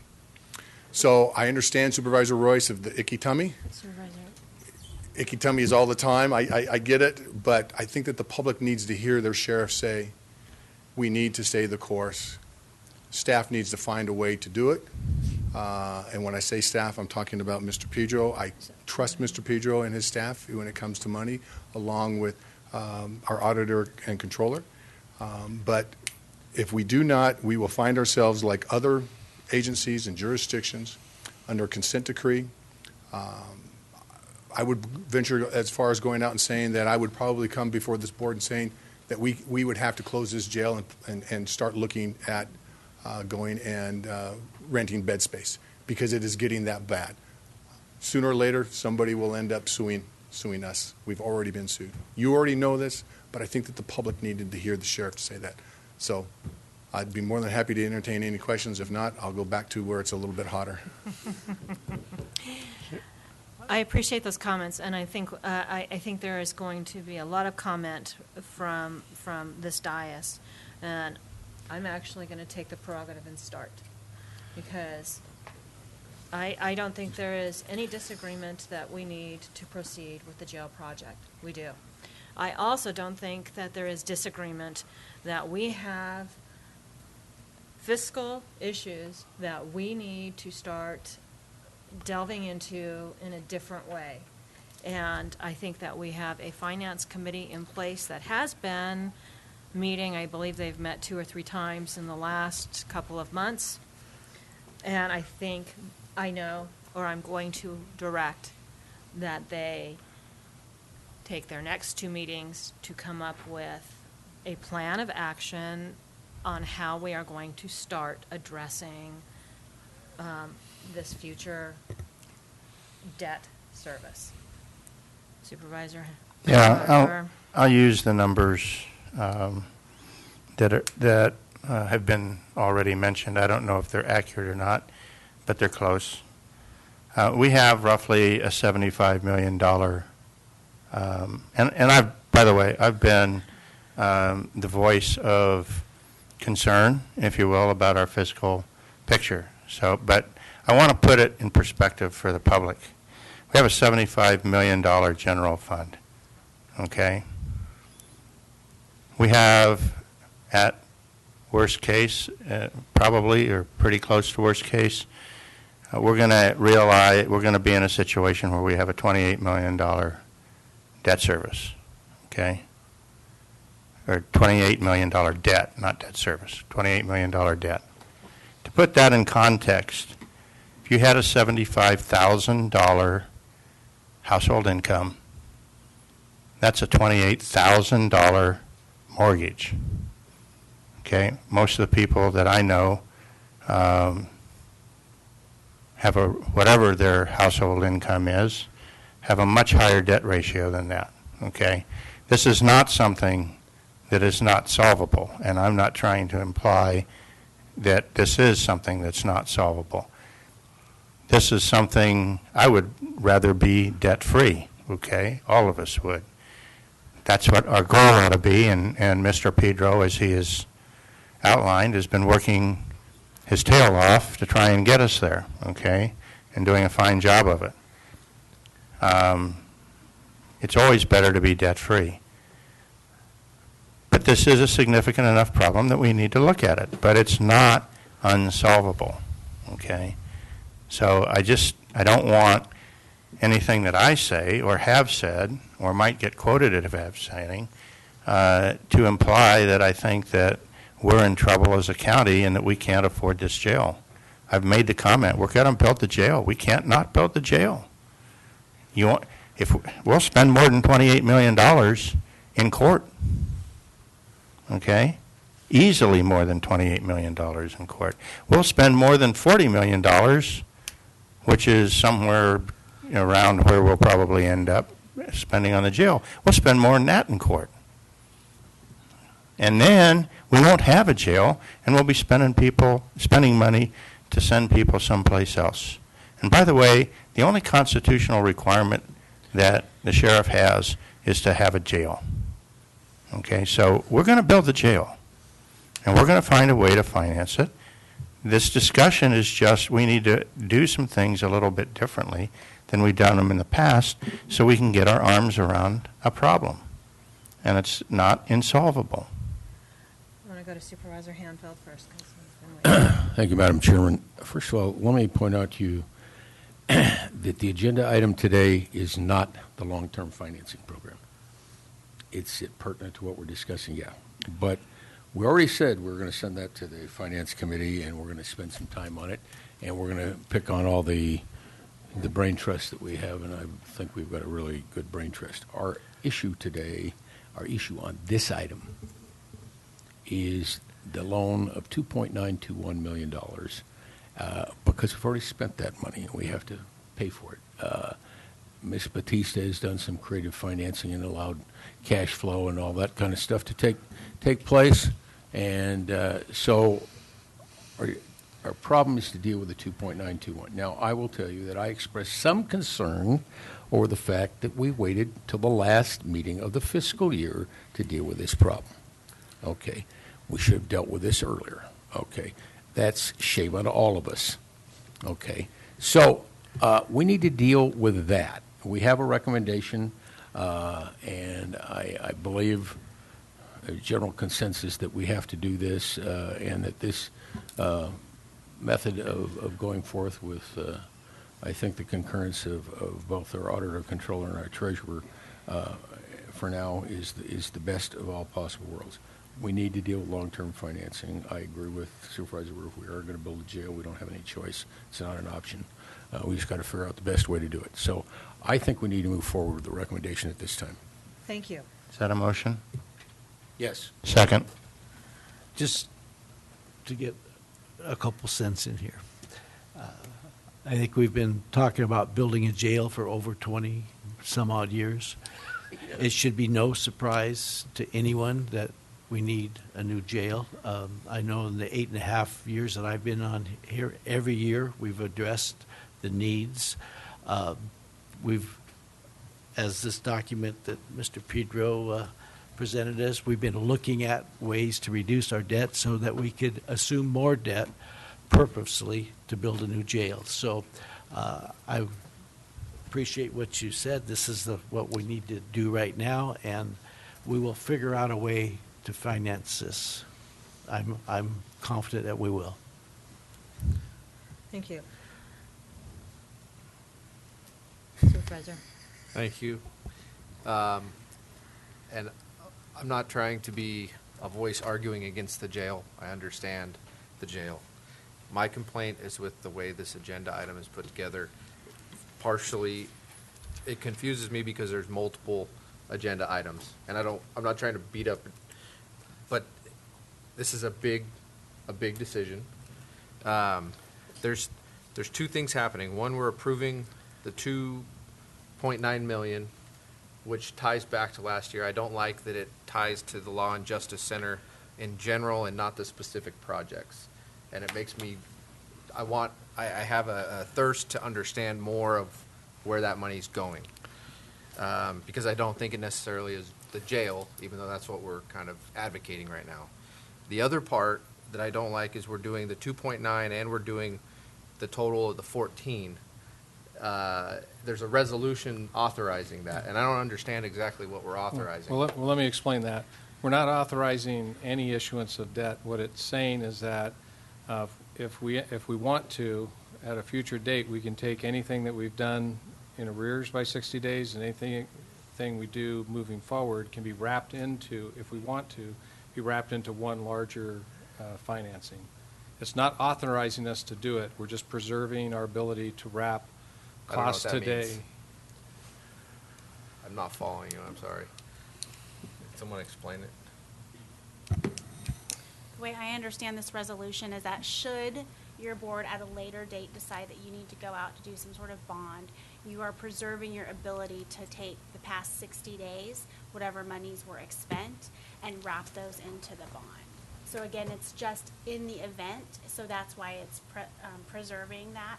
There's no obligation that specifically says in the resolution that there is no obligation to do anything. So it's really just a protection mechanism in the event that you make a decision later on that you're going to need this type of protection. You know, one instrument may be less expensive than multiple.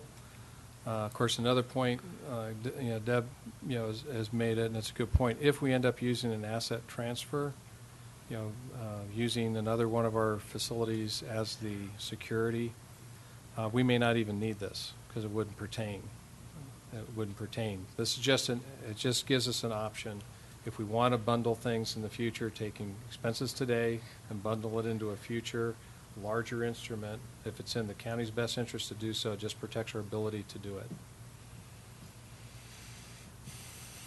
Instead of cash flowing it. Well, if we could just pay it straight out, that'd be great. But we don't have that kind of cash to cash it out. Does this have to be done today? Yes.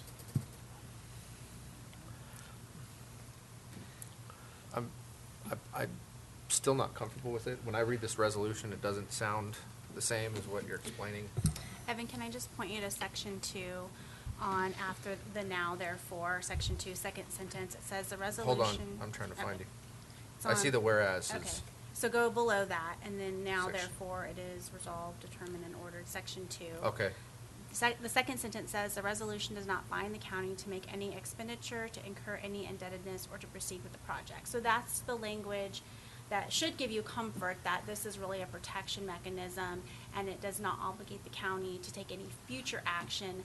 But if you decide to take the action later, you have already done this and provided that protection that you could go back to 60 days and include those expenses into whatever future decision you make. So for instance, if the board decides it wants to go out for a bond, then the money that you've expended in the last 60 days will be wrapped into that bond instead of none of that money would be included. So that's why we're trying to do this, is in the event that's the decision, we have at least 2 months worth of these expenses that we can then include instead of none at all, because that would be the result.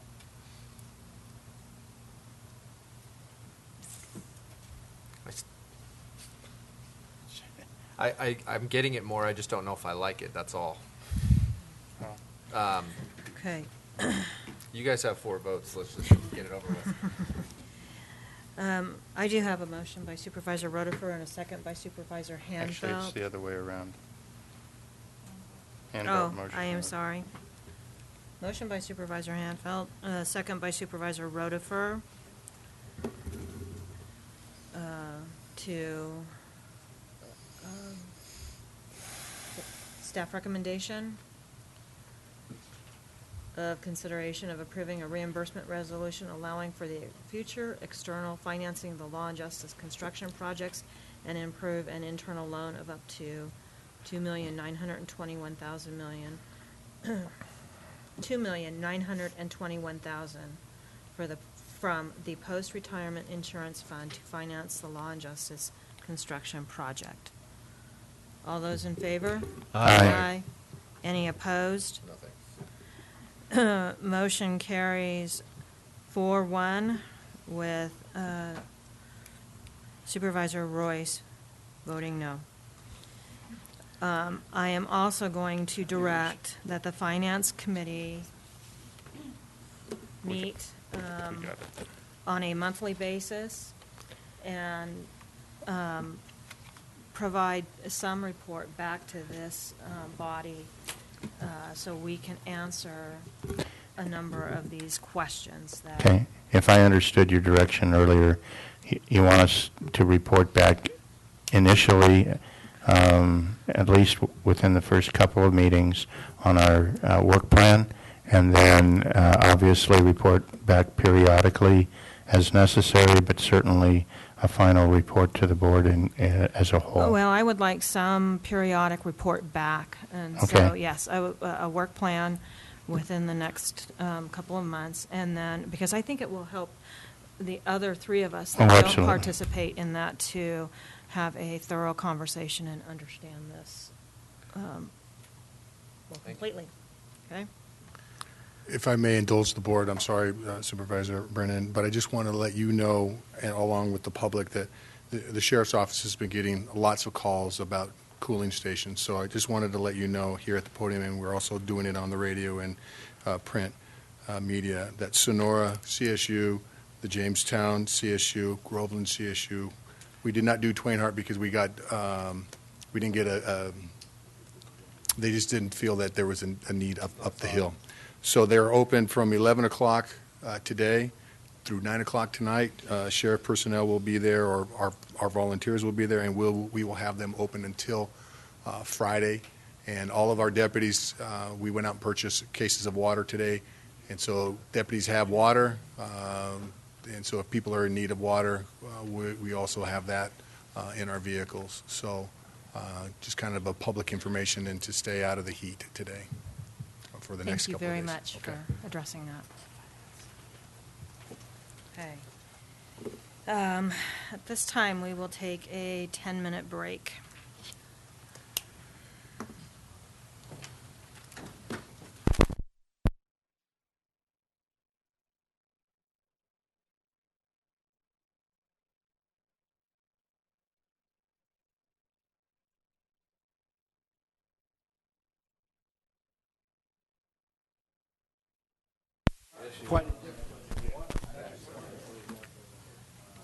All right, we are going to reconvene the meeting. Will the clerk please read item 13?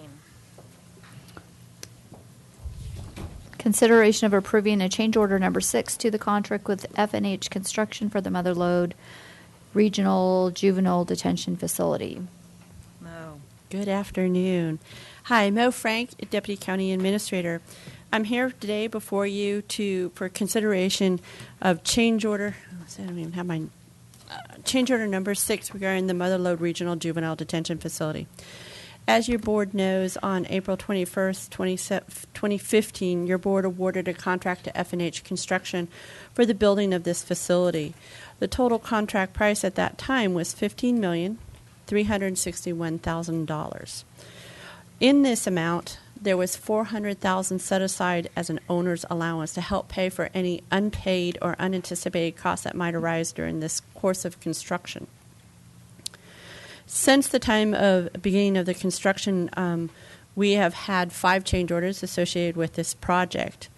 These change orders have previously totaled $873,916.42. Approximately half of that amount was related to issues related to rock. When we applied the owner's allowance that I just talked about of $400,000, plus the reduction of a small contingency that we had for steel of $19,432, that gave us a net amount of the total change order to be $454,484.22. When with this increase, the contract then went from the $15,300 that I had mentioned before to $15,815,480. Sorry, let me begin that again. The new contract amount with those 5 change orders is $15,815,484.22. At this point in time, after we did change order number 5, we were still within the grant amount that we received from the state of $16 million. So, before you today for your consideration is change order number 6. This change order, there's a summary breakdown of the items that are contained in your board item in attachment A. But the total of this change order is $258,724.82. Again, if this is approved, the new contract amount will be $16,074,209.04. So, of note, you should know that now we are over the $16 million that we were awarded from the state by $74,209.04. Just so you know. The drivers behind the individual items that comprise this change order number 6 can be broken up into the following categories. State required items at $141,786.16, and almost all of that has to do with the famous issue of the toilets and the direction of the way the toilets fall, and those needed to be replaced. There is $73,053 associated with architectural issues that we have some concerns about in the plans and specs related to the architectural services that we received. There is $20,409.82 related to county requested items. And those requested items are items that the county team, both probation and I, felt were needed to make the facility better operationally, whether it was the addition of a camera, an adjustment to the cameras, whether it was changing out different things to make it more efficient both for the staff and safer for both the staff and the youth that we were serving. So that's kind of the breakdown of change order number 6. Looking forward, as we're closing out this, I anticipate one more change order for this project, change order number 7. And in that, basically, I anticipate 3 items, and that's all I've heard from the contractor, and I have agreed to. It's the 3 items relate to the relocation of electrical panel. It's called a BAS, B-A-S. I do not know what that stands for, but it's some type of electrical panel. There's data room changes. We have issues with the HVAC system in our secure data room that the architect is currently working on plans for, and then the contractor needs to then go ahead and make those modifications to the building. And then there's a resolution is needed on the compensable days. So just so you know, all of those three changes at worst case scenario totals $143,555. What I do need to make a note of at this point in time, the compensable days that have been proposed to us from the contractor have been 77 days. We had our construction management firm, Banner Construction, go back and look at those days and see what days are really what days are non-compensable days and what are compensable days. And the analysis that they have coming back to us that hasn't we just got it yesterday afternoon, needs to be shared with the contractor is what Banner is saying is only 16 of those days are compensable. And what you have down here in the 143,555 days is a calculation for 77 days, worst case scenario. I just want to make sure that you're clear of that. 16, I'm sorry, Supervisor Gray, 16. 16.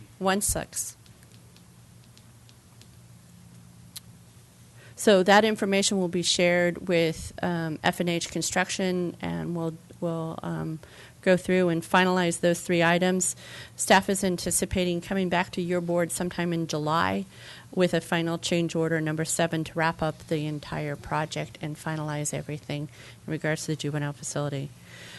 The amounts for change order 6, the $258,724.82 have been that have been outlined are included in your fiscal year 17-18 county capital budget. So I'm here to answer any questions you may have regarding change order number 6. Supervisor Royce. So the property's occupied. That's correct. The project is completed. We have received substantial completion, and we received our permit to occupy the building. What's happening right now is we have a data security room in which it keeps getting overheated. Mm-hmm. And so we have to prop open a door to keep that room temperature down to the level that it needs to be in order to run efficiently. So is that a design defect? That's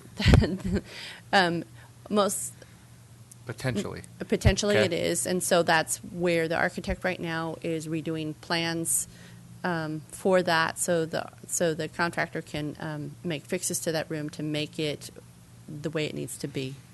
In regards to the toilet portion of mm-hmm. the change order and any other components that are part of previously completed work, why was that not estimated and authorized through change order at that time? Why are we doing it retroactively? Basically, it took a while to get this wrapped up between the architect, the construction manager, and the contractor to get everything put together and filed and finalized. It's not a pretty process as far as the negotiation, and so it took a while to get to you. You're right. It's after the fact. This is something that the state required us to do to the change.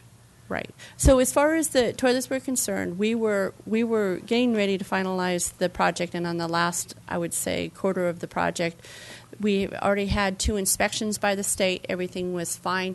You also need to remember that BSCC reviewed the plans ahead of time during the process, just like they're doing right now with the jail project, mm-hmm. and approved the plans the way they are. And the toilets are clearly laid out as far as what the model, the make, the orientation, and then the plans actually cited the toilets.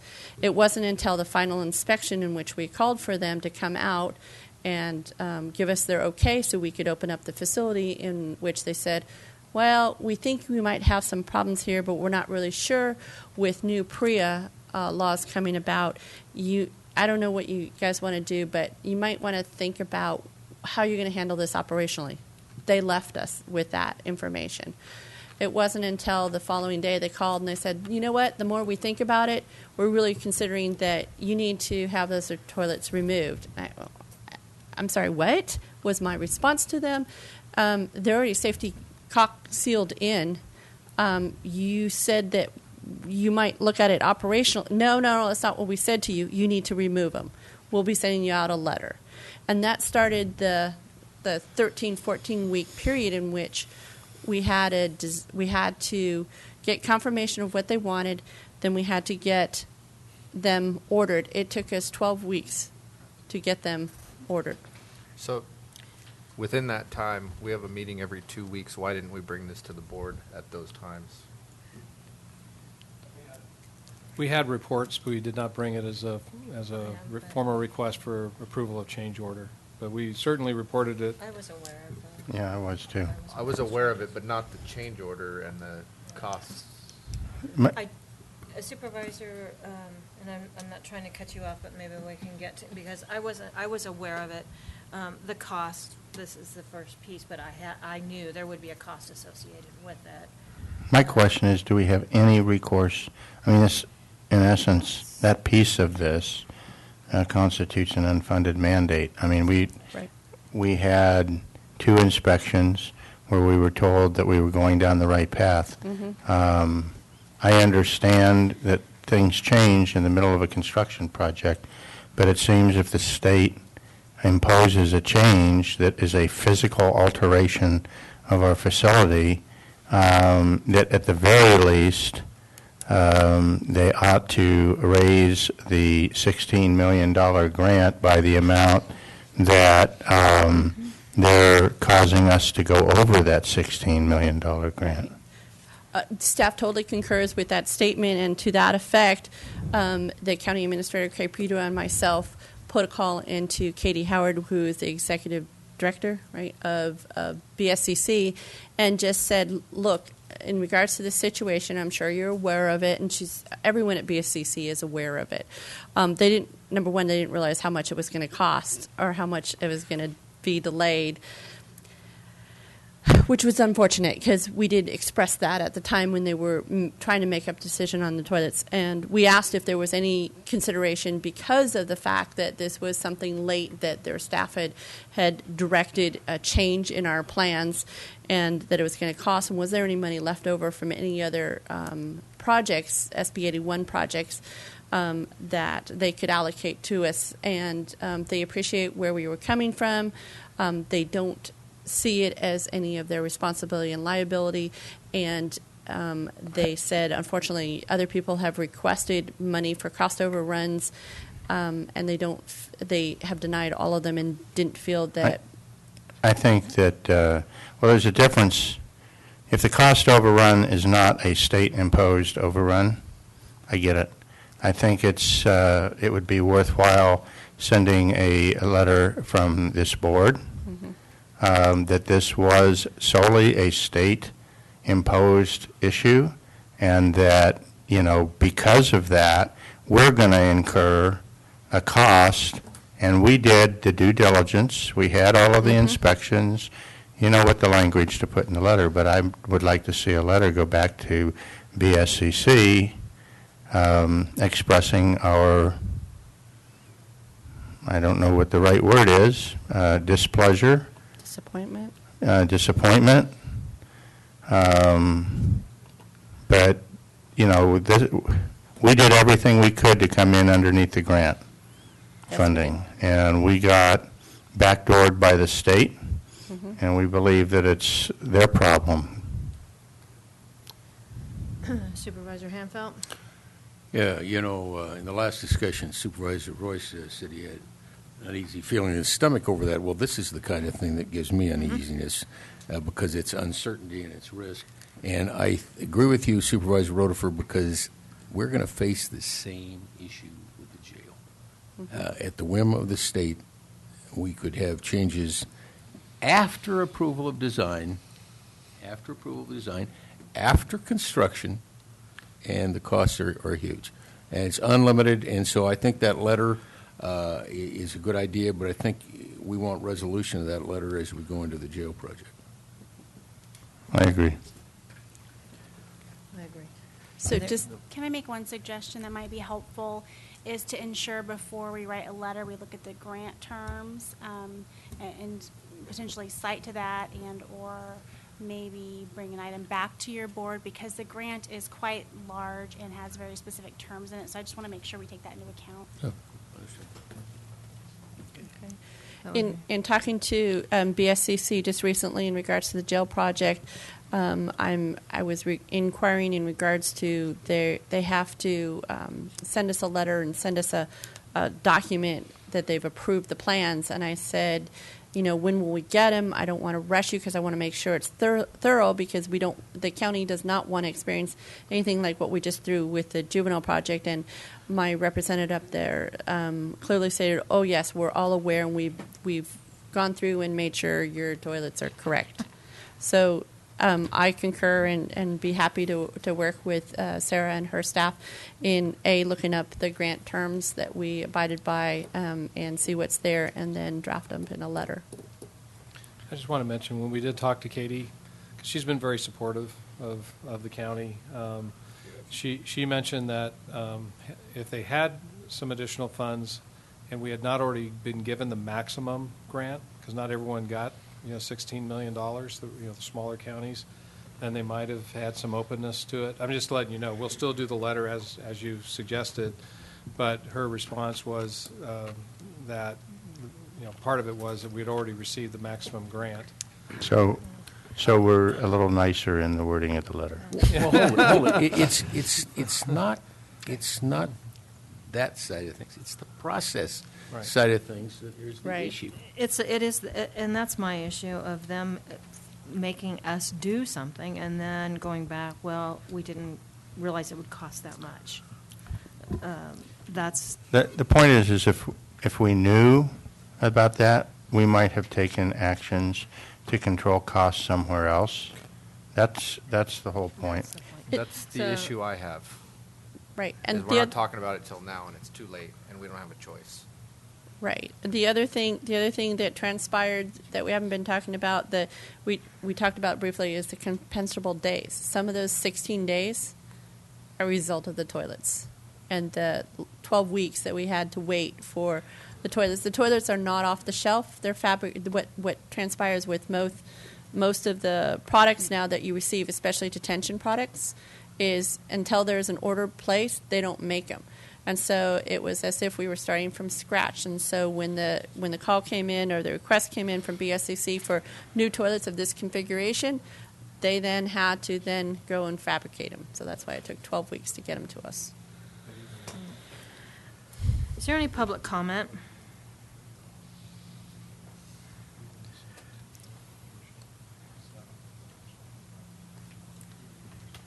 Well, I totally concur with Supervisor Rotifer and Supervisor Hanvelt here. And PREA didn't pass in January. I mean, it's been around for a few years, and there was a construction management company, there's the architect, there's the contractors. These were all supposedly experienced jail builders, right? Mm-hmm. I'll just leave it at that. Mm-hmm. Is there any other public comment? All right. I'm going to bring it back. Move on staff recommendation. Second. I have a motion from Supervisor Rotifer, a second from Supervisor Gray. All in favor? Aye. Any opposed? No. Motion carries 4-1 with Supervisor Royce voting no. Will the clerk please read item 14? Consideration of approving change order number 1 for the joint trench work for the jail access road and transit project. Mo. I need to wait for a minute. Yeah. So I have been directed by County Council for this item and the next one, correct? Due to Government Code Section 87-100, I am going to recuse myself. I have a conflict of interest. One of the subcontractors on this project I have done business with, so just to be safe, I will step out of the room.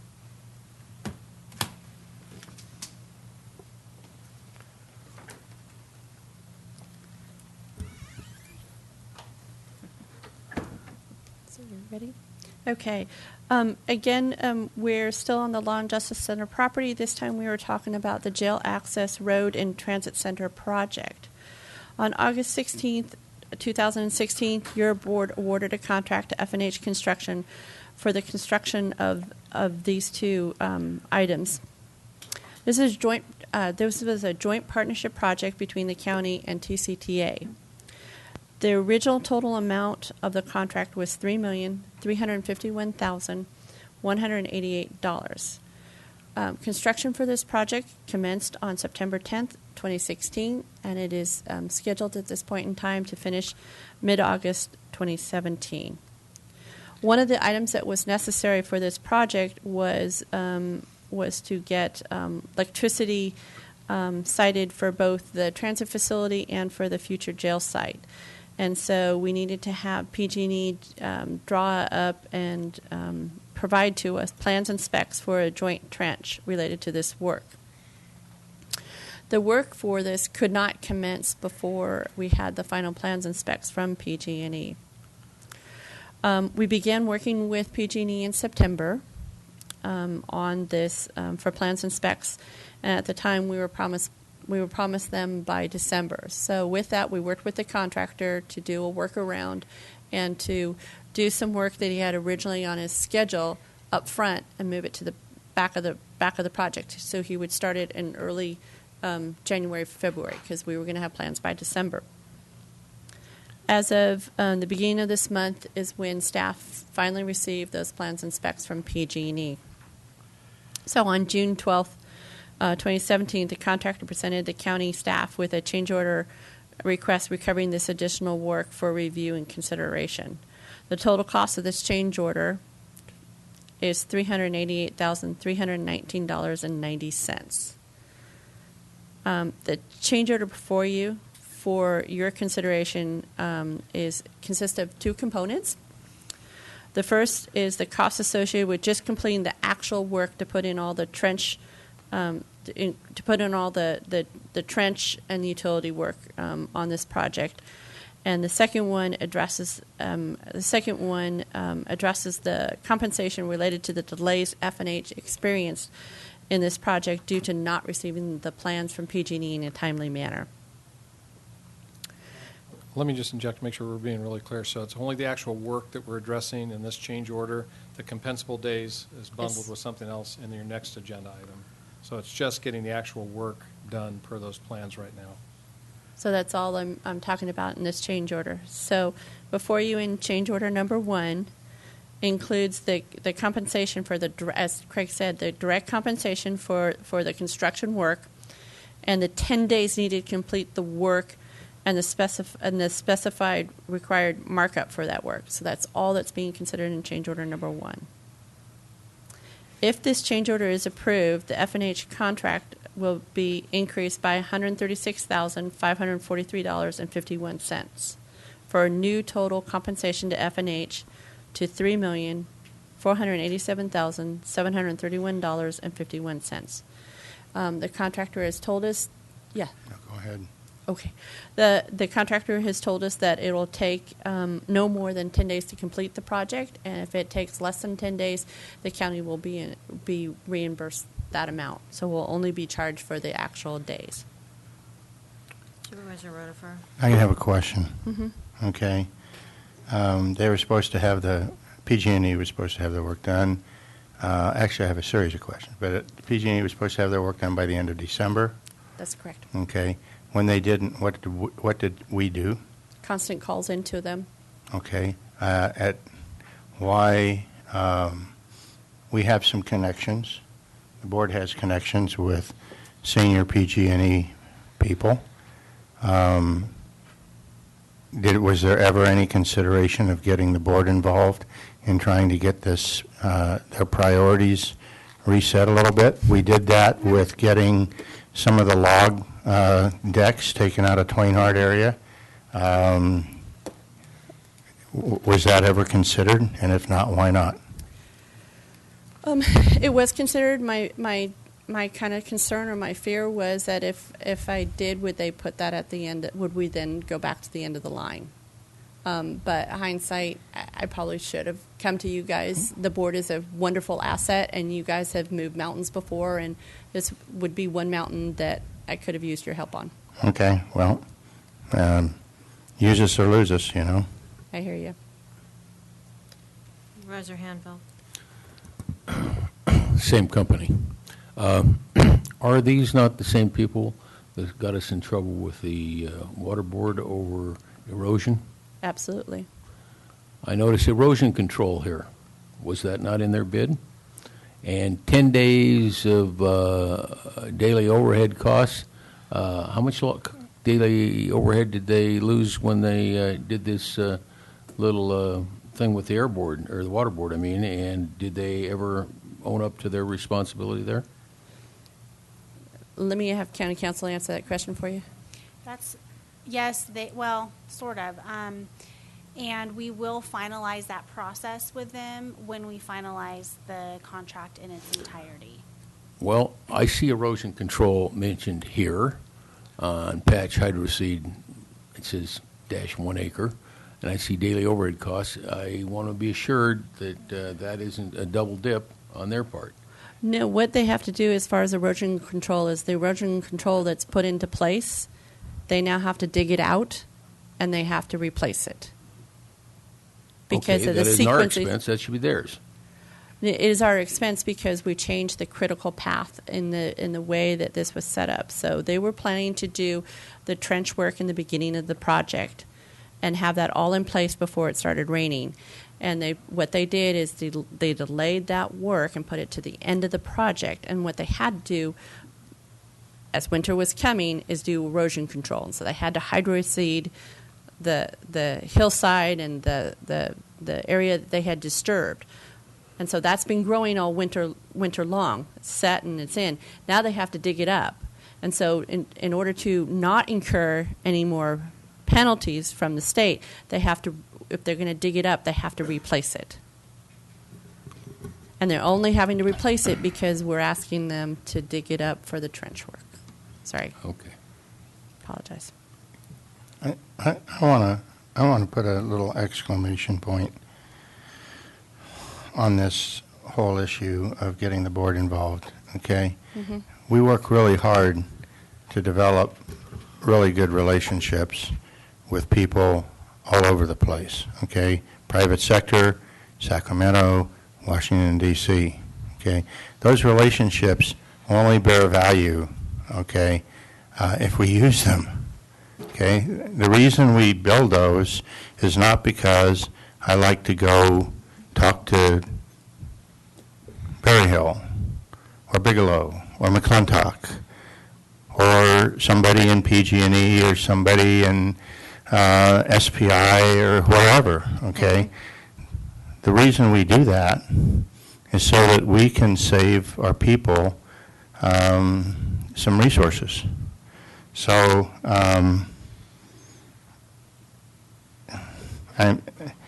I'll use one of my colleagues' favorite quotes. If I'm surprised, you better be too. And I'm a little surprised, and I don't think the staff is, because the staff knew this was coming. So I don't like to be critical, but we missed an opportunity here to maybe save ourselves some money. And I'm going to hope the point is taken. If there aren't any questions on this item, I'm going to open it up for public comment. Is there any public comment?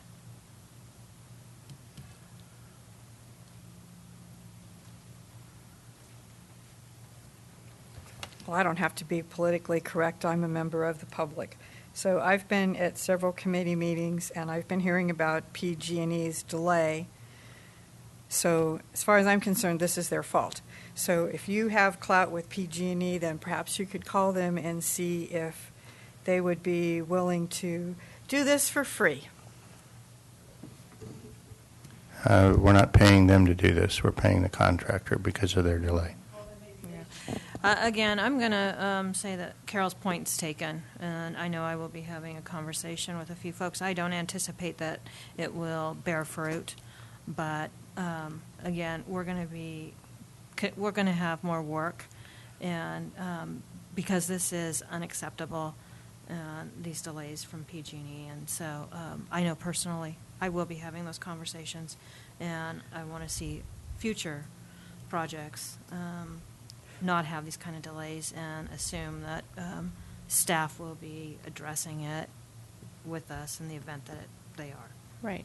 So, Supervisor Brennan, in preparation for the jail project, what I am doing with them, with what I'm doing with PG&E, is have been working with them since January to get plans and specs done, and we're probably about a week away from getting final plans and specs for the jail project. So this project coming up for the jail project, I will have plans and specs even before we go out to bid. Well, I assume all of us will be having conversations with them, our representatives also, PG&E reps. So, but with that, we've had public comment, and so I'm going to bring this item back to the board, and I'm looking for an action. Madam Chair, I move we approve change order number 1 for trench work for the jail access road and transit center project in the amount of $136,543.51, and authorizes no more than 10 working days for completion of said additional work. Second. I have a motion from Supervisor Gray, a second from Supervisor Rotifer. All those in favor? Aye. Any opposed? Motion carries 4-0 with Supervisor Royce abstaining. Pardon? Recused. Thank you. Supervisor Royce recused. Will the clerk please read item 15? Consideration of approving change order number 2 for project delays due to the unseasonable weather, unforeseen rock, and Pacific Gas and Electric's plan for the jail access road and transit project. Okay, so we have before us, again, this same project that we just discussed. This is a jail access road and transit center project. And before you for consideration is change order number 2. Change order number 2, it basically deals with the compensation to the contractor in regards to delays experienced from the project. The delays can be categorized into 3 areas: unseasonable weather, unforeseen rock, and the delays, as we just been discussing, due to PG&E's plans and specs being late. The request for additional days has been reviewed by David Gonzaga from your CRA department, Brian Eaton, also from CRA, Carlin Drivdahl, Craig Pedro, and myself. So let's break it down into the categories. We'll start with unseasonable weather. In the agreement that we signed with F&H, both the contractor and the county have agreed to seven rain days. Those already have been calculated into the total project cost. We calculate that there were 28 days associated with this project as far as rain dates, and that had impacts to the contractor's critical path. When we account for those 7 days, that means the county agrees that we had 21 unseasonable weather days impacting the project. We had 28 rain days. Okay, and when you subtract the 7 that are associated with the contract, we come up with 21 days as far as the county is concerned. Okay, according to the contractor, they came up with 35 rain days. When you minus the 7 days from that, they come up with 28 days. After some negotiation with the contractor, we have the contractor and the county have agreed to a total of 28 rain days. There were 21 days for rain, and there were 4 extra days that the site was incredibly muddy, in which at that point in time we were trying to get a crane on the site to be able to do steel work on there, and they weren't able to do it. So we're counting 4 days for that. And just so you know, as a side note for that, there was another construction project going on during the same time as our project. It's Sonora Adventist Health's cancer building. And they have reported that their project this past winter has experienced 44 delays due to rain. So just to give it a perspective, we really worked hard with the contractor to keep those down as much as possible. The second category has to do with unforeseen rock. And during the course of construction, the contractor ran into unforeseen rock while they were digging a 30-foot trench on the hillside to do the underground sewer. The depth that was required the reason they were required to go down the 30 feet was we needed the gravity flow of the sewer to make it to the lift station. The rock in the area, they didn't hit until it was close down to, I guess, 25 or 30 foot level. And because it was so far deep, they had to go in and chip it and really get it. They couldn't, there was other alternatives out there. We could have said at the time, go ahead and, dig out additional area for that and then try to blast it or try to bring in heavy equipment to remove it. The best course of action both in days and in cost was to then chip it. But that took extra days that weren't accounted for going that option. So that's why county staff agreed that was the best method to get this rock out of the site. But we knew that it was going to take extra days. So that's why we are in agreement with them that the impact of that work was 5 days to their critical path. The third category has to deal with PG&E's trench work and the delays in the plans. As we were just talking about, we were promised the plans in January, did not receive them until earlier this month. Because of that, the contractor, as we just mentioned, had to do a workaround as far as their schedule. This work was slated to be done in October, right after they got on site, did the grubbing and grading, then they were going to do the trench work, and they weren't able to do that. The result was they had 84 additional days in compensation.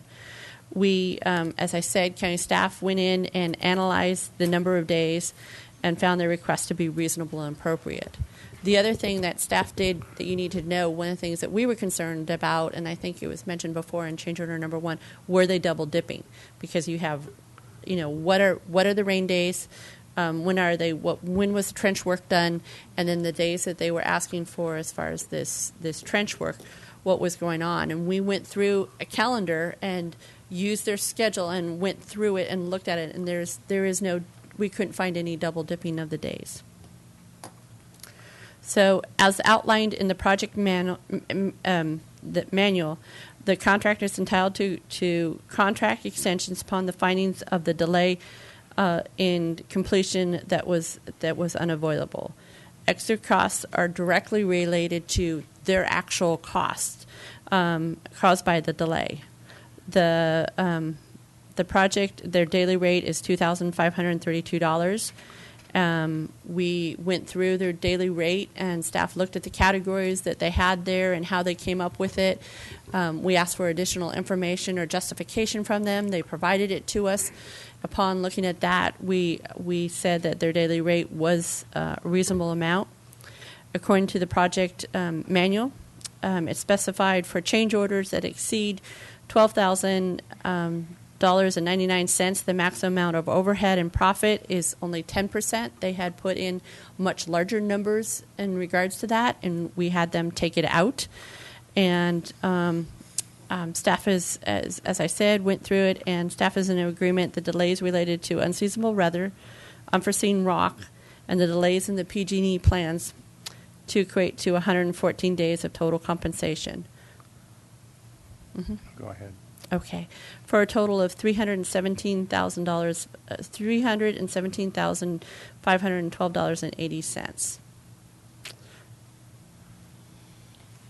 Supervisor Rutherford. Yeah, just real quickly, because we are kind of wanting to wrap up. Yeah. Good work on crossing all the T's and dotting all the I's. Would you please send to all the supervisors the total cost of these two work orders combined that you think are attributable to the delay in PG&E, Absolutely. and any additional costs that we anticipate in change order number 7. Okay. Okay, thank you. Are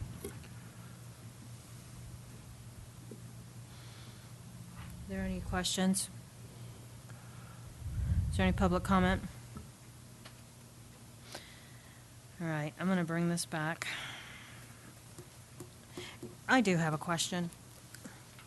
So that 2,000 some odd that we pay the construction company that is in private business. I'm in private business. When it rains, I have to deviate from my schedule, and I find something else for my crew to do. So that crew just didn't work, or are we actually paying? I just find that subject. I understand it's in the contract, but we can't sit up here and play God. We don't know how many days it will rain in a given season. Right. And They have three find costs. this conversation very frustrating to me. It's very frustrating. Yeah, they have ongoing costs. So they have what's easier for me to take is they have rental of equipment, trailers, I can con understand boxes, things that because of the rain, just because it rained, just because they weren't working out there, it extended the project, and so there are costs associated with that. For them, I'm not saying me, for them, they have staff that they've allocated to this project and not any different project, as far as their management overhead and stuff. And they can't work them anywhere else, and so they're saying that they need to be compensated for that. And then there are flat-out materials, signs, different hydrocene, different materials that they've had to that they rent and stuff that they had to buy more of because it's an extended period of time. I still don't like it. It's hard as an analyst to wrap my hands around it because it's almost like when we talk about a not to exceed contract. Here it is. I like the known. I like to know what we have so then I can tell you where we're going to be. And with rain dates, it makes it very, very difficult. One of the things, lessons learned. That's the thing that I keep hearing from you as a board that's good advice to staff. So what have we learned from this?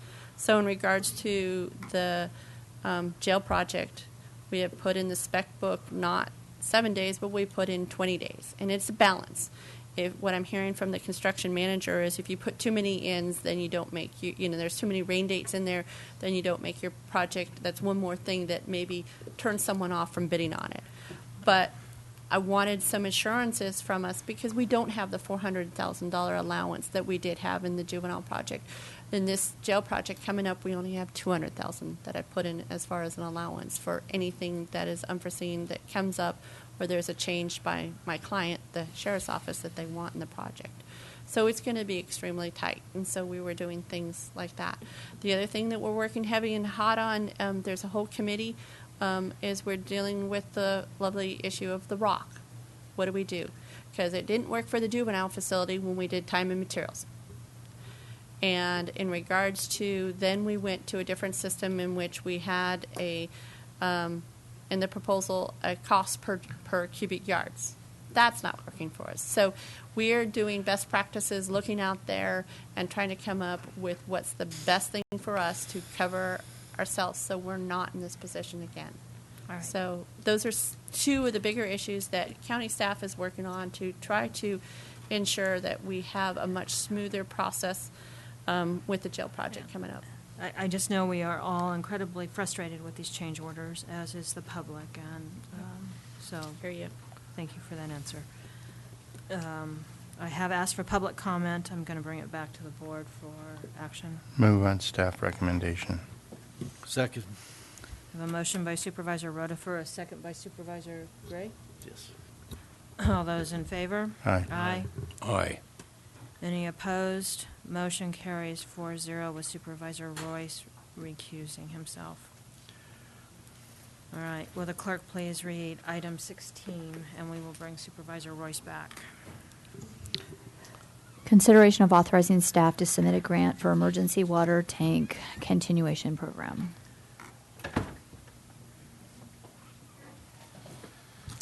All right, good afternoon, County Administrator's Office and OES Coordinator. This item before you is one that we're bringing back that you and I discussed the last board meeting. So, as you know, we had a drought program. We had temporary tanks that were placed across the county for several hundred different homes, and then potable water was brought into each of those homes on a monthly or even a semi-monthly basis. What has happened is, as you know, the governor terminated the drought, and there were a few counties that were left in there. Tuolumne County was one of them. The primary reason for that was not necessarily that we had all these tanks still going, but because we were one of the counties that had projects with the State Water Resources Control Board and Department of Water Resources for a water main extension, which has been completed. So what they're saying is, because the counties, none of the 9 counties that still had tanks were going to continue the program without funding. And amazingly enough, the governor's office was surprised at that. As a result, the governor did put in funding into the budget to continue this program. And he had $9 million that he put into the budget, and that was to be allocated amongst the 9 counties. So what you see before you is a culmination of what we listened to from your comments and direction that you provided to us during the last board meeting, in combination with what the draft guidance is providing to us and what it will and will not allow. We have approximately 138 water tanks and water deliveries that are taking place right now. What this lays out before you is that a couple things that would take place. As you know, we've been working with ATCA. They are the private nonprofit that have been administering the program on our behalf. They take care of having contracts with the general contractor, having tanks installed, repaired, maintained, and then the potable water hauler who delivers water to the homeowners. What we are recommending is that the county would take over the administration of this. It's been built into, actually, Ethan is working on that grant right now application. That's been built into there. Letters have already been sent out to the homeowners that would alert them to the fact that we are taking over administration of the program, and it requires them to sign the amendment that now has agreement between the county and the homeowner and not ATCA and the homeowner. Water deliveries will not continue with homeowners until they get those into us. So there's a little bit of a bite that they've got to sign those before we continue. Cal OES has guaranteed that the expenditures can begin July 1st because, as you know, CDAA ends June 30th. So once we get those signed agreements, and we can ensure that those water deliveries continue. Ethan also put out an invitation for bid, because this is subject to the public contracting code. So invitation for bid went out last week. It closed last Friday, and I have not had a chance to sit with Ethan to see how many responses that we had. Looks like we've had one. You may remember way back when we started this, there was we didn't have any potable water haulers in Tuolumne County. We worked with the State Water Resources Control Board, and we were able to help the one contractor who submitted, which was Mike McConnell. He submitted a potable water hauler certification and application, and we were able to help get that fast-tracked, and I'm assuming he is probably the one who submitted responded to the invitation for bid. So with that being said, what we are recommending, we are looking at a way that staff can provide assistance to homeowners, help them become self-reliant, yet begin to facilitate the closure of this program as directed by your board. So with that being said, we are able to give the tanks at no charge to homeowners who already have possession of the tanks, fire safe councils, and the resource conservation districts. I always get that one messed up. Otherwise, we can sell them. What we're recommending is that we would leave the tanks on site for those homeowners who want them. The cost to remove is extraordinarily high. Leave them there, sign the hold harmless agreement, and begin facilitating closure of this program. For what we will also begin doing is built into this, if you look on the last page of this memo, there is some high-level fiscal information about what we think it will cost. I do think this is high, but we're estimating $782,000. Most of that is water delivery, which will decrease with time as we begin to close out the program and move people onto their wells, or they begin to take over water deliveries themselves. Each of these, this entire amount is in in the budget within OES, which is in the general fund, or within CRA. The $51,000 for environmental health is contained within their budget, so we can begin the process beginning July 1st, meeting with homeowners, getting them on a timeline to get them self-reliant. If their wells are not functioning, once Rob goes out and begins assessing these wells, then we will begin working with them, looking for alternative solutions. Ethan has already worked with most of the homes that are close enough to public infrastructure to get them on public infrastructure, but we'll go through that task one more time just to see if there was anyone who was missed. The others will help look for low-cost, low-interest loans and CDBG funding that might help those who fall within the income guidelines. Otherwise, we are recommending stopping water delivery by March 31st, so that gives us 9 months, essentially, in which we can work with homeowners. Gives us about 60 to 90 days to finalize everything, close out the grant, reconcile everything with the state, and be finished with this program. With that being said, we are also asking that you would authorize a county administrator or deputy county administrator to sign the grant application and all grant documents and any contracts that are contained within the budget and have been approved by county council, as you've done with other OES grant-related contracts.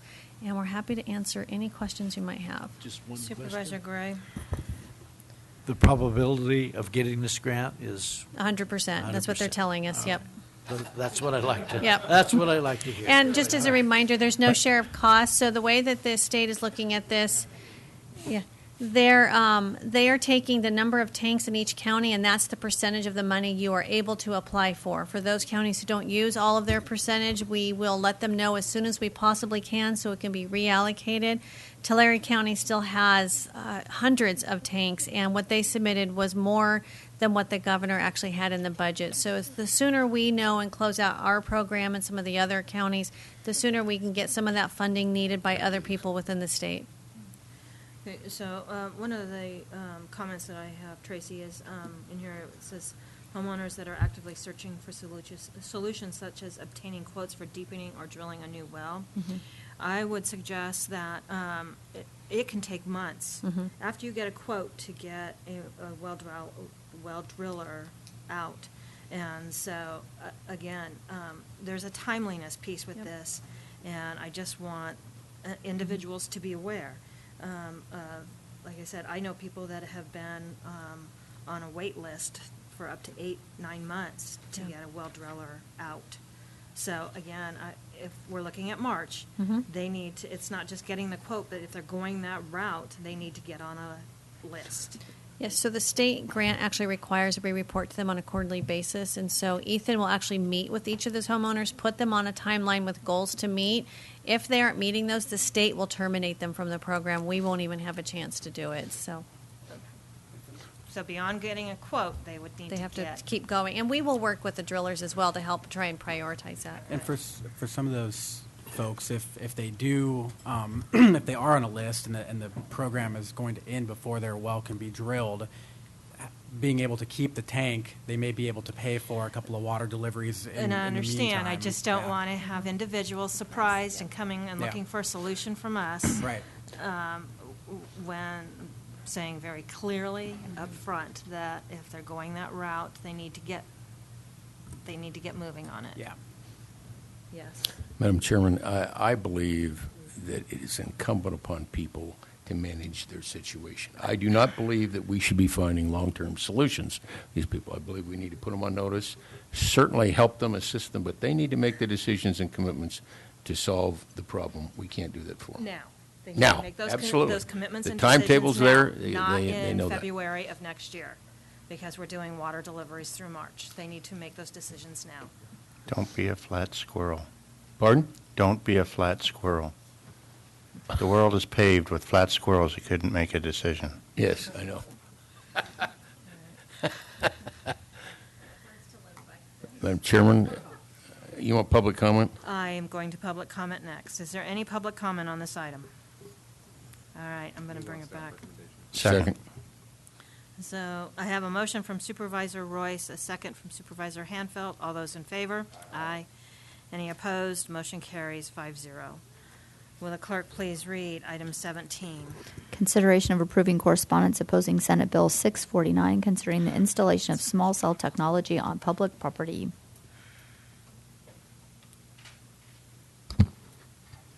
Good afternoon. Daniel Richardson, Deputy County Administrator. We have Senate Bill 649 that addresses small cell technology. This is a bill which attempts to increase the establishment of small, they call them small cell towers, but it's a regular cell tower in Tuolumne County, to increase wireless connectivity throughout the state of California. As written, this bill, we would recommend opposition to it because it takes out much of the ability for counties and cities to enforce regulations, the aesthetics and location of where these cell towers can be placed. There's a letter that RCRC prepared for us that we have slightly amended that is there for your consideration, which gives several bullet points as to why we would oppose this particular bill. Some of these are aesthetics. Others is it would actually incentivize greater establishment of these cell towers in urbanized areas rather than in rural areas, which is unfortunate. We are, of course, in favor of putting more cell towers in Tuolumne County, but we want to make sure it's done right, and we don't think this bill accomplishes that. Any questions? Is there any public comment? Right, I'll bring it back. Move on staff recommendation. I have a motion from Supervisor Rotifer, a second from Supervisor Royce. All those in favor? Aye. Aye. Any opposed? Motion carries 5-0. Thank you. Will clerk please read item 18? Consideration of providing final direction regarding the biologist of record request for proposal. Good afternoon, Chairwoman and Board of Supervisors. Liz Peterson, County Administrator's Office. I am here for your final direction and any additional direction you would like staff to take regarding the request for proposals for biologist services. The staff memo there kind of lays out the process of where we have gone with this. It has been about a year that we've been sort of refining and discussing really what your board is looking for as far as a biologist firm. So as you may recall, last summer we went through the formal RFP process. The selection committee chose a firm, H.T. Harvey and Associates, recommended them to your board for contract award. Your board had some concerns, not so much with the firm, but more with how the RFP was the requests that were put in the RFP, the scope, we should say. And so that was brought back. It was directed that myself, Supervisors Brennan and Hanvelt on the Natural Resource Committee, Mr. Pedro, County Council, Mr. Gonzalez from CRA, that we all meet to really discuss and refine what you all are looking for. So that happened in February of this year. What came out of that discussion was that we would break the scope of services into two scopes. One that really focused on local land use issues that your board oversees, and then one that focused on state and federal issues that could potentially impact the county. With those two scopes, we reached out to the folks who had submitted proposals originally in this RFP process. There were 15 firms, and so we requested from them if they were still interested in being considered for either Scope 1 or Scope 2, that they submit some additional information detailing why they felt they were best qualified for one or the other, or both in some cases. So that went out. And in May, we received, in total, we received 8 different firms who submitted this kind of additional information, saying that they were qualified to either provide services in Scope 1 or Scope 2. Some felt they were qualified to do both, and that's listed in the chart there for you.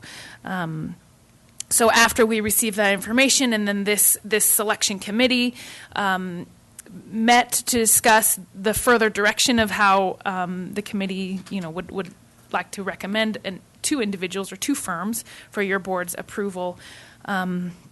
We had some good discussion and some chats about the reality of the situation at this point. You can see there the bullet points of the second page of the memo. There were some factors, we could say, that maybe have changed the direction. And so I'm here for, like I said, some final direction on how your board would like to go, but I will say the selection committee decided to Not hire anyone for scope 2. Again, that was the one for state and federal issues that could affect your board, mainly because we only had one task for that scope, and that was going to be the Stanislaus National Forest Plan revision process. And there is most likely no movement on that. Certainly nothing that's going to require biologist services for the next year. So we felt, if nothing, we can just delay that for a year. Secondly, for scope 1, for the local land use issues, budgetary issues were certainly a consideration, as well as the difficulty we had in finding a firm that was large enough to provide all of the services that we deal with here in the county, all kinds of biological needs, but then also a firm not necessarily small enough, but at least a firm that understood your board's goals and objectives, rural county issues, all of those types of things. So, having said that, the selection committee decided, like I said, to not hire anyone for scope 2, and for scope 1 to choose 3 firms. These were our top selected firms to be put on a pre-qualified list for internal projects that any department in the county could choose from if needed for various projects. And these firms all have varying expertise in different subjects. And so no contract would be awarded to any firm, but they would be available for use. So I'm here just to get your approval on that decision and any final direction that you may have. So I want to add just a couple of other comments from the conversation. Certainly the Forest Service putting off their forest plan revision really played into this conversation, as did the 17-18 budget. And then another bullet point here is we now have a new CRA director, and we have somebody on staff over there with some, in the assistant, with some biological experience that can help us that we did not have when we started this process a year ago. And so I like the idea of putting biologists on a pre-screened list. That doesn't mean that these are the only ones. There are other firms can go through and get on this list also, but then we have a list that they can work from. Are there any questions? Public comment? No questions? Is there any public comment? All right, I'm going to bring it back. Are we consensus then that we will? It says approve, so I'll move approval Second. of the recommendation. I have a motion from Supervisor Hanfield, a second from Supervisor Rotifer. All those in favor? Aye. Any opposed? Motion carries 5-0. Thank you. Welcome. All right, will the clerk please read item 19? Consideration of approving correspondence in opposition to Assembly Bill 2150 related to local agency service contract requirements. Good afternoon, Liz Peterson, County Administrator's Office. Okay, Assembly Bill 1250. On face value, it proposes to add additional sections to the California Government Code, essentially allowing cities or counties to contract out for services that would be customarily performed by their employees.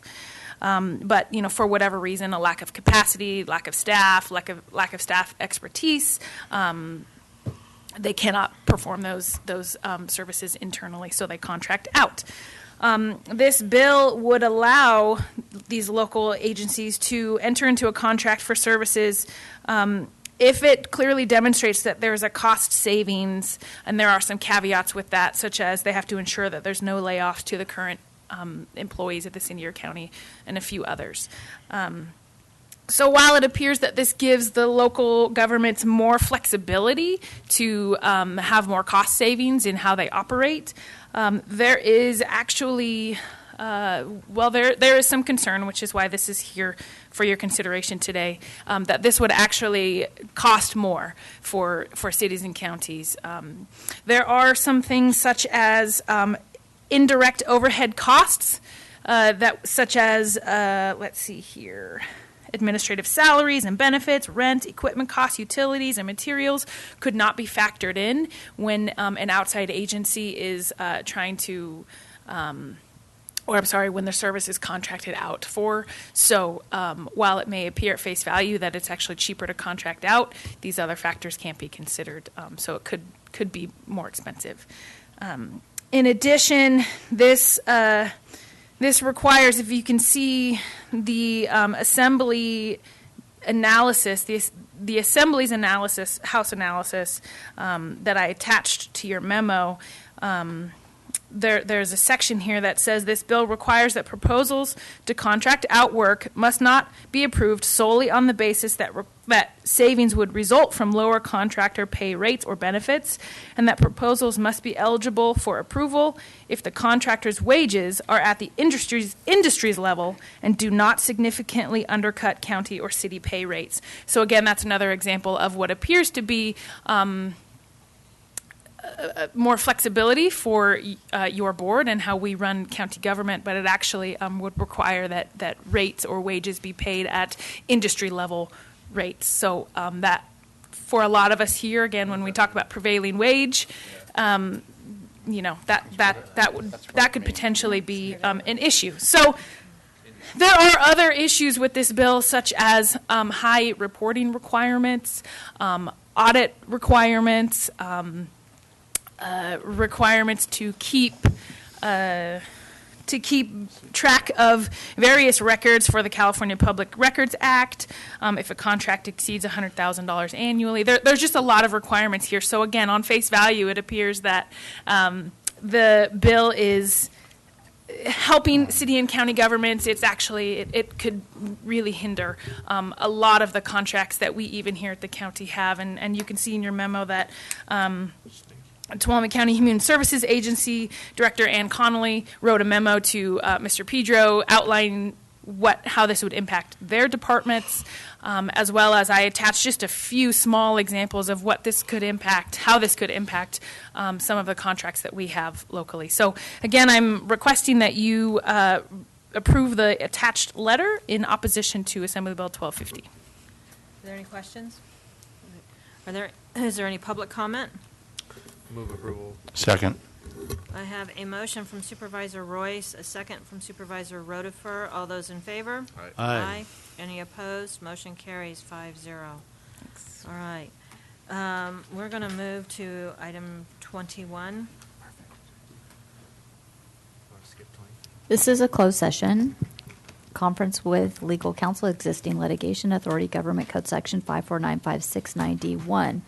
Dillian Isley versus County of Tuolumne et al., Tuolumne County Superior Court, case number CV 60749. Do we anticipate reporting out? Okay. We do. Is there any public comment on this item?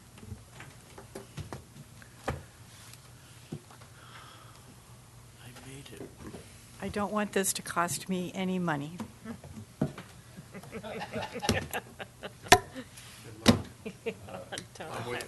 Nothing we do is free.